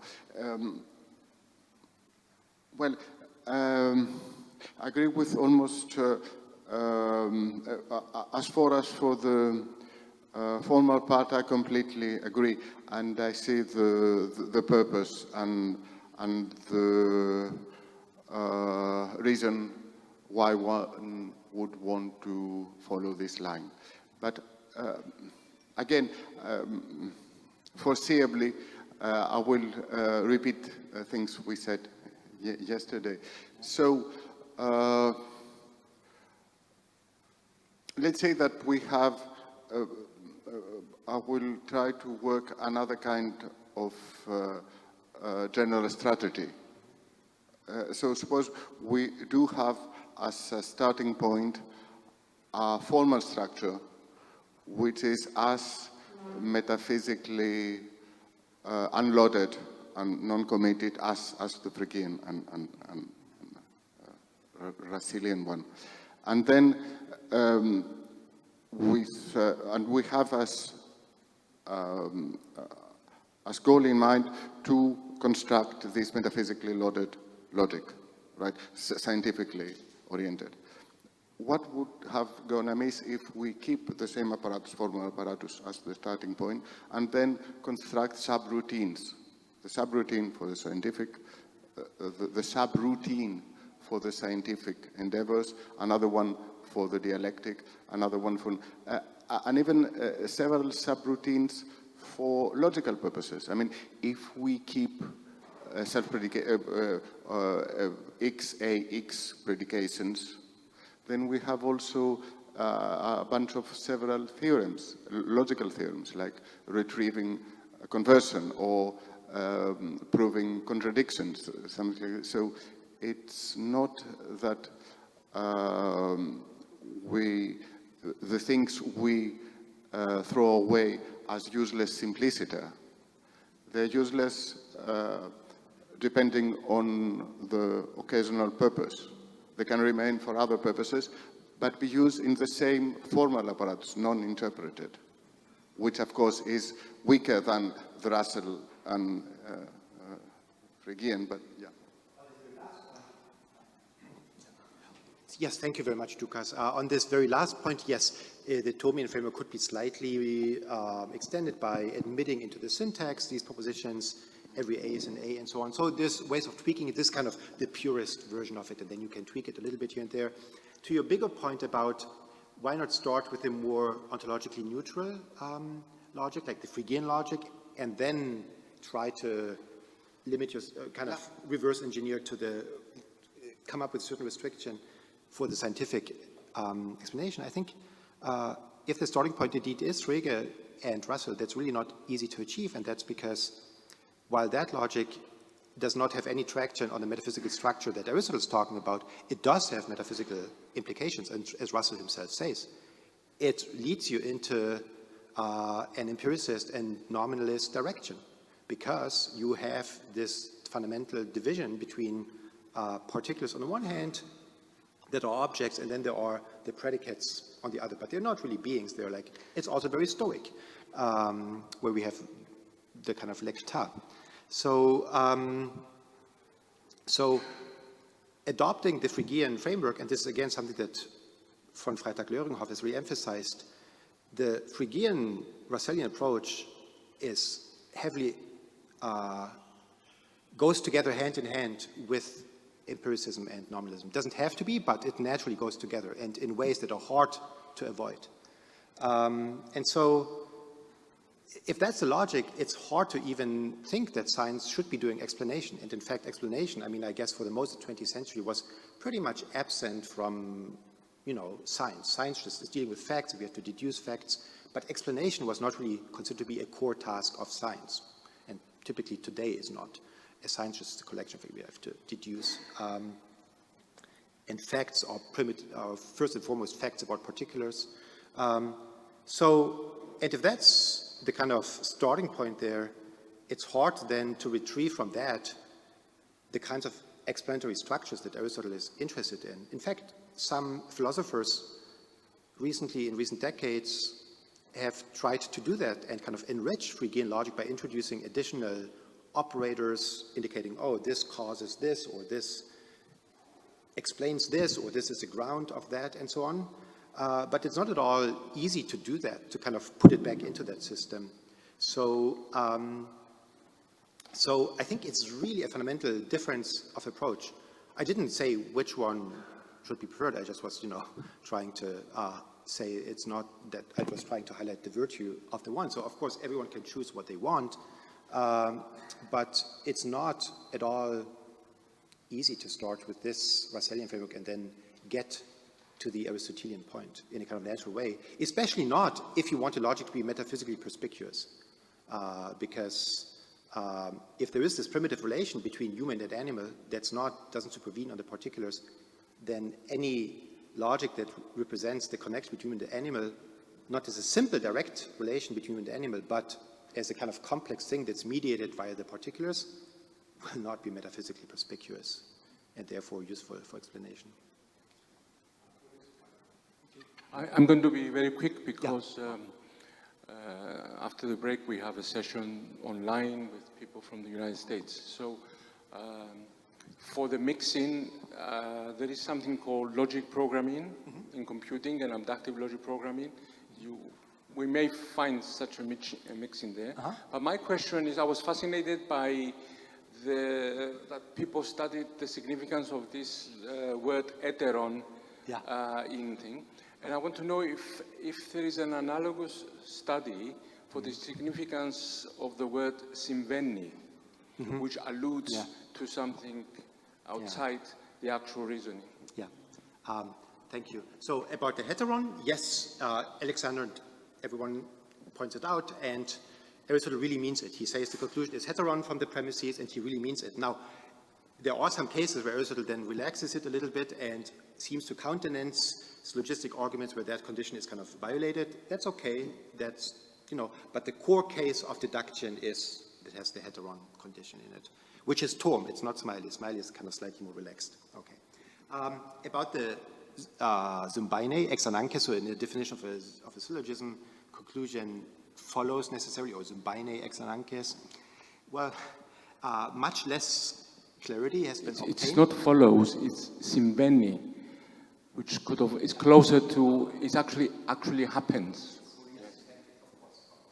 Yes, point taken, yes. I was using the standard or oftentimes used English translation, but of course your point indicates that it's not so easy to make sense of it. And long story short, not much clarity has been obtained.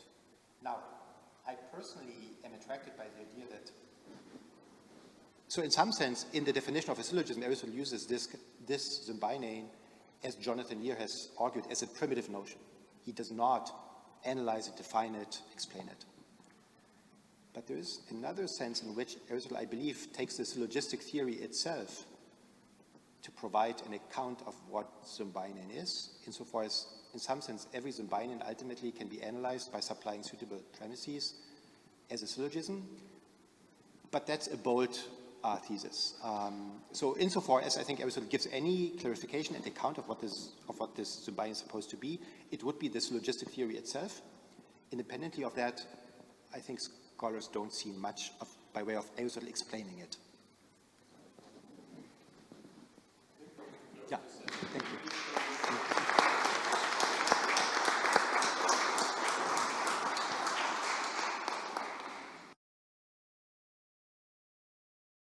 Distinguished scholars of ancient Greek philosophy here in Greece, the director of research at the Academy of Athens, Dr. Doukas Kapandais, and Professor Spiros Rangos from the University of Patras.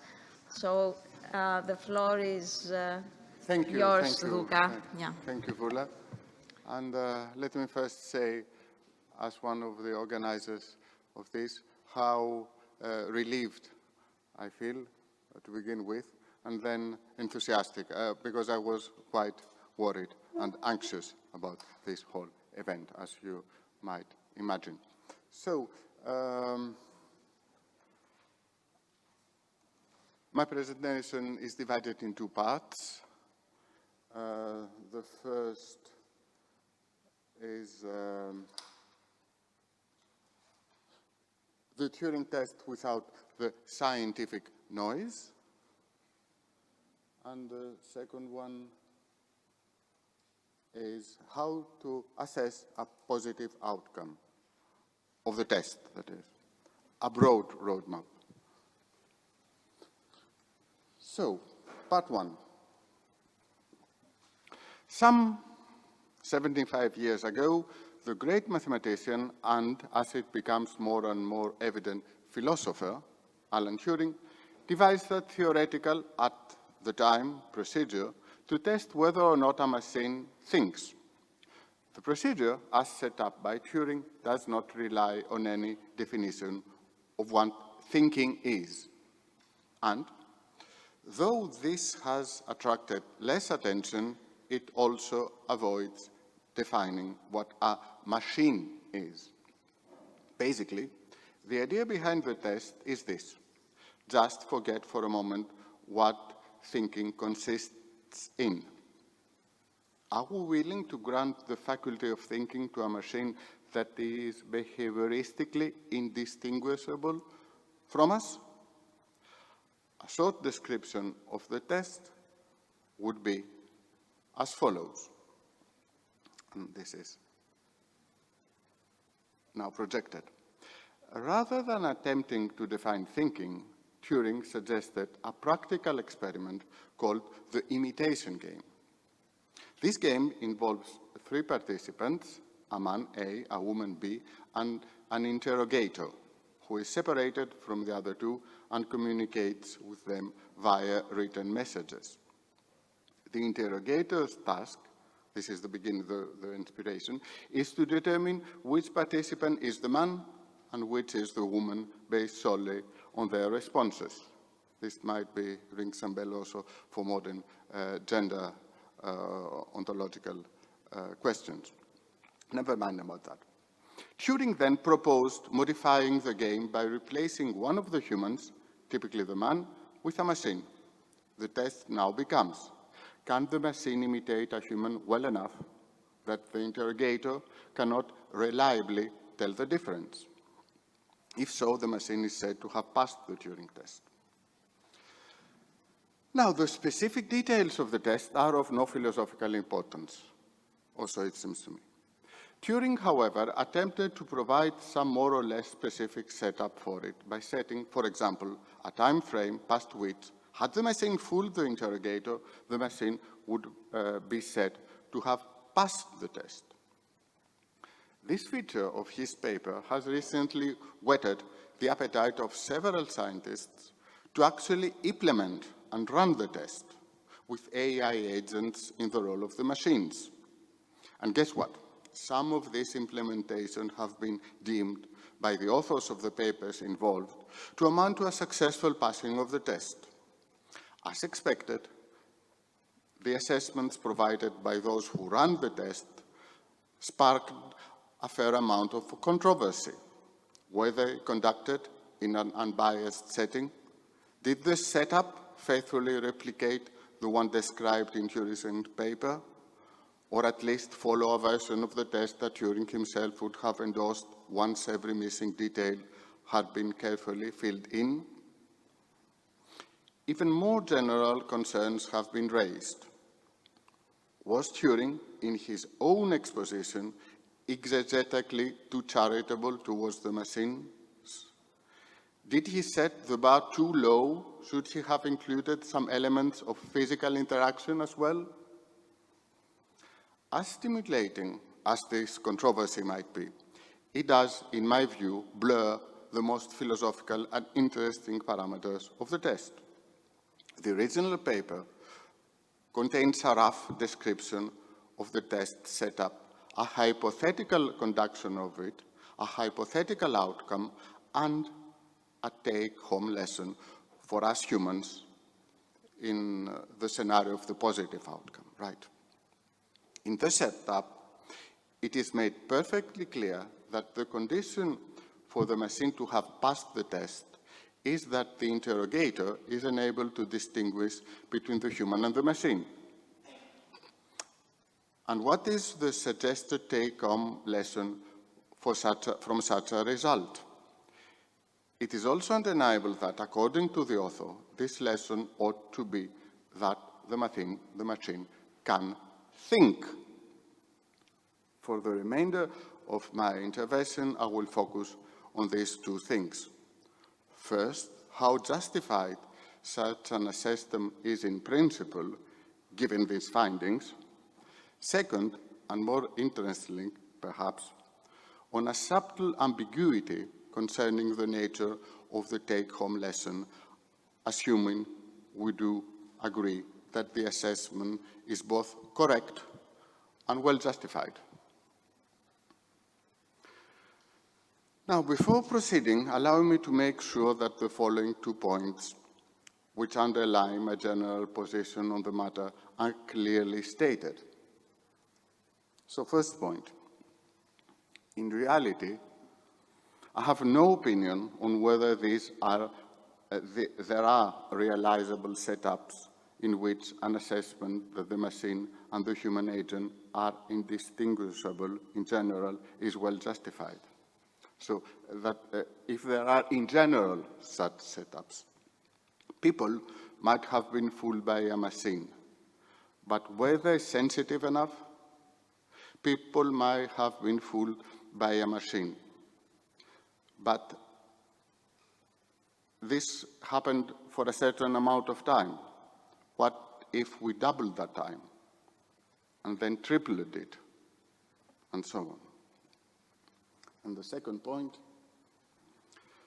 for the sake of the discussion, I will assume that there are, either in practice or in principle, setups in which such a general assessment is well justified. To the person who claims that no such setup exists, not even in principle, I would respectfully ask why he believes such a scenario is impossible. To be clear, I'm not asking why he thinks that humans and machines are substantially different. Rather, I'm asking why he believes that there can be no conceivable circumstances under which this difference fail to be revealed through any discursive interaction whatsoever. And I will be expecting a non-circular answer on that.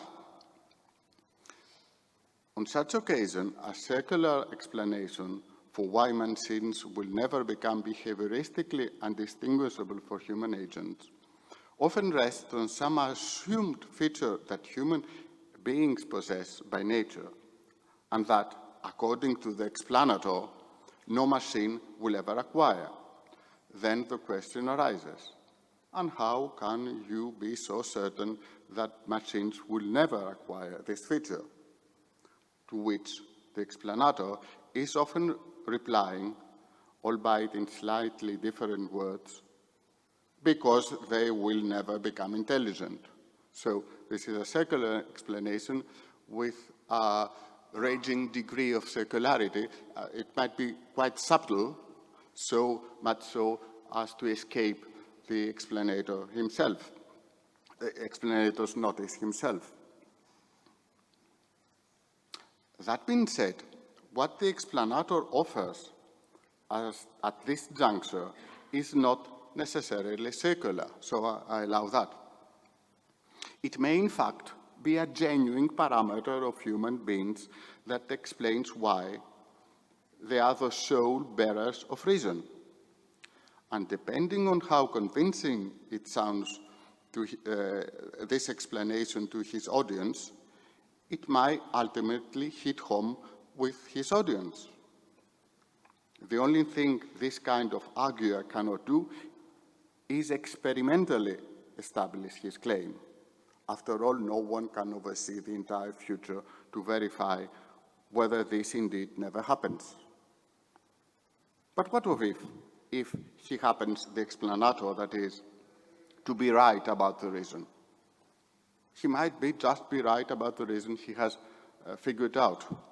Not believing him would itself be irrational. He's right. We don't believe him. He cannot experimentally establish what he has found, but we are the irrationalists. We are not convinced. Now, part two. So let us assume that there are setups in which a general assessment that the machine and the human agent are discursively indistinguishable is possible, and that this assessment is also well justified. In order to phrase this condition in a way that philosophers have been inclined to do over the centuries, Let us put it like this. Assume that there is a machine such that it is discursively indistinguishable from human agent in all possible discursive contexts and circumstances. This comes down to a purely theoretical thought experiment. The first obvious question regarding the take-home lesson here is whether we should grant the faculty of thinking to the machine upon this assumption.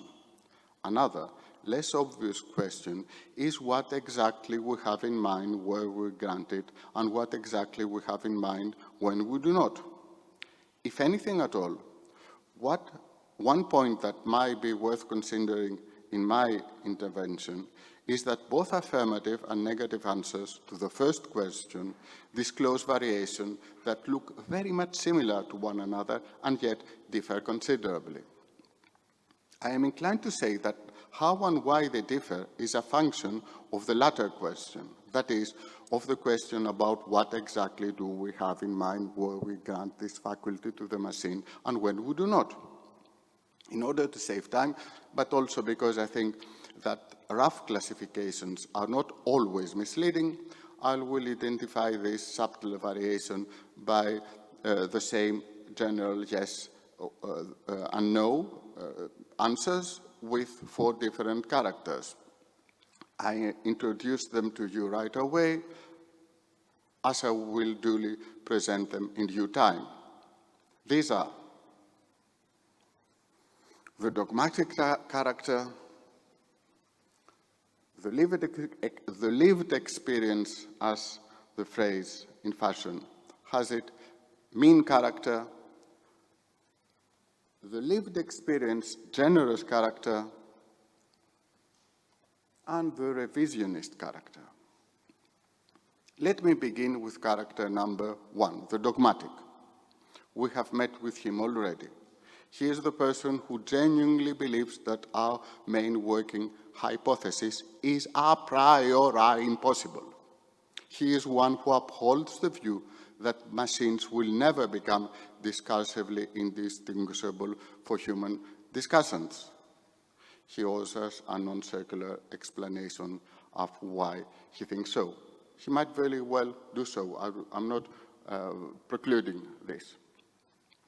The rest of the characters are considerably more difficult to analyze. I trust, however, that they can be appropriately captured by combinatorial arrangement regarding the strands they take with respect to the following 2 general theoretical attitudes. What I call the behavioristic theory of the mind and what I call the lived experience theory of the mind. By behavioristic theory of the mind, I understand the specific application of the identity of undiscernibles to a behavioristic setting. The identity of undiscernibles proclaims that if entities X and Y are undiscernible in every respect, they are the same entity. Regarding the behavioristic theory of mind, this translates roughly as follows. If we grant agent X the faculty of the mind, and agent Y is behavioristically indiscernible from agent X, then we should grant the faculty of the mind to agent Y as well. Such an assessment arguably comes very close to how Turing would have taken the take-home lesson to be, given our working hypothesis. If agent X is a human being and agent Y is a machine, and they are behavioristically undiscernible, we must grant the faculty of mind to Y, just as we do grant it to X. That much seems consistent with general attitude A. First warning. This is the first warning which, again, will complicate the narrative. There might be a catch at this juncture, for I said just as we grant it to humans. But how exactly do we grant it to humans? And what do we mean to say by doing, what do we mean to be doing when we do so? I will return to this later on. Let me now turn to B. By lived experience theory of the mind, I understand a specific attitude within philosophers of the mind that apprehends the inner thinking activity as a kind of quale along the lines of feeling pain or being in love. You cannot communicate it to any other, and no external manifestation of it is ever enough to render what this experience fundamentally is for you. A plausible candidate for an adherent of this kind of attitude would be Searle. No matter whether we do have access to senses and meanings, and no matter whether the person behind the curtain does not, there is no way for us to manifest this presence through the way we react to external stimuli. And regarding our fellow human beings, we, either instinctively or by arguments to the best explanation, or for whatever reason, trust them and relate to them as if they have the same inner lived experience we do. Nonetheless, since neither of us can in any way externalize the same experience in some absolutely uncontroversial and controversially recognizable way, there is always the theoretical possibility that they are zombies or androids. Now, second warning. With zombies and androids of the old school, the old science fiction movies, the cut is clear. If we belong to this line of thought, we have already factored into our Weltanschauung that they do not possess it. We tend to do this instinctively, though giving a real account of it is much harder. But this is what we tend to do if we belong to the lived experience kind of class of people. But what about AIs of the modern era? How can we be certain that a mind or a form of consciousness, just like ours, has not emerged, supervened at some point during their evolution, or will never do so in the future? In such a case, our response to the eventual, and this is the machine thinking, trust me when I say that I am exactly like you. Such a plea by them ought to be on a par with our actual response to the same plea we're coming from our fellow citizens. They never do because they know that we believe them, but what if they do? At this point, and before moving on my concluding remarks, let us check whether we stand regarding the identification of our characters. I will figure out how many these are, first by disregarding the two warnings above. If we disregard these warnings, there must be two in number, since the disjunction between A and B. Since the disjunction between A and B becomes exclusive. A, say that you are a behaviorist. If so, upon the presence of evidence that agent X, the human, and Y, the machine, are behavioristically indistinguishable, you should reach the conclusion that they both have minds. B, if you are the inner experience kind of person, you should remain unshaken by this evidence and unabashedly reserve the privilege of this faculty for yourself and your fellow human beings. That much is clear. It is fair to say that, having taken into account the warnings above, we have arrived at the identification of character B. This is the lived experience mean character. This person, however, is in a communicational deadlock. He has accepted the hypothetical scenario as possible. He also knows, or thinks he knows, that he is essentially different from any machine, but he must abandon any hope of communicating this difference to anyone. Any such attempt by him can be successfully matched by similar behavior from the machine, because they are behavioristically the same, as you remember. So behavioristically, me saying is here is strong. It's not that there is a function f that can be performed by the machine, and because it is performable by the person, the machine can perform any function. Also, the function including convincing the human that he is performing function f genuinely, not by imitation. Any function can be performed. That's why they are behavioristically undistinguishable. Now I will tackle the first warning and arrive at the identification of character D. Above, the revisionist character. Say that you are a behaviorist, and at some time, either because of the experiment itself or in general, you do not feel confident regarding the question of what thinking consists in. You are not the thinking as a quale kind of person.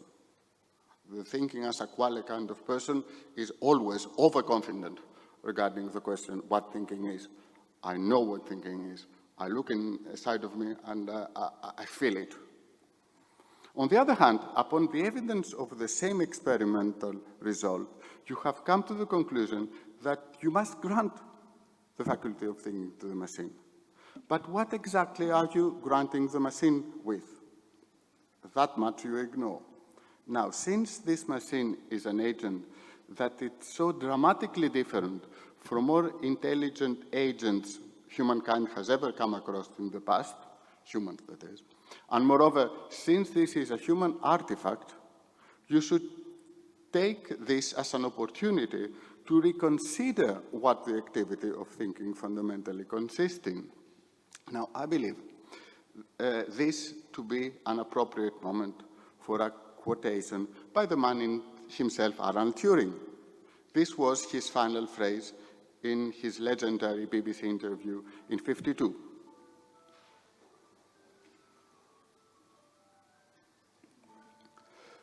The whole thinking process is still rather mysterious to me, he said. But I believe that the attempt to make a thinking machine will help us greatly in finding out how we think ourselves. And I'm perfectly confident that what he said there was not that we know that in general what thinking is, and by building the machine we'll construct a model to read off some properties we already know we have by studying the model. He was genuinely interested to learn things that he was genuinely ignoring all along while he was attributing thinking to himself and to his fellow citizens. We are closing into a complete identification for our four characters. I will now deal with C, the lived experience mean character. What has gone? Never mind. The lived experience generous character. He's generous. This is someone who upholds the thinking as a quale kind of general attitude, but is also a behaviorist. He assesses, arguably, we might return to that. I don't know whether he's a behaviorist or not, but it could be. He assesses, he's a real person. I don't know whether he's a behaviorist or not. He assesses the results of this thought experiment by some behavioristic standards. However, instead of concluding, together with character D, that we should study closely what the machine does in order to arrive at some fresh insights regarding what thinking really is, he arrives at the conclusion that because of their behavioristic undistinguishability, the machine disposes of an inner mental life just like his. A last but possibly suggestive remark. As said from the outset, there might be a subtle dispositional ambiguity regarding opponents or people who feel horrified by the eventuality of machines that think. Two kinds of people experiencing discomfort vis-à-vis the thinking machine scenario often react with the same verbal responses, albeit what they actually worry about differs considerably. The first among them worries about the eventuality that AIs, though mindless, will gradually perform functions that we now uniquely perform, precisely because of the minds we have, such as breakthroughs in science arising from inspiration or insight. The other worries about the eventuality that machine will eventually achieve the same breakthroughs in sciences precisely because they will gradually acquire minds of their own. To put it in a nutshell, for the former, the worry is that machines will achieve such feats, though lacking mental lives, and thus humbling the mental lives capabilities. Other agents that do not have it also can do this. For the latter, the worry is that they will achieve the same feats exactly because they will acquire one. These are the narcissistic ones. I want only humans to have this in their mental life. Now, crucially, and in order to dismiss the same worry, they both react in an equally dispositionally ambiguous way. The first one finds comfort in dismissing the idea that machines will ever become exactly like him on the grounds that these artifacts lack this kind of inner life and so as a consequence will never achieve, for example, inspirational breakthroughs in science. The other finds comfort in dismissing the idea that machines will ever become exactly like him on the grounds that they will still be lacking this inner experience, even if they could possibly achieve the same breakthroughs. So there is a hidden, or not so hidden, hope motivating a conviction in both sides. And this hope, in both cases, makes users of an assumption regarding a privileged access humans supposedly have to their inner life. Where they diverge is when the first one concludes that because of this inner experience, machines will never achieve things humans do, while the latter concludes, the first explanation is causal, the other is teleological, concludes that because of this, they will never become really intelligent, no matter what their achievements are or will be. It's the last paragraph. Now will become a stepping stone for Spiros. Therefore, it's necessary. I'm about to commit a hubris just before closing and leaving the floor to my good friend Spiridon Rangos. Where, if at all, this is the hubris, can we fit Aristotle into this roadmap? My guess is that, if at all, he must be in the region of the dogmatic, a philosopher who would have dismissed the eventuality of a complete behavioristic identification between the two. And a tiny footnote. Besides, I believe that he would have dismissed any inner mental life attitude either, mean or generous, and definitely the latter, altogether. Since it comes, all this, the 2 and 3, come too close to a post-Cartesian modernity. But then again, if there is anything in Aristotle's psychology that can come even close to what our modernity calls inner experience, I don't believe that, but then I'll say it.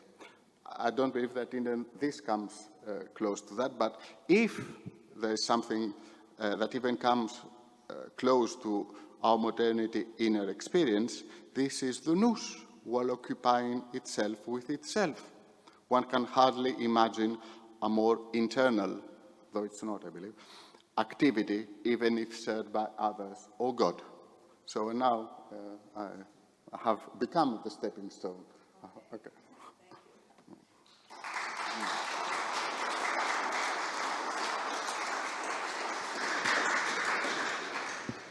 Okay, thank you, Dukas, very much. Now, Spiros Rangos will give his talk.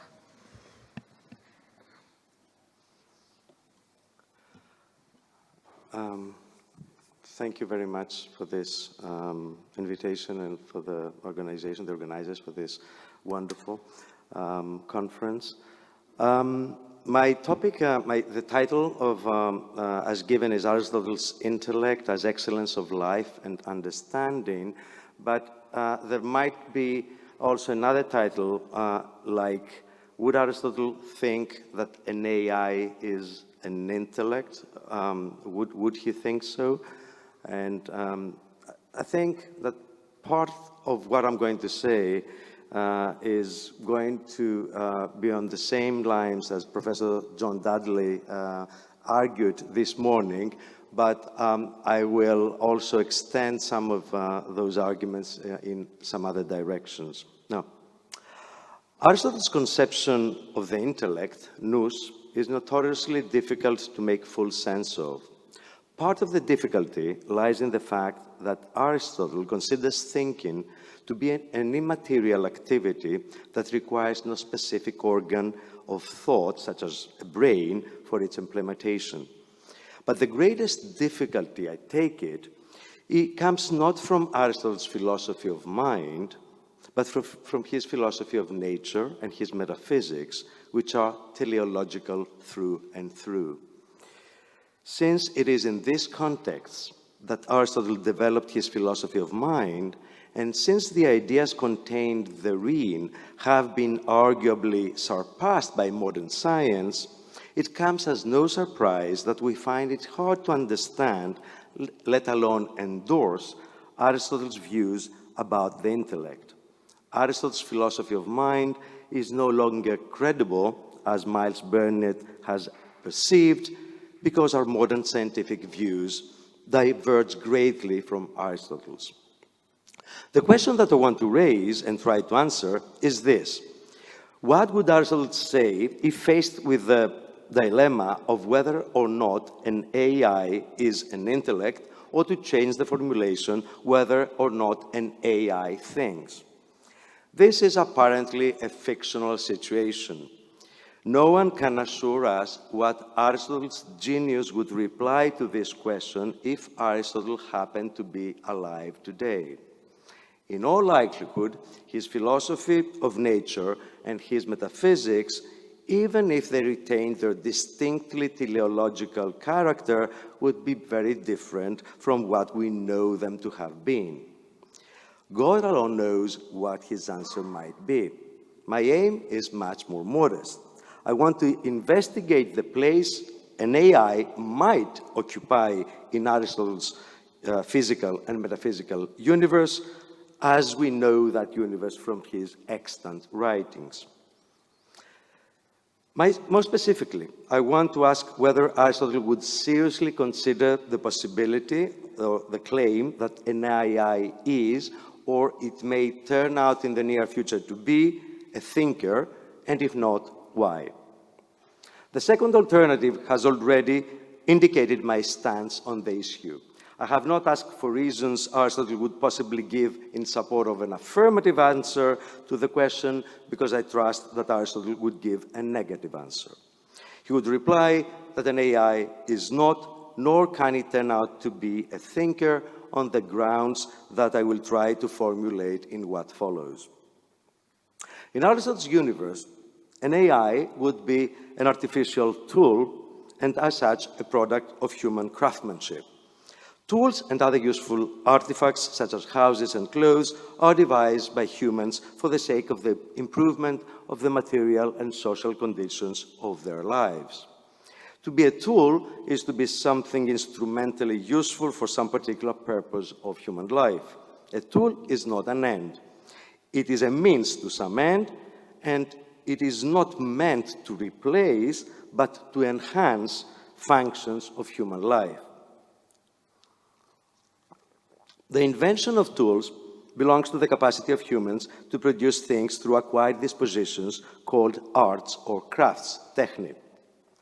Arts and crafts aim to fill the gaps of human needs left pending by nature. As such, arts and crafts are not dispositions given ready-made by nature, nor are they contrary to nature. While developing those dispositions, humans tend to imitate the workings of nature. Aristotle says that if a house were a natural product, like a spider's web or a bird's nest, it would be made in much the same way as it is actually made by the craftsmanship of the house builder. What he means is not that the process of house building ideally becomes a natural process, but that it is successful to the extent that it resembles a natural process, such as the construction of a bird's nest. In Aristotle's philosophy, the ontological difference between the products of nature and the products of human craft is fundamental and unbridgeable. It follows that no product of human craft may turn out to have the same definition as the corresponding product of nature on the model of which the product of human craft has been made. Take, for example, artificial flowers. The imitation may be so successful that we are consistently deceived by their appearance. Even so, for Aristotle, artificial flowers will have only the name flowers in common with natural flowers. Their definitions will be different. Natural flowers will be defined with reference to the reproductive function that they serve in a living plant or tree. Artificial flowers will be defined with reference to the cognitive pleasure they provide as imitations, especially when the observer manages to identify the natural kinds they represent or imitate. Their relation is one of homonymy. To the objection that the product of imitation may turn out to be so similar or even superior to the prototype that it would be pointless to call it an imitation after all, Aristotle would then reply that the ontological distinction between an original and a copy has nothing to do with the perfection of the copy and its capacity to deceive us. If so, then an AI would not be regarded by Aristotle as a genuine instance of intelligence, even if it manages to replicate human intelligence to a perfect or even superior degree. Moreover, Aristotle's metaphysical commitments would require him not to regard an AI as a substance in the first place. For products of human craftsmanship are not substances in Aristotle's considered view about what counts as a substance. And I think, as it has been pointed out this morning, substances are basically and perhaps alone living things. I doubt whether stones might be called substances. But anyway, this is something that we might discuss. But if an AI is not a substance, it cannot be a thinker. Why? For thinking, in Aristotle's view, is either an attribute or the essence of a substance, as we will see in more detail later. The conclusion to be reached from the above considerations is that intelligence, qualified by artificial, and intelligence not so qualified, would be for Aristotle purely homonymous terms. Aristotle would say that they have nothing but the name in common, and that they are not even used with reference to one and the same thing, namely what we call with focal meaning, as is indeed the case with medical, when used for a body of knowledge, an acquired skill of a particular person, an instrument, an operation, or a building. They're all homonymous, they're not homonymous, but they are used with reference to one particular focal meaning, which is the science of medicine. Now, I would think that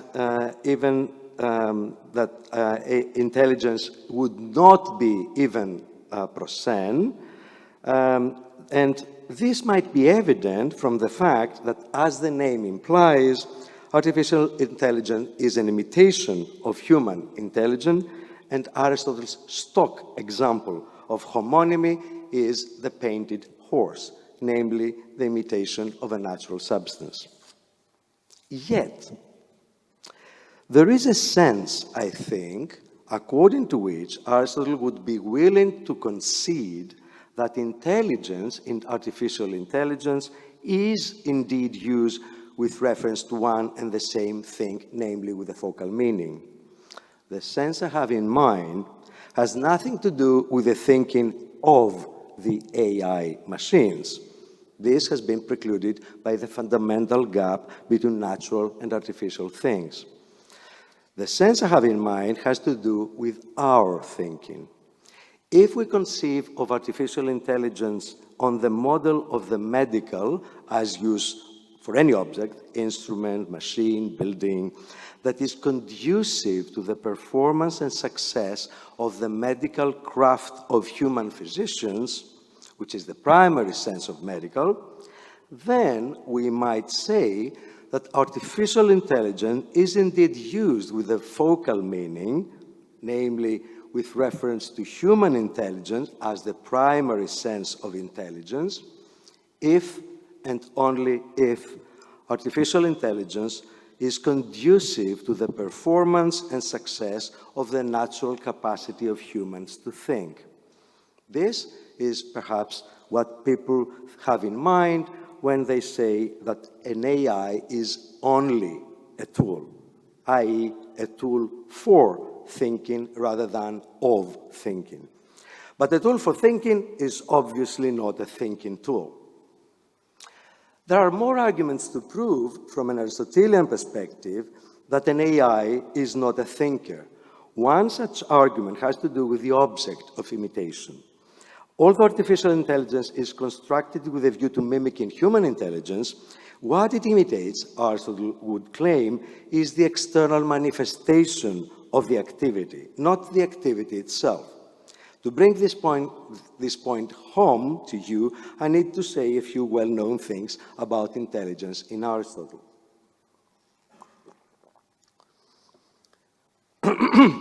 In Aristotle's works, there is a broader and a more restricted sense of the term nous and noesis, which are the closest equivalents to our intellect and intelligence. According to the broader sense, nous is the mental faculty of rational thinking, what we might call reason, as distinct from sense perception, desire, and even imagination. This sense of nous brings it very close to being identical with logos, rational discourse, and verbal communication, which is the distinctive mark of human nature. When qualified by the genitive of the soul, otis psychis nous, the term nous refers to thinking in all its various configurations as a natural capacity and a corresponding activity that pertains to humans alone. Aristotle makes it clear that intelligence, which is based on and presupposes sense perception, makes it clear that intelligence, in this general sense of human thinking, is based on and presupposes imagination, which is based on and presupposes sense perception.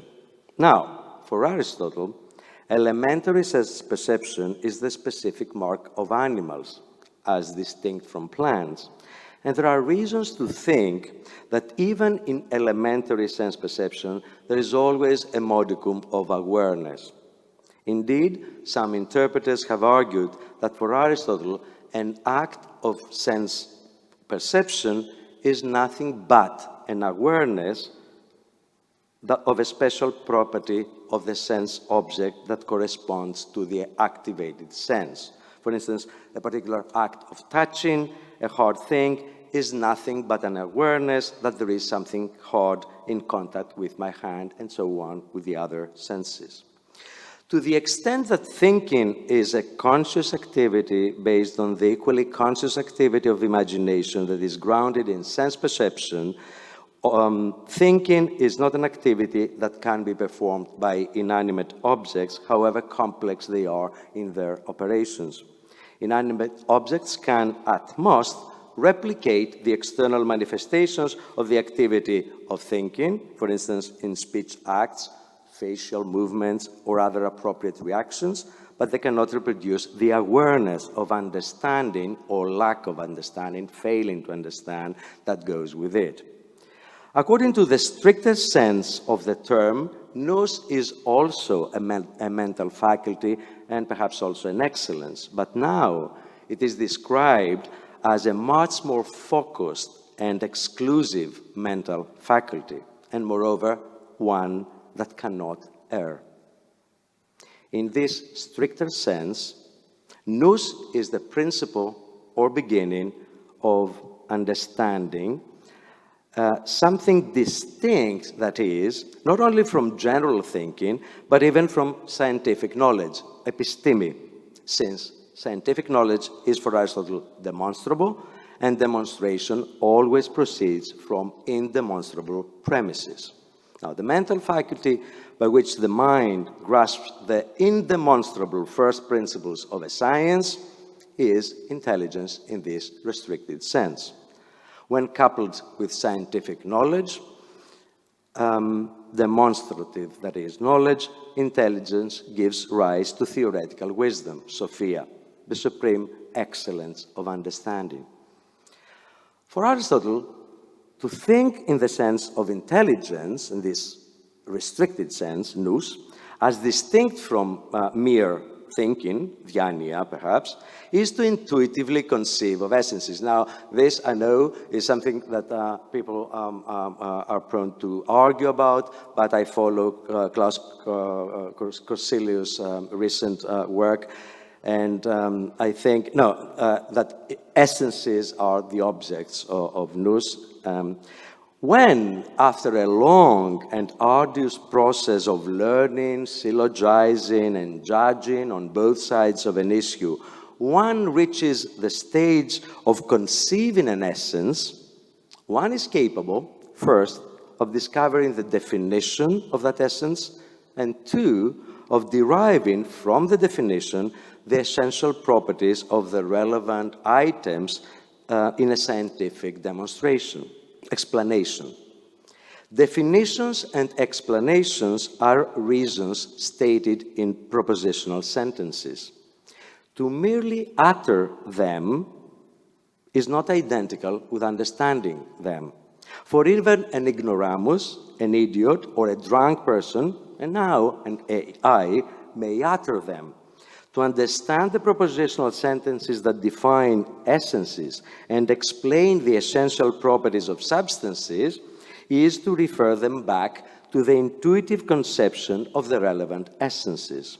It is out of this inner activity of thinking that the propositional sentences acquire their meaning. This is something that an AI machine cannot do, for it does not have the resources for conscious understanding in the first place, so far.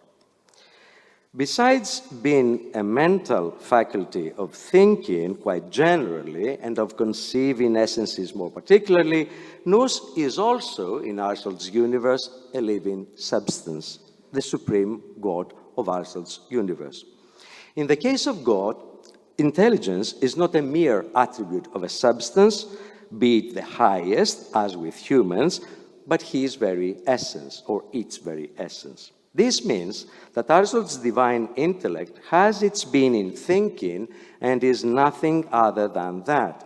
It also means that this divine intellect is not only capable of thinking without interruption and without fatigue, but is actually thinking all the time. But what does it think? To think anything external to itself would be below its dignity. For there is nothing more valuable in the universe than it. I mean, that's Aristotle's own argument. It follows that it must think itself as the most precious object of thought.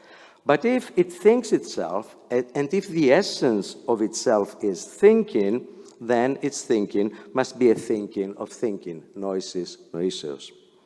And this is precisely what Aristotle believes about the God. The supreme intellect is a self-contained substance whose essential and utterly simple being consists in actively thinking itself as an actively thinking being. Aristotle's supreme God is the supreme excellence of thinking. It is conscious transparency or active self-consciousness. As such, it is also a blissful self-understanding. These may well sound as nonsensical or mystical statements. However, they seem to have a basis in mental life as experienced from within. Aristotle believes that the kind of thinking which characterizes God, simple and necessary being, for all eternity, is in principle available to us humans for some limited spans of time. When this happens, a rare occurrence, we experience a bliss which is qualitatively indistinguishable from the permanent bliss of God. The happiness of the contemplative life, which is clearly rated above the happiness of the action-driven life, culminates in such moments of illumination when the mind becomes fully transparent to itself. The experience is not very common, but Aristotle's vivid statements clearly point in the direction of being supported by corresponding experiences. In a rather cryptic passage from the De Anima, Aristotle alludes to the experience through the analogue of life, which he borrows from Plato's Republic. As the colors of visible things, he says, are made actually seen to the eye of the beholder who becomes aware of them by means of the presence of light, so the essences of intelligible things are made actually understood to the receptive mind of the thinker who becomes aware of them by means of the illuminating presence of a productive mind. What urged Aristotle to introduce the perplexing concept of a productive mind in a treatise that deals exclusively with the natural capacities of embodied souls has greatly puzzled commentators. The answer, whatever it turns out to be, must include Aristotle's belief that activity precedes capacity, which entails the idea that the superior cannot be made to emerge from the inferior. If this is so, then a capacity for understanding, such as we humans possess, presupposes an ontologically prior activity of understanding. To be fully actual, such an activity must be perfect and uninterruptible. It must be an utterly simple and eternal substance whose essence is understanding, as we have seen. Aristotle calls it the best kind of life, and he thinks that it is directly involved in any kind of intellectual as opposed to sensual cognition. By saying that this intellect makes all things, tota panda being, Aristotle does not mean that it creates them, but that it acts on all potentially understandable things and enables them to be actually understood to appropriately trained minds, as light acts on potentially visible things and enables them to be actually seen by appropriate organs of sight. Our intellect, by contrast, is a receptive faculty of essential forms which presupposes the activity of that other light-like intellect. Yet, our intellect occasionally manages to become aware of that other intellect in sudden flashes of mental illumination. When that happens, the personality traits of the individual thinker are temporarily suspended. Paradoxically, though it may sound, such an impersonal and universal understanding is not only the best kind of life for Aristotle, but also, and more importantly, the highest degree of self-awareness and joy that an entity may achieve. How far away this conception of intelligence is from whatever we may have in mind when we speak of artificial intelligence, it is up to you to judge. I would like to bring this talk to an end by offering, in a very different style, some further, though related, arguments in favor of the view that Aristotle would not consider a thinking machine to be thinking. First argument from top-down causal derivation. Aristotle's universe is eternal and uncreated. There was and there will be no time in which the universe did not or will not exist as it is now, roughly. Though without an overall efficient cause of coming into being, since it has no beginning, the universe does have causes of being such as it is. Aristotle believes that causal derivation operates in a top-down rather than bottom-up way.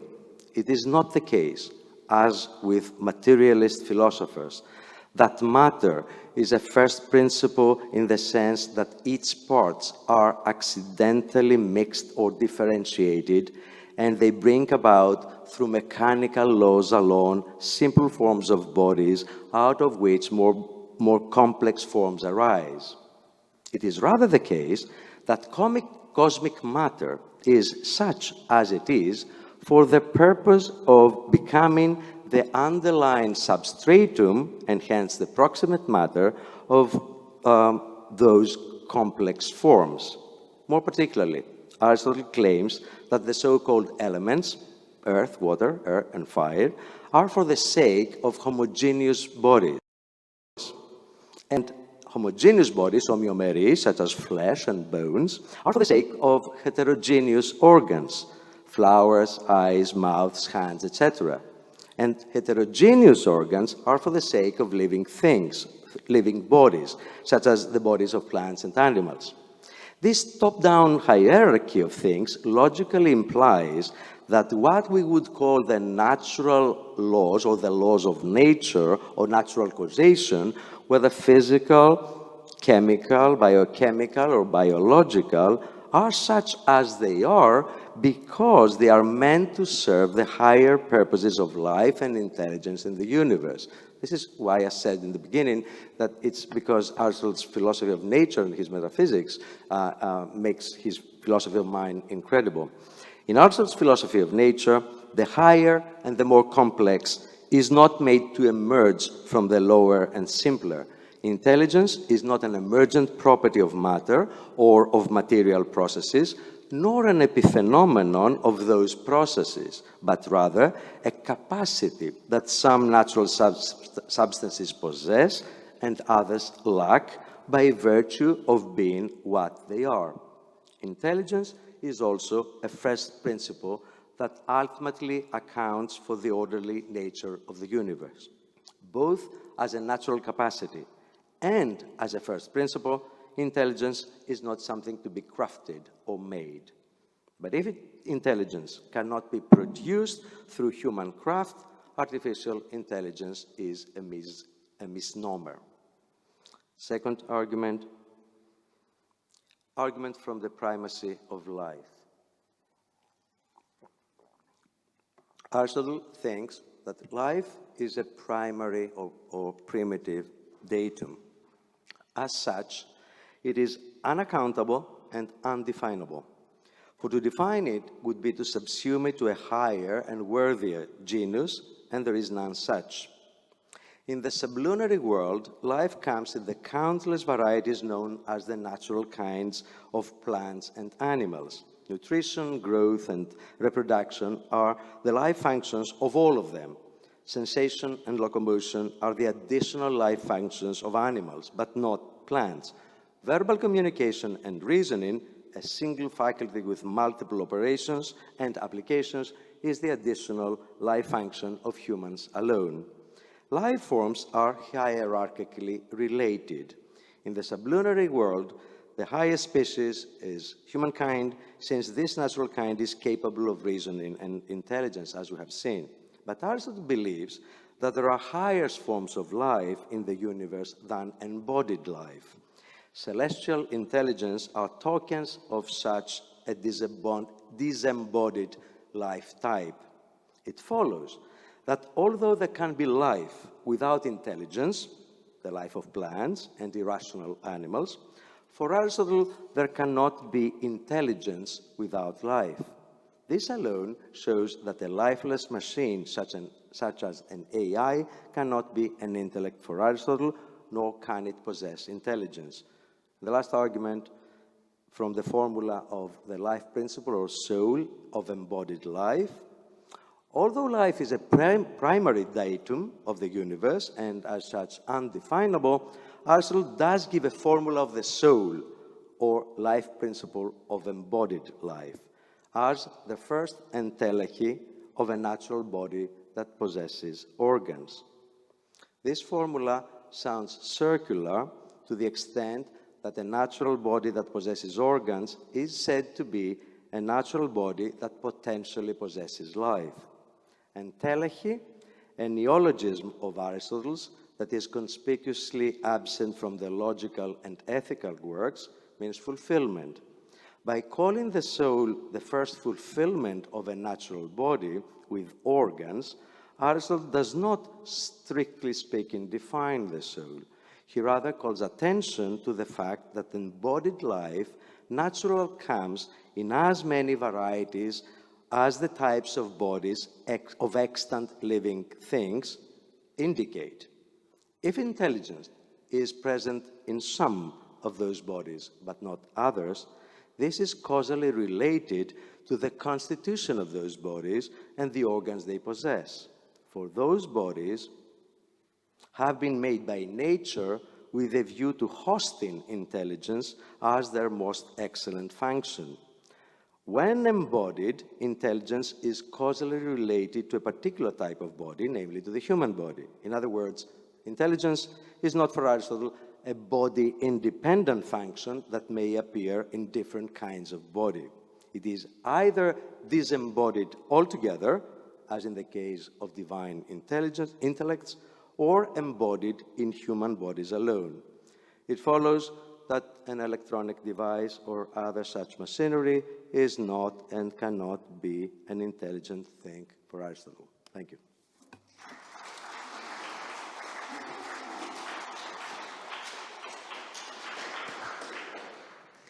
Okay, we have 10 minutes or let's say 15 minutes for questions. Vula, Professor Tsuna, the microphone please, here. Thank you.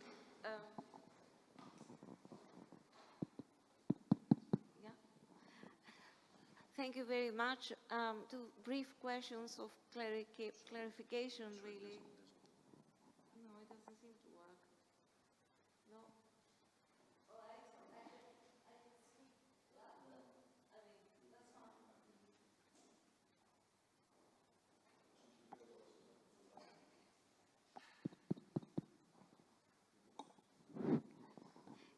Yes, two questions, or brief questions of clarification, one for each of the speakers. Thank you very much for the talk. And before I ask them, let me do something I didn't have the opportunity to do during the panel, namely thank the two institutions and the organizers of this wonderful conference, and thank you for inviting me to participate. So for Professor Kapandais, I would like, you classified Aristotle under one of the four characters. So I wonder, the four characters you sketched out, the dogmatic, the mean, the generous. I would like to ask whether you could say a little more about that.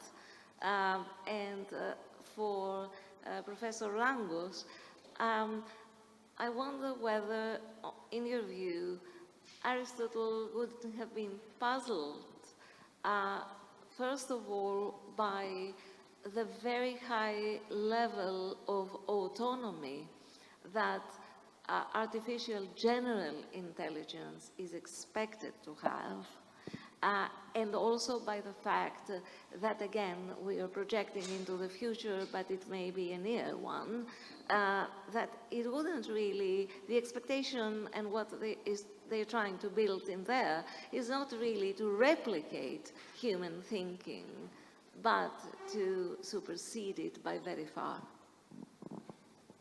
So I wonder, what do you think Aristotle's reaction might have been with regard to that? Yeah, thank you very much, Vula. Well, to be clear, the term dogmatic I used was not a slur, although it sounded like it. I used it in a very specific meaning, the following. If we have the question to contemplate whether machines will ever become intelligent or not, and a person not based on any experiment within an armchair philosophical frame of mind comes to the valid conclusion by some sound argument that they will never do, he's right. Nonetheless, he will ever have an experimental justification of his thinking. Because if he's right, he will never be falsified. But one cannot wait for the entire eternity in order for him to be experimentally justified, because nothing would have emerged within the entire history. But he can also be a circular dogmatic character, which that much this character I do not particularly like. Okay. Yeah. Thank you, Vula. The question about autonomy first. I don't think. I mean, I try to indicate that for Aristotle, it would always be the indication of external activity that is similar to humans. So, I mean, so it would not have all the necessary, I mean, an AGI and the necessary resources to have the autonomy that a human being has, precisely because, first of all, I mean, among other things, it's not instantiated in appropriate matter. I mean, I said that in my view, against people who take a functionalist approach or interpretation of Aristotle, it seems that the matter is not, the natural matter is essential for the things that are what they are. So I don't think that, I mean, the universe of Aristotle as we know it is large enough to contain entities that are autonomous in not a homonymous sense.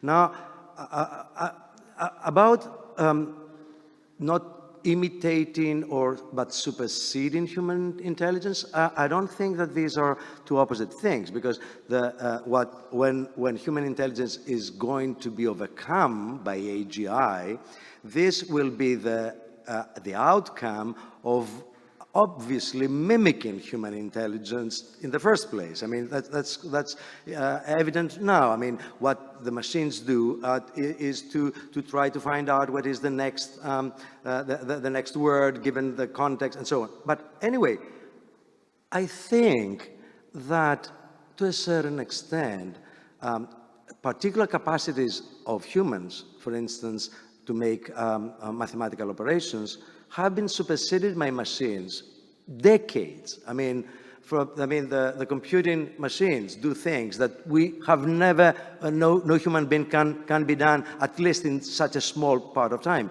Why don't we say that they are thinking? I mean, for many decades, we know of machines that operate better than we. They play chess better than we. Why the problem of whether they are thinking machines did not arise then?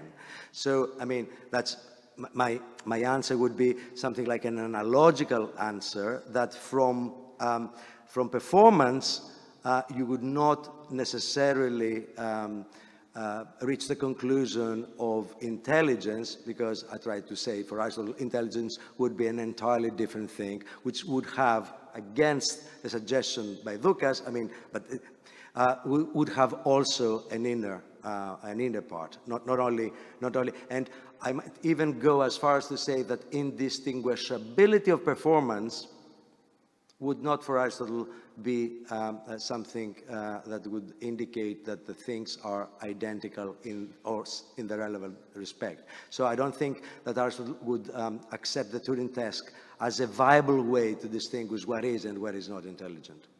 No. Okay, Professor Rapp. Yeah. Thank you. Thank you very much for these two great talks. I fully agree with everything you said, Spiros, on nous and Aristotle and the difference with artificial intelligence. At the same time, I started wondering what we are disagreeing about when we Aristotelians disagree about artificial intelligence. And I mean, one very inflated way of understanding this question about artificial intelligence is to put it like this. Is this identical with what we suppose is peculiar to human beings, i.e. nous? So this is a very inflated way of understanding the question, and I think you developed all relevant arguments to deny that question. On the other hand, there are deflationary ways of putting the question. So, for example, could Aristotle accept that there are artificial machines that are able to react in an intelligent way? And so this is much less than introducing the entire nous apparatus with essence, understanding, and so forth. So I have an analogy. In the biological work, Aristotle wonders whether non-human animals can think, to what extent they think, and for the most part he uses the word, are they phronimos, and do they have phronesis? Not in the ethical sense, which is an artificial sense, again, that's a rhetorically reshuffled sense of phronimos and phronesis, but in the ordinary sense we can use phronimon, whether something is phronimon or not, as asking whether it is intelligent or not. And then Aristotle is happy to say that many animals are phronimos and have phronesis to a higher or lesser degree. He doesn't use nous in this context, only once in the Historia Animalium, but I think this is just triggered by the occurrence of anoia, stupidity, in the immediate context. He wants to have the pair of nous and anoia. In all other passages, he says phronesis and phronimon. And when are animals said to be intelligent in this way?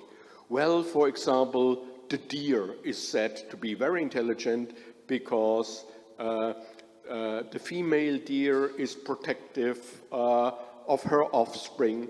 The male deer gets fed in late summer and knows that he is unable to run away, so he hides himself and so forth. So they react in a flexible way to changing challenges, whereas goats and sheep are stupid. Why are they so?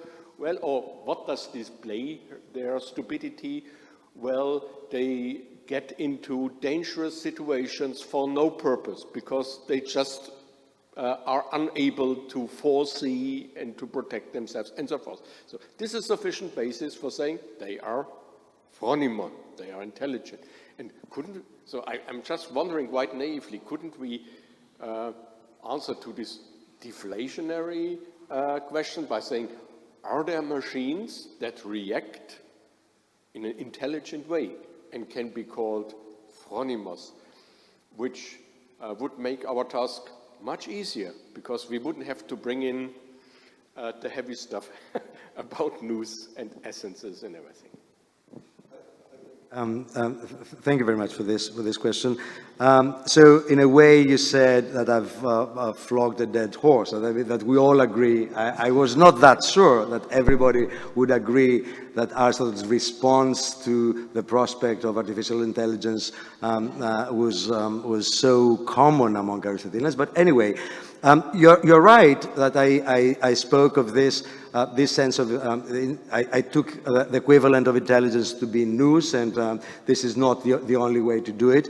But it is clear that there is something which distinguishes humans from other animals. I mean, the formulation is that humans are those animals that possess logos, right?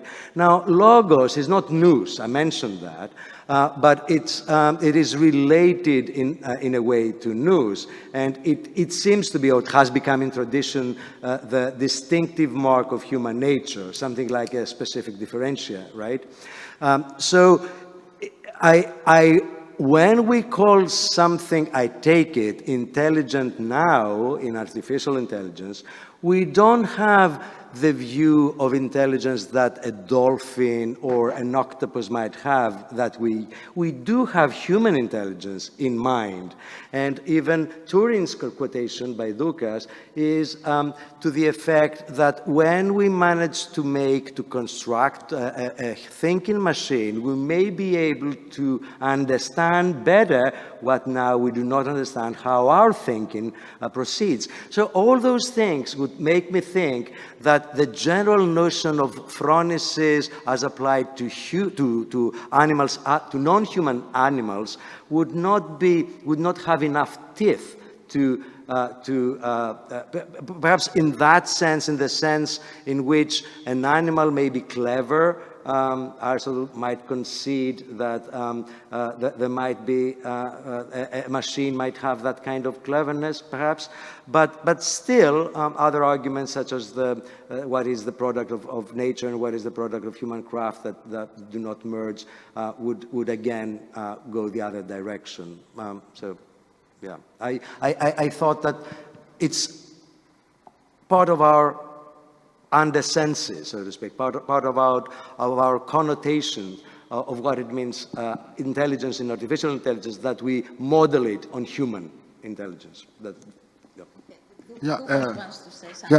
Just a quick follow-up on what Christos said.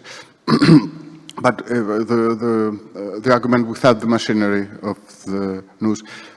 Well, assume that I'm a totally ignorant person, and we discuss, and I put it to you, well, this is a machine.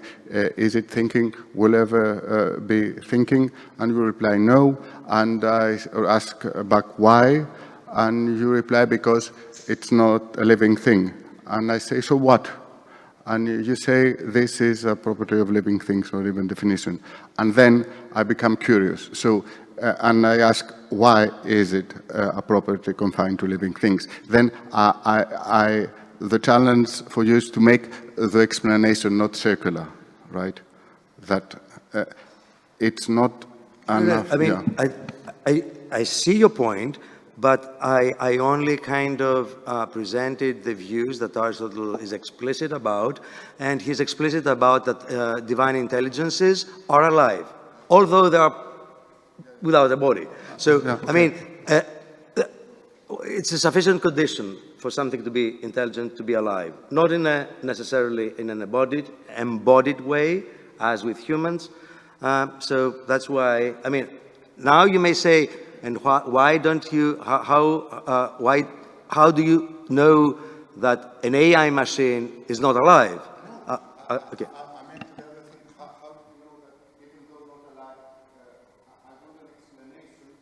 Why you definitionally relate living things to thinking. Yeah. Because I just reported what Aristotle said. Okay. So we have two questions, one by Professor Malnik and then by Professor Müller.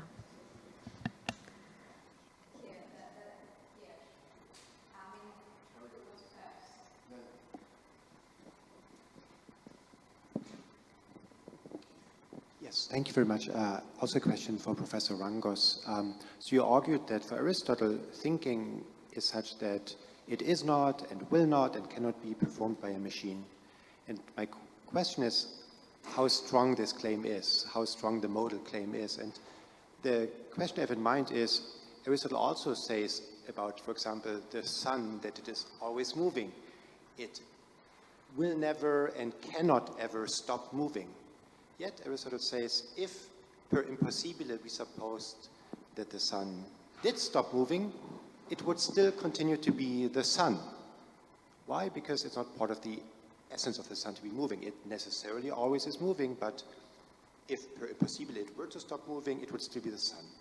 And my question is whether in your arguments you took to establish the stronger, whether you think we can attribute to Aristotle the stronger claim that it is in the nature of thinking that it cannot be performed by a machine, or whether it is the slightly weaker claim that it is not, it will not, it cannot ever be performed by a thinking machine. So the weaker claim is just the mere, the modal claim, like about the sun. The sun cannot ever stop moving. So thinking cannot ever be performed by a machine. The stronger claim would be, in virtue of the nature of thinking, it cannot be performed by means of a machine. Or in virtue of the nature of the sun, it cannot stop moving, and that in the case of the sun would be false. And my question is, do you think for Aristotle that he endorses the stronger claim? It's in the nature of thinking that it cannot be performed by a machine. I think that the whole kind of direction of the argument and the accumulation of arguments would point to the stronger claim. And I don't think that what you said about the sun and the motion of the sun is exactly appropriate, because I think that this is a distinction between what something is, namely the definition, the essence, and what is maybe an essential characteristic of that thing that derives from something, an attribute that is derivative from the definition. So I mean, if Aristotle, actually it would be right, it would be correct to say that given that the sun is the celestial body that it is, it will not stop moving. But, I mean, even if it stopped, per impossibile, it would still be a sun, because the sun's definition does not involve the notion of movement. So I would think that intelligence, I don't know, I mean, how it would be defined, but it might be defined in a way that from that way it would follow that a machine cannot think. I wouldn't take it that intelligence should be defined with reference to a machine or with reference to nature or sublunary nature, because it has to be wide. The definition has to be wide enough. But from that definition, it should follow from what I have said that this is not something that can be instantiated.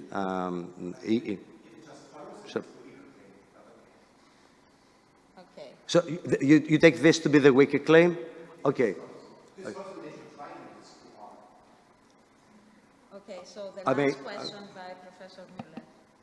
Okay, Vincent Müller from Erlangen. Short question for Lukas. You talked about this behavior in discursive contexts. And I was wondering, what is that, a discursive context? So let's say we walk down the road and suddenly I tell you, careful. Is that a discursive context? If that's a discursive context, then I guess you just mean linguistic behavior of any sort. And that makes me wonder why this obsession with linguistic behavior. I mean, instead of saying something, I could just grab you by the arm, right? Maybe because I want to prevent you from being run over by a bus or something. So is that something you just take on from Turing, that linguistic behavior and in specific discursive behavior is sort of central to intelligence, or is that something that you have particular reasons to endorse? Unless my English fails me miserably, would discursive, and again, unless my English fails me miserably, would discursive contact through an interface work? Yes. Okay, so, okay, yeah, that's what I meant. Through an interface, something, so what we're doing now is discursive, right? Yeah, so I assume that we are sitting in front of our computers and we send messages to one another. Okay.